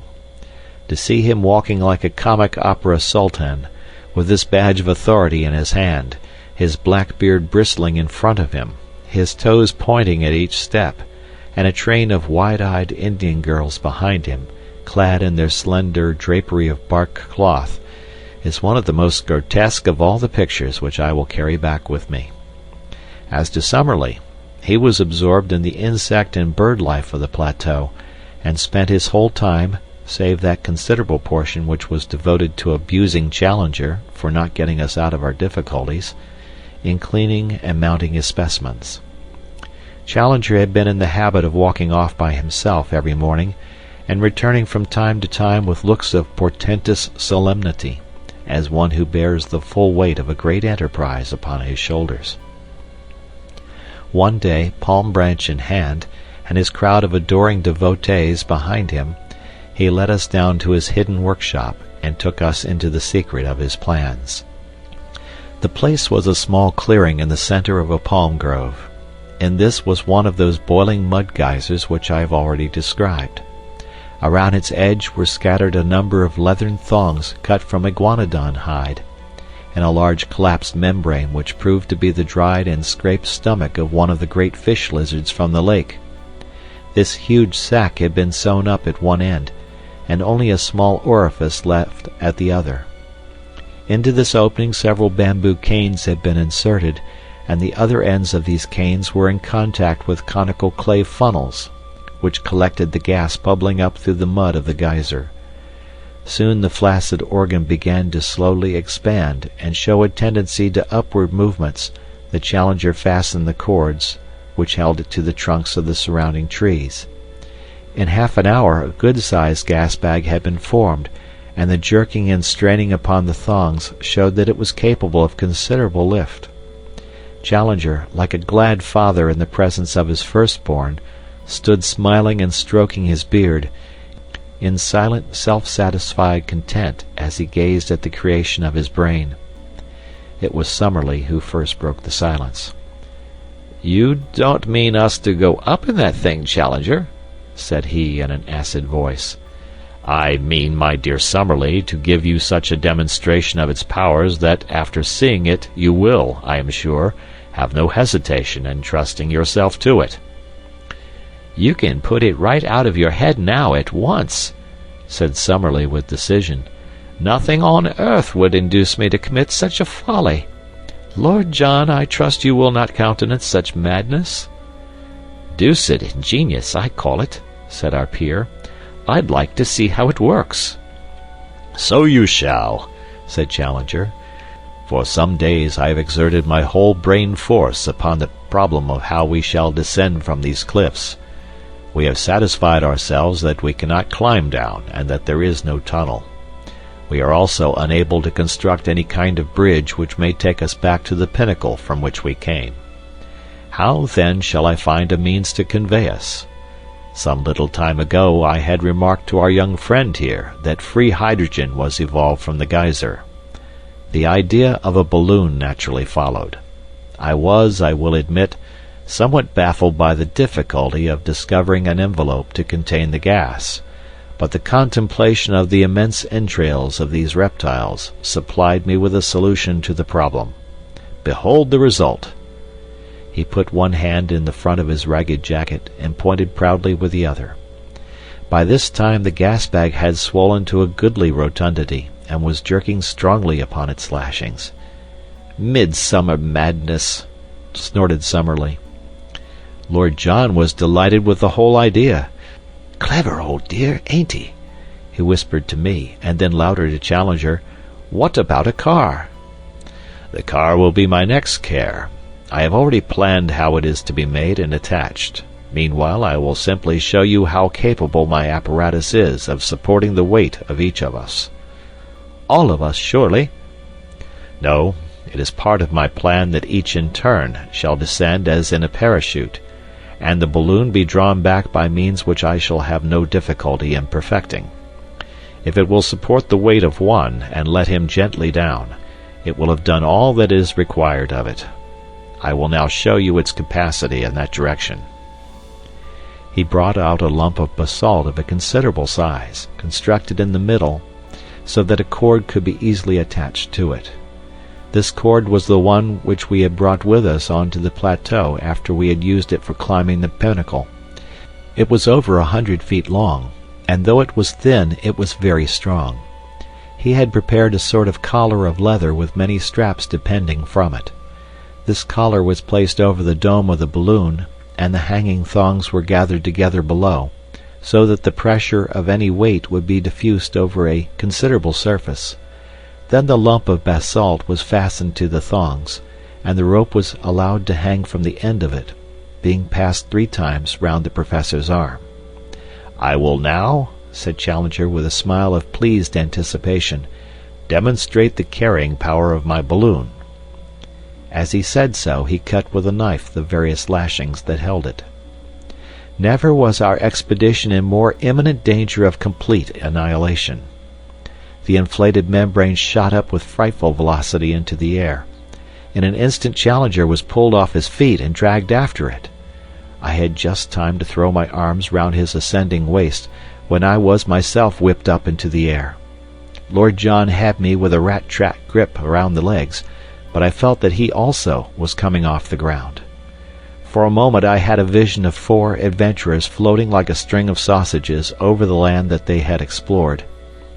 But, happily, there were limits to the strain which the rope would stand, though none apparently to the lifting powers of this infernal machine. There was a sharp crack, and we were in a heap upon the ground with coils of rope all over us. When we were able to stagger to our feet, we saw far off in the deep blue sky one dark spot where the lump of basalt was speeding upon its way. "Splendid!" cried the undaunted Challenger, rubbing his injured arm. "A most thorough and satisfactory demonstration. I could not have anticipated such a success. Within a week, gentlemen, I promise that a second balloon will be prepared, and then you can count upon taking in safety and comfort the first stage of our homeward journey." So far I have written each of the foregoing events as it occurred. Now I am rounding off my narrative from the old camp, where Zambo has waited so long, with all our difficulties and dangers left like a dream behind us upon the summit of those vast ruddy crags which tower above our heads. We have descended in safety, though in a most unexpected fashion, and all is well with us. In 6 weeks or 2 months we shall be in London, and it is possible that this letter may not reach you much earlier than we do ourselves. Already our hearts yearn, and our spirits fly towards the great mother city which holds so much that is dear to us.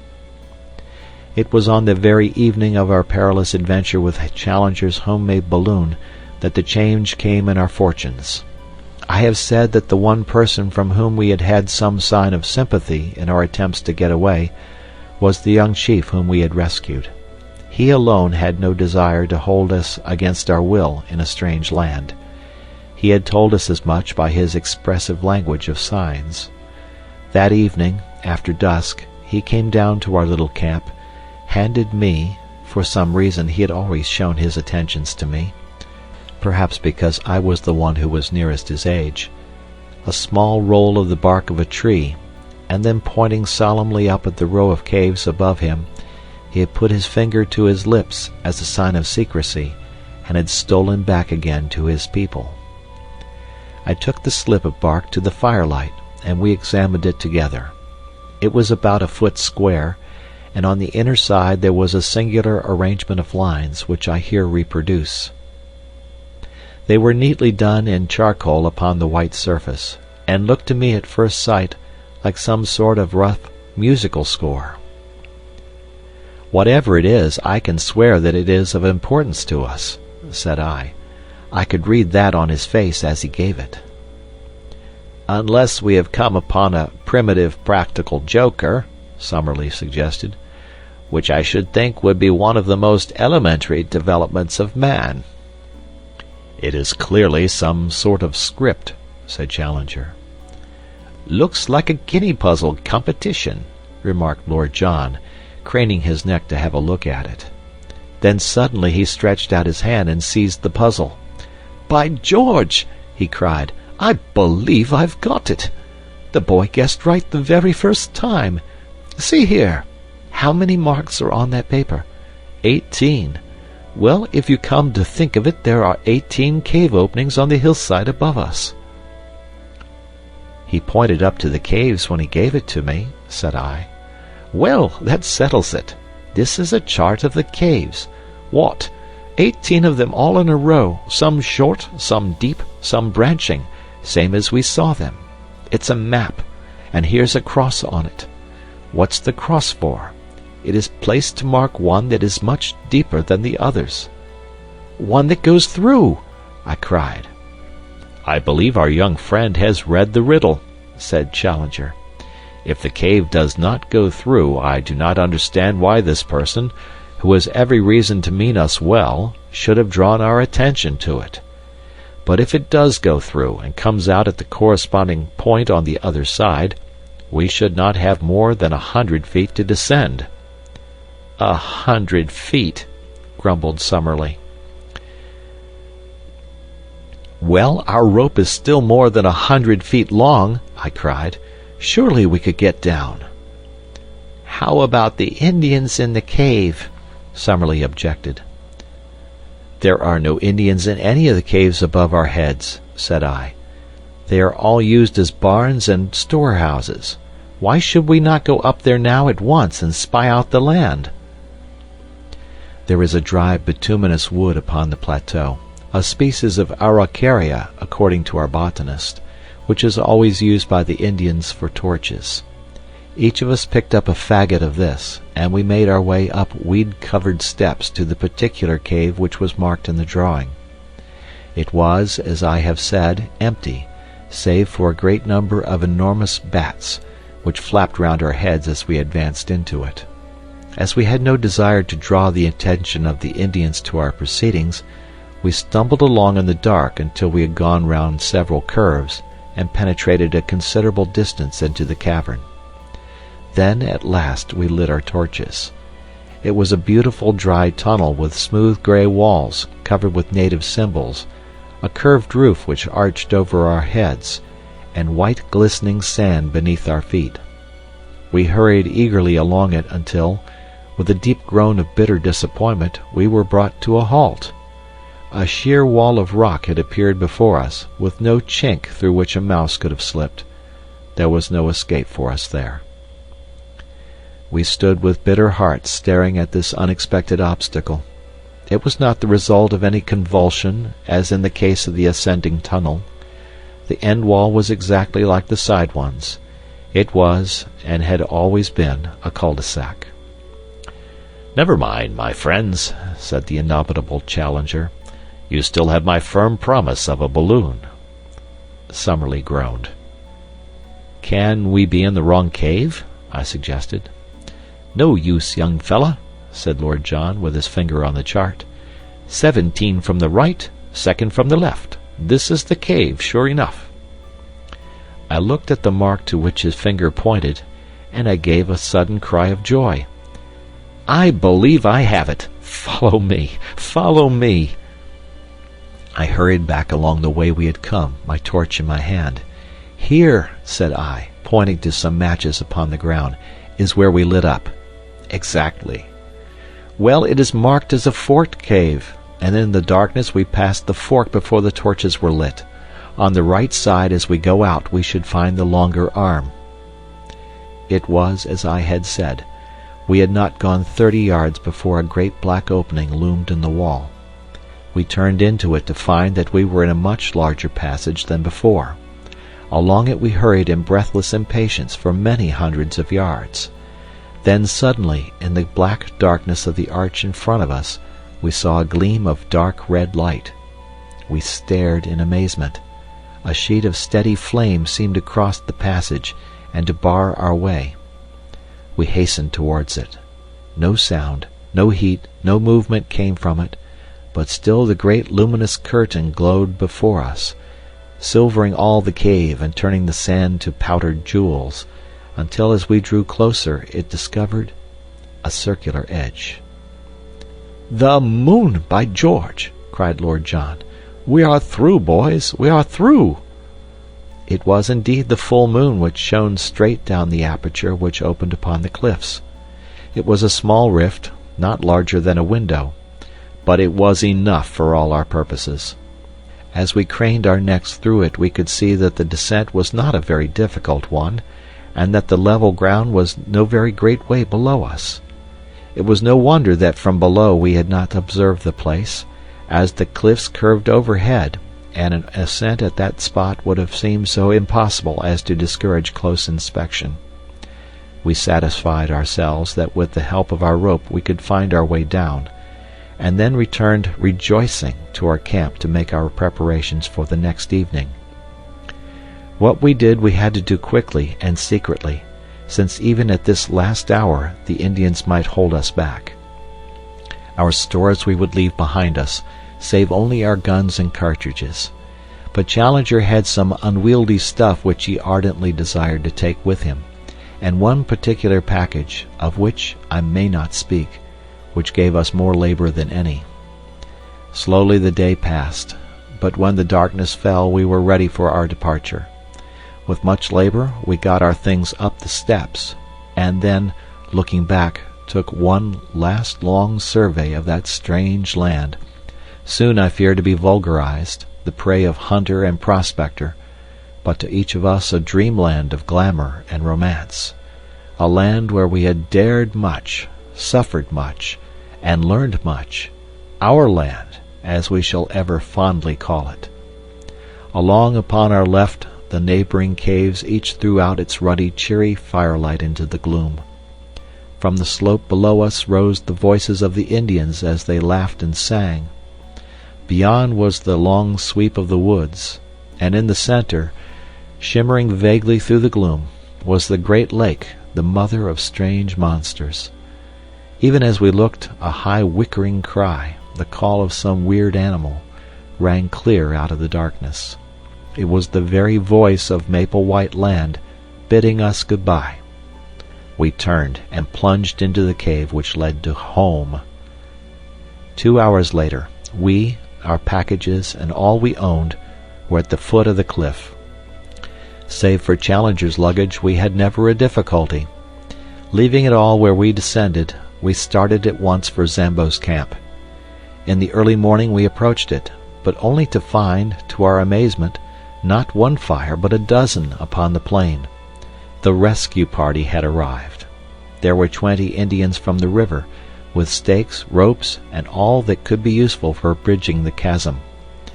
At least we shall have no difficulty now in carrying our packages, when tomorrow we begin to make our way back to the Amazon. And so, in humble and thankful mood, I close this account. Our eyes have seen great wonders, and our souls are chastened by what we have endured. Each is in his own way a better and deeper man.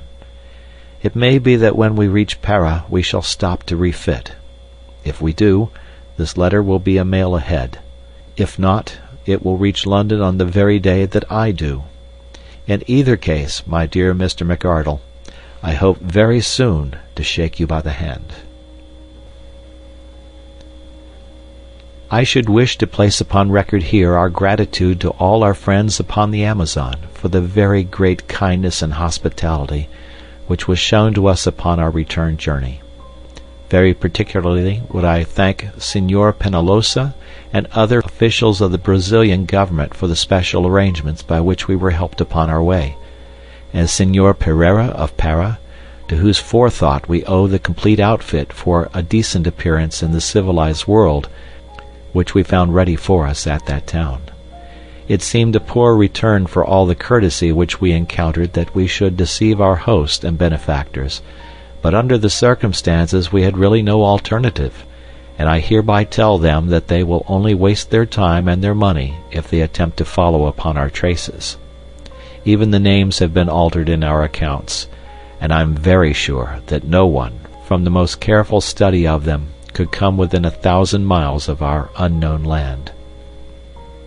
The excitement which had been caused through those parts of South America which we had to traverse was imagined by us to be purely local, and I can assure our friends in England that we had no notion of the uproar which the mere rumor of our experiences had caused through Europe. It was not until the Ivernia was within 500 miles of Southampton that the wireless messages from paper after paper, and agency after agency, offering huge prices for a short return message as to our actual results, showed us how strained was the attention not only of the scientific world but of the general public. It was agreed among us, however, that no definite statement should be given to the press until we had met the members of the Zoological Institute, since as delegates it was our clear duty to give our first report to the body from which we had received our commission of investigation. Thus, although we found Southampton full of pressmen, we absolutely refused to give any information, which had the natural effect of focusing public attention upon the meeting which was advertised for the evening of November 7th. For this gathering, the Zoological Hall which had been the scene of the inception of our task was found to be far too small, and it was only in the Queen's Hall in Regent Street that accommodation could be found. It is now common knowledge the promoters might have ventured upon the Albert Hall and still found their space too scanty. It was for the second evening after our arrival that the great meeting had been fixed. For the first we had each, no doubt, our own pressing personal affairs to absorb us. Of mine I cannot yet speak. It may be that as it stands further from me I may think of it, and even speak of it, with less emotion. I have shown the reader in the beginning of this narrative where lay the springs of my action. It is but right, perhaps, that I should carry on the tale and show also the results. And yet the day may come when I would not have it otherwise. At least I have been driven forth to take part in a wondrous adventure, and I cannot but be thankful to the force that drove me. And now I turn to the last supreme eventful moment of our adventure. As I was racking my brain as to how I should best describe it, my eyes fell upon the issue of my own journal for the morning of the 8th of November, with a full and excellent account of my friend and fellow reporter Macdona. What can I do better than transcribe his narrative, headlines and all? I admit that the paper was exuberant in the manner, out of compliment to its own enterprise in sending a correspondent, but the other great dailies were hardly less full in their account. Thus, then, friend Mac in his report: The New World. Great meeting at the Queen's Hall. Scenes of uproar. Extraordinary incident. What was it? Nocturnal riot in Regent Street. Special.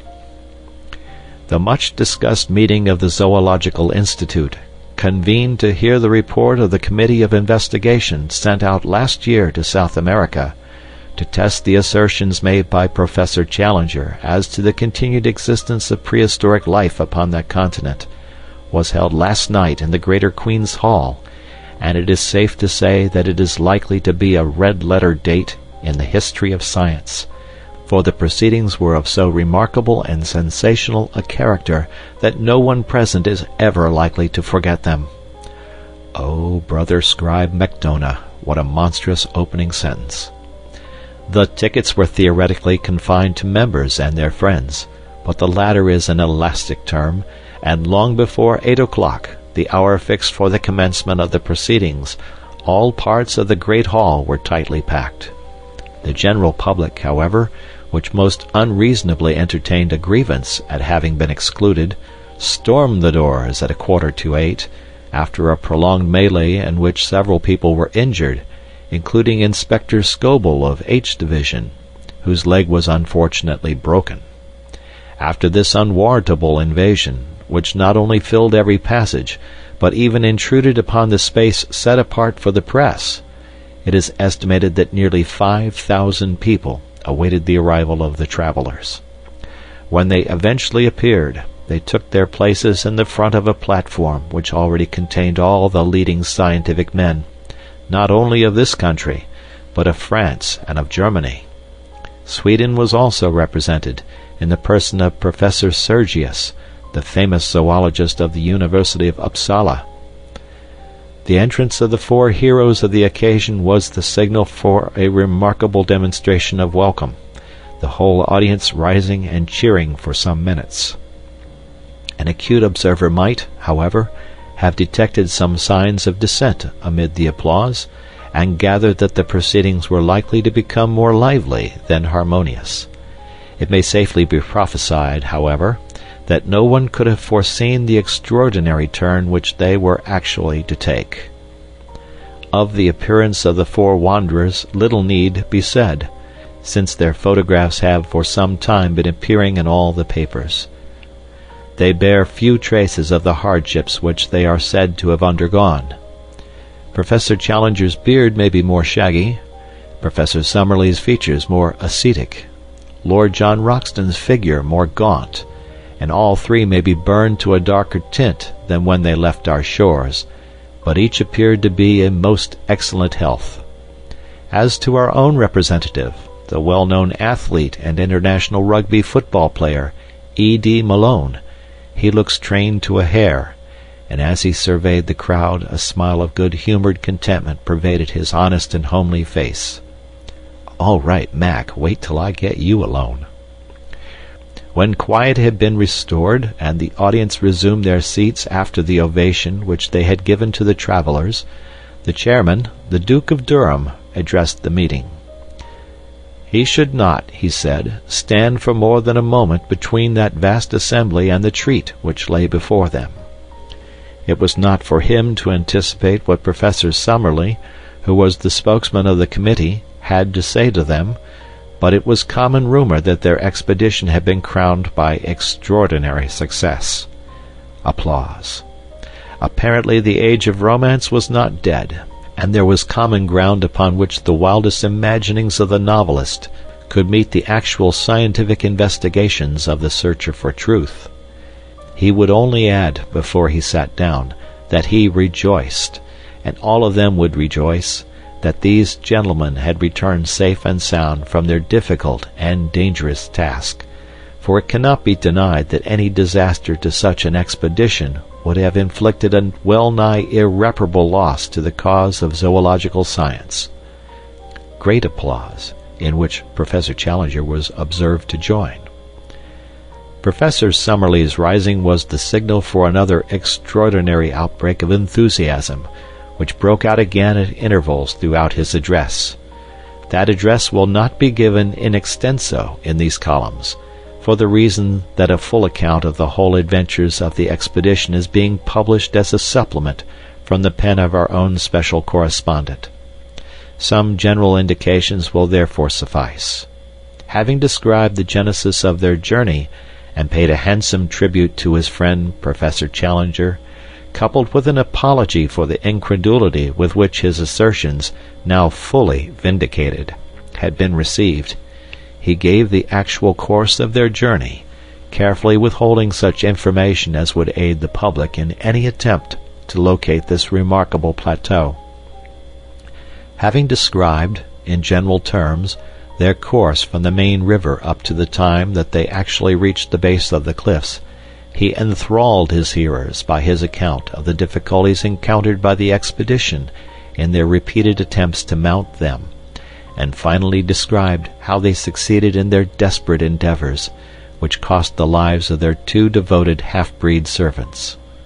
This amazing reading of the affair was the result of Summerlee's endeavors to avoid raising any questionable matter at the meeting.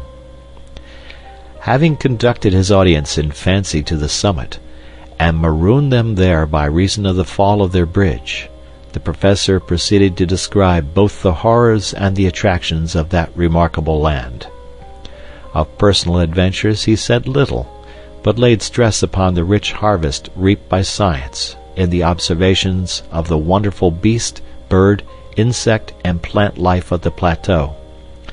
Peculiarly rich in the Coleoptera and in the Lepidoptera, 46 new species of the one and 94 of the other had been secured in the course of a few weeks. It was, however, in the larger animals, and especially in the larger animals supposed to have been long extinct, that the interest of the public was naturally centered. Of these he was able to give a goodly list, but had little doubt that it would be largely extended when the place had been more thoroughly investigated. He and his companions had seen at least a dozen creatures, most of them at a distance, which corresponded with nothing at present known to science. These would in time be duly classified and examined. He instanced a snake, the cast skin of which, deep purple in color, was 51 feet in length, and mentioned a white creature, supposed to be mammalian, which gave forth well-marked phosphorescence in the darkness. Also a large black moth, the bite of which was supposed by the Indians to be highly poisonous. Setting aside these entirely new forms of life, the plateau was very rich in known prehistoric forms, dating back in some cases to early Jurassic times. Among these he mentioned the gigantic and grotesque Stegosaurus, seen once by Mr. Malone at a drinking place by the lake, and drawn in the sketch-book of that adventurous American who had first penetrated this unknown world. He described also the iguanodon and the pterodactyl, 2 of the first of the wonders which they had encountered. He then thrilled the assembly by some account of the terrible carnivorous dinosaurs, which had on more than one occasion pursued members of the party, and which were the most formidable of all the creatures which they had encountered. Thence he passed to the huge and ferocious bird, the Phororachus, and to the great elk which still roams upon this upland. It was not, however, until he sketched the mysteries of the central lake that the full interest and enthusiasm of the audience were aroused. One had to pinch oneself to be sure that one was awake as one heard this sane and practical professor, in cold measured tones, describing the monstrous 3-eyed fish lizards and the huge water snakes which inhabit this enchanted sheet of water. Next he touched upon the Indians, and upon the extraordinary colony of anthropoid apes, which might be looked upon as an advance upon the Pithecanthropus of Java, and as coming therefore nearer than any known form to that hypothetical creation, the missing link. Finally he described, amidst some merriment, the ingenious but highly dangerous aeronautic invention of Professor Challenger, and wound up a most memorable address by an account of the methods by which the committee did at last find their way back to civilization. It had been hoped that the proceedings would end there, and that a vote of thanks and congratulation, moved by Professor Sergius of Uppsala University, would be duly seconded and carried. But it was soon evident that the course of events was not destined to flow so smoothly. Symptoms of opposition had been evident from time to time during the evening, and now Dr. James Illingworth of Edinburgh rose in the centre of the hall. Dr. Illingworth asked whether an amendment should not be taken before a resolution. The chairman: "Yes, sir, if there must be an amendment." Dr. Illingworth: "Your Grace, there must be an amendment." The chairman: "Then let us take it at once." Professor Summerlee, springing to his feet: "Might I explain, Your Grace, that this man is my personal enemy, ever since our controversy in the Quarterly Journal of Science as to the true nature of Bathybius?" The chairman: "I fear I cannot go into personal matters. Proceed." Dr. Illingworth was imperfectly heard in part of his remarks on account of the strenuous opposition of the friends of the explorers. Some attempts were also made to pull him down. Being a man of enormous physique, however, and possessed of a very powerful voice, he dominated the tumult and succeeded in finishing his speech. It was clear, from the moment of his rising, that he had a number of friends and sympathizers in the hall, though they formed a minority in the audience. The attitude of the greater part of the public must be described as one of attentive neutrality.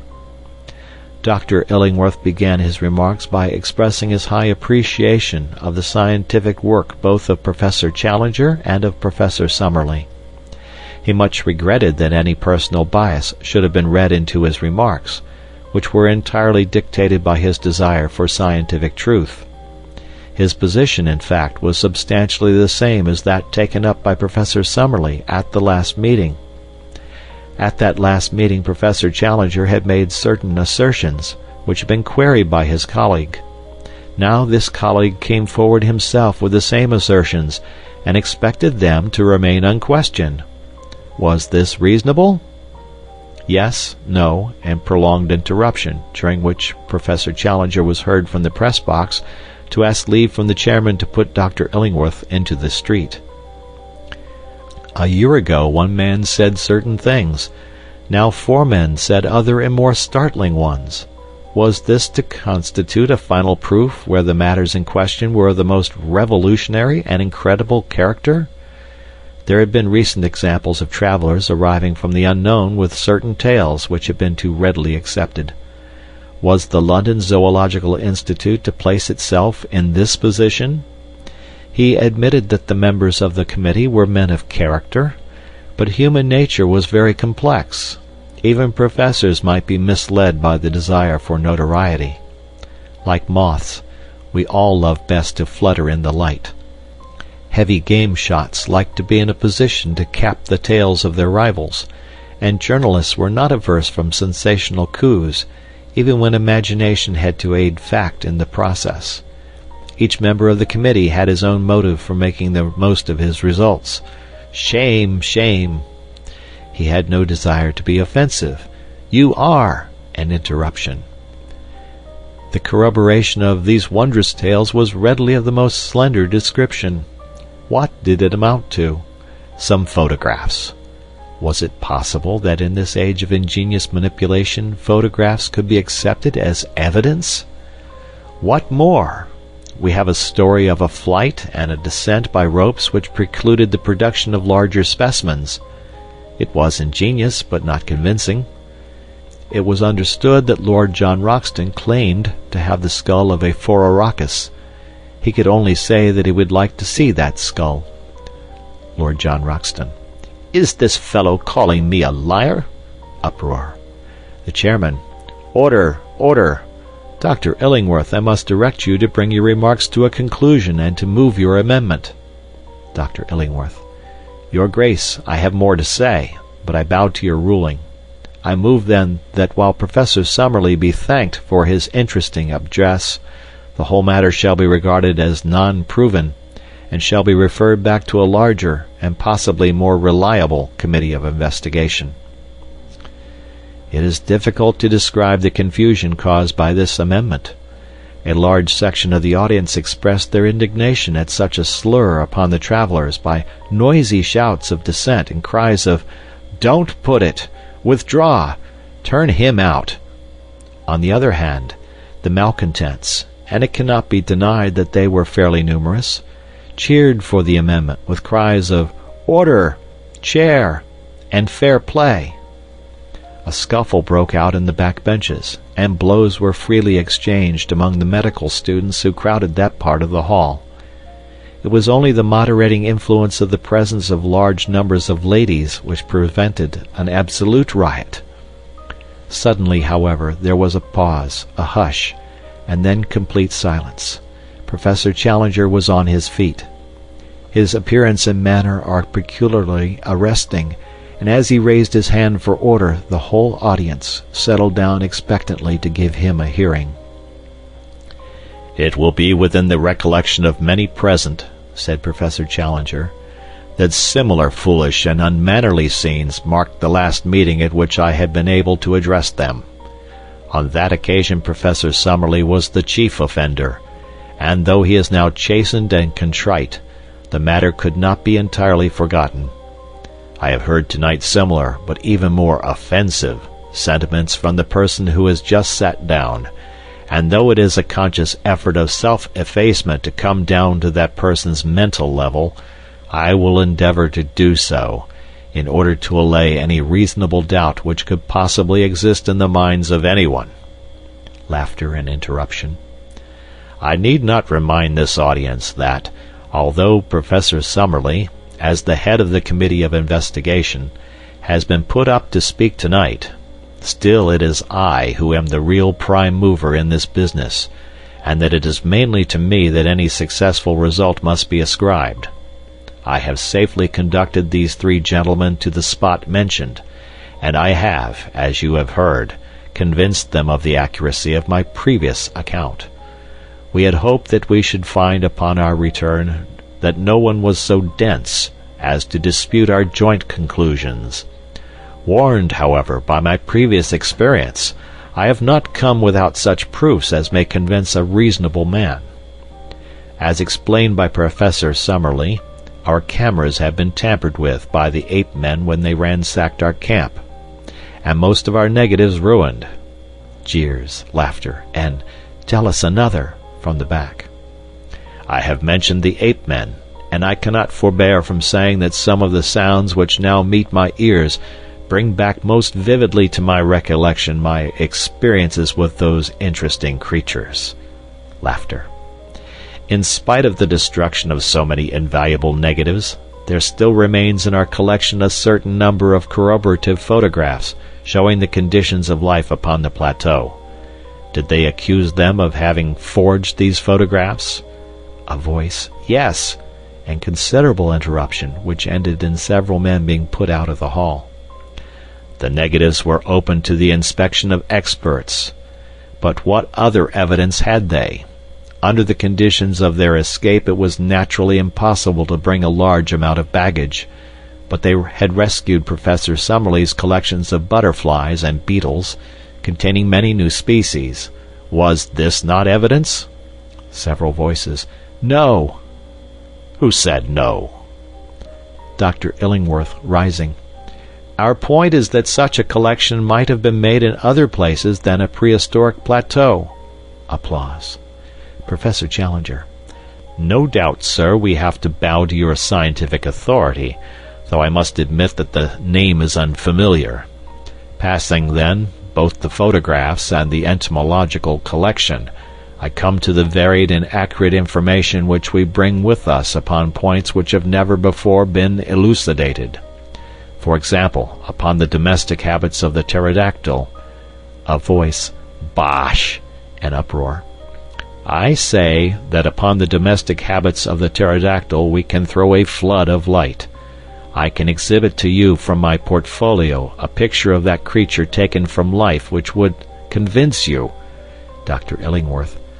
"No picture could convince us of anything." Professor Challenger. "You would require to see the thing itself?" Dr. Illingworth. "Undoubtedly." Professor Challenger. "And you would accept that?" Dr. Illingworth, laughing. "Beyond a doubt." It was at this point that the sensation of the evening arose, a sensation so dramatic that it can never have been paralleled in the history of scientific gatherings. Professor Challenger raised his hand in the air as a signal, and at once our colleague, Mr. E.D. Malone, was observed to rise and to make his way to the back of the platform. An instant later he reappeared in company of a gigantic Negro, the two of them bearing between them a large square packing case. It was evidently of great weight, and was slowly carried forward and placed in front of the professor's chair. All sound had hushed in the audience, and everyone was absorbed in the spectacle before them. Professor Challenger drew off the top of the case, which formed a sliding lid. Peering down into the box, he snapped his fingers several times, and was heard from the press seat to say, "Come then, pretty, pretty," in a coaxing voice. An instant later, with a scratching, rattling sound, a most horrible and loathsome creature appeared from below and perched itself upon the side of the case. Even the unexpected fall of the Duke of Durham into the orchestra, which occurred at this moment, could not distract the petrified attention of the vast audience. The face of the creature was like the wildest gargoyle that the imagination of a mad medieval builder could have conceived. It was malicious, horrible, with two small red eyes as bright as points of burning coal. Its long, savage mouth, which was held half open, was full of a double row of shark-like teeth. Its shoulders were humped, and round them were draped what appeared to be a faded gray shawl. It was the devil of our childhood in person.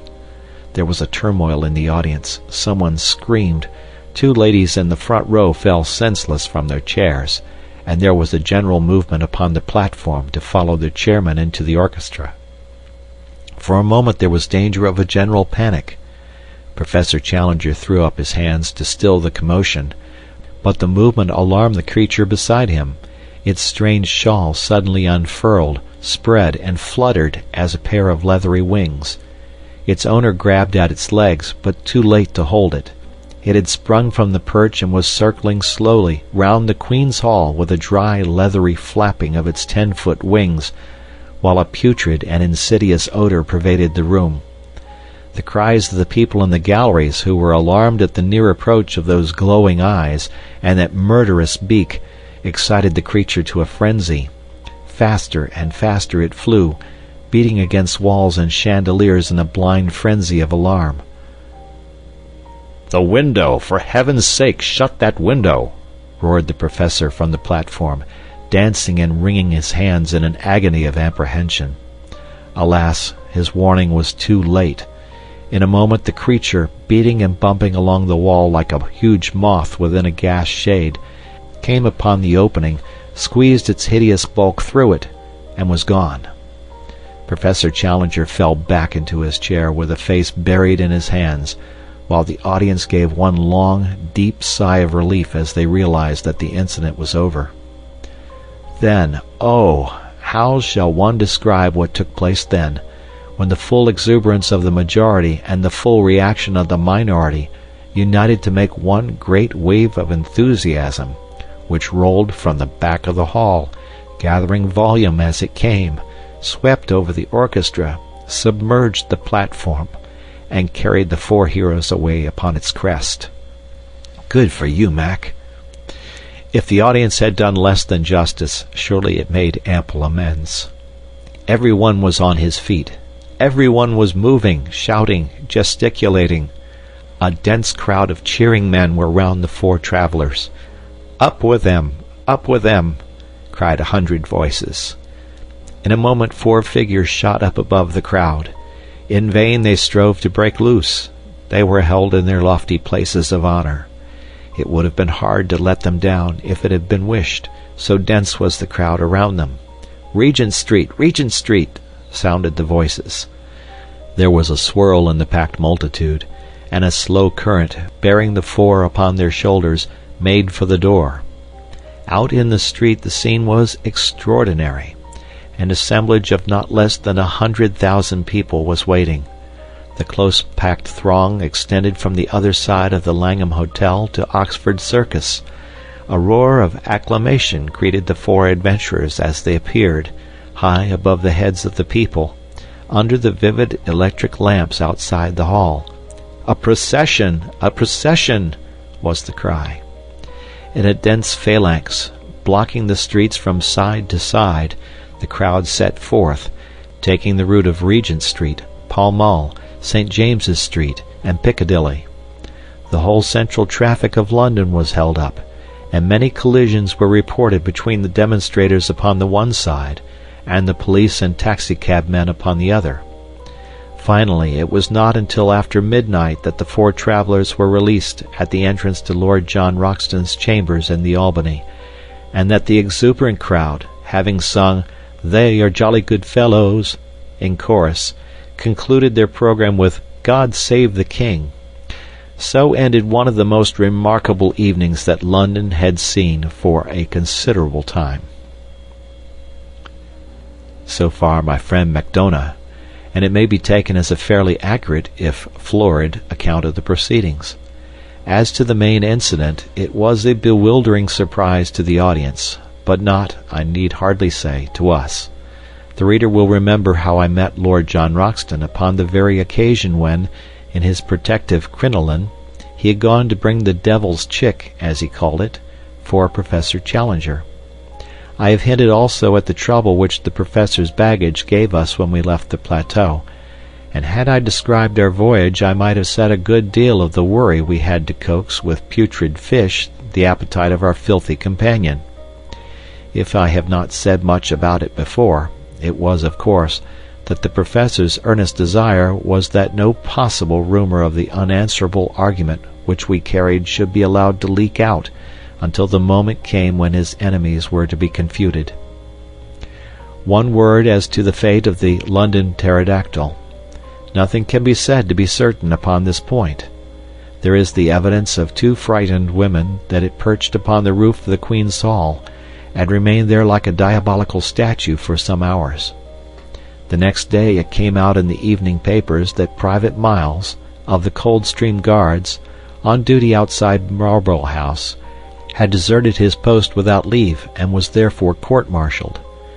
Private Miles's account, that he dropped his rifle and took to his heels down the Mall because on looking up he had suddenly seen the devil between him and the moon, was not accepted by the court, and yet it may have a direct bearing upon the point at issue.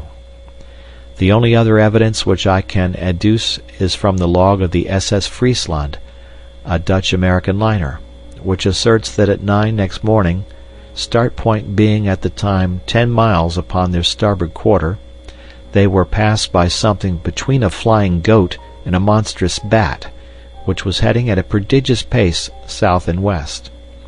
If its homing instinct led it upon the right line, there can be no doubt that somewhere out in the wastes of the Atlantic the last European pterodactyl found its end. And Gladys! Oh, my Gladys! Gladys of the Mystic Lake, now to be renamed the Central, for never shall she have immortality through me. Did I not always see some hard fibre in her nature? Did I not, even at the time when I was proud to obey her behest, feel that it was surely a poor love which could drive a lover to his death or the danger of it? Did I not, in my truest thoughts, always recurring and always dismissed, see past the beauty of the face, and, peering into the soul, discern the twin shadows of selfishness and of fickleness glooming at the back of it? Did she love the heroic and spectacular for its own noble sake, or was it for the glory which might, without effort or sacrifice, be reflected upon herself? Or are these thoughts the vain wisdom which comes after the event? It was the shock of my life. For a moment it had turned me to a cynic. But already, as I write, a week has passed, and we have had our momentous interview with Lord John Roxton, and, well, perhaps things might be worse. Let me tell it in a few words. No letter or telegram had come to me at Southampton, and I reached the little villa at Streatham about 10 o'clock that night in a fever of alarm. Was she dead or alive? Where were all my nightly dreams of the open arms, the smiling face, the words of praise for her man who had risked his life to humor her whim. Already I was down from the high peaks and standing flat-footed upon earth, yet some good reasons given might still lift me to the clouds once more. I rushed down the garden path, hammered at the door, heard the voice of Gladys within, pushed past the staring maid, and strode into the sitting-room. She was seated in a low settee under the shaded standard lamp by the piano. In 3 steps I was across the room, and had both her hands in mine. "Gladys!" I cried. "Gladys!" She looked up with amazement at her face. She was altered in some subtle way. The expression of her eyes, the hard upward stare, the set of the lips, was new to me. She drew back her hands. "What do you mean?" she said. "Gladys!" I cried. "What is the matter? You are my Gladys, are you not? Little Gladys Hungerton?" "No," said she. "I am Gladys Potts. Let me introduce you to my husband." How absurd life is. I found myself mechanically bowing and shaking hands with a little ginger-haired man who was coiled up in the deep armchair which had once been sacred to my own use. We bobbed and grinned in front of each other. "Father lets us stay here. We are getting our house ready," said Gladys. "Oh, yes," said I. "You didn't get my letter at Para, then?" "No, I got no letter." "Oh, what a pity. It would have made all clear." "It is quite clear," said I. "I've told William all about you," said she. "We have no secrets. I am so sorry about it. But it couldn't have been so very deep, could it, if you could go off to the other end of the world and leave me here alone? You're not crabby, are you?" No, not at all. I think I'll go." "Have some refreshment," said the little man, and he added in a confidential way, "It's always like this, ain't it? And must be unless you have polygamy, only the other way round, you understand." He laughed like an idiot, while I made for the door. I was through it, when a sudden fantastic impulse came upon me, and I went back to my successful rival, who looked nervously at the electric push. "Will you answer a question?" I asked. "Well, within reason," said he. "How did you do it? Have you searched for hidden treasure, or discovered a pole, or done time on a pirate, or flown the Channel, or what? Where is the glamour of romance? How did you get it?" He stared at me with a hopeless expression upon his vacuous, good-natured, scrubby little face. "Don't you think all this is a little too personal?" he said. "Well, just one question," I cried. "What are you? What is your profession?" "I am a solicitor's clerk," said he. "Second man at Johnson and Merivale's, 41 Chancery Lane." "Good night," said I, and vanished, like all disconsolate and broken-hearted heroes, into the darkness, with grief and rage and laughter all simmering within me like a boiling pot. One more little scene and I have done. Last night we all supped at Lord John Roxton's rooms, and sitting together afterwards we smoked in good comradeship and talked our adventures over. It was strange under these altered surroundings to see the old, well-known faces and figures.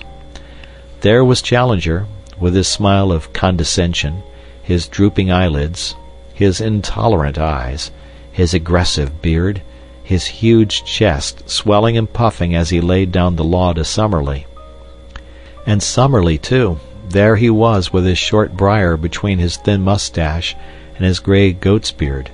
His worn face protruded in eager debate as he queried all Challenger's propositions. Finally, there was our host, with his rugged eagle face, and his cold, blue, glacier eyes with always a shimmer of devilment and of humor down in the depths of them.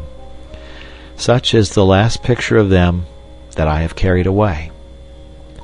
It was after supper, in his own sanctum, the room of the pink radiance and the innumerable trophies, that Lord John Roxton had something to say to us. From a cupboard he brought out an old cigar box, and this he laid before him on the table. "There's one thing," said he, "that maybe I should have spoken about before this, but I wanted to know a little more clearly where I was. No use to raise hopes and let them down again, but it's facts, not hopes, with us now. You may remember that day we found the pterodactyl rookery in the swamp, what? Well, something in the lie of the land took my notice. Perhaps it has escaped you, so I will tell you. It was a volcanic vent full of blue clay." The professors nodded. "Well now, in the whole world I've only had to do with one place there was a volcanic vent of blue clay. That was the great De Beers diamond mine of Kimberley, what? So you see I got diamonds into my head. I rigged up a contraption to hold off these stinking beasts, and I spent a happy day there with a spud. This is what I got." He opened his cigar box, and tilting it over he poured about 20 or 30 rough stones, varying from the size of beans to that of chestnuts, on the table. "Perhaps you think I should have told you then. Well, so I should, only I know there are a lot of traps for the unwary, and that stones may be of any size and yet of little value where color and consistency are clean off. Therefore I brought them back, and on the first day at home I took one round to Spinks, and I asked him to have it roughly cut and valued." He took a pillbox from his pocket, and spilled out of it a beautiful glittering diamond, one of the finest stones that I have ever seen. "There's the result," said he. "He prices the lot at a minimum of £200,000. Of course, it is fair shares between us. I won't hear of anything else. Well, Challenger, what will you do with your 50,000? "If you really persist in your generous view," said the professor, "I should found a private museum, which has long been one of my dreams." "And you, Summerlee?" "I could retire from teaching, and so find time for my final classification of the chalk fossils." "I'll use my own," said Lord John Roxton, "in fitting out a well-formed expedition, and having another look at the dear old plateau. As to you, young fella, you, of course, will spend yours in getting married." "Not just yet," said I, with a rueful smile. "I think if you will have me, that I would rather go with you." Lord Roxton said nothing, but a brown hand was stretched out to me across the table.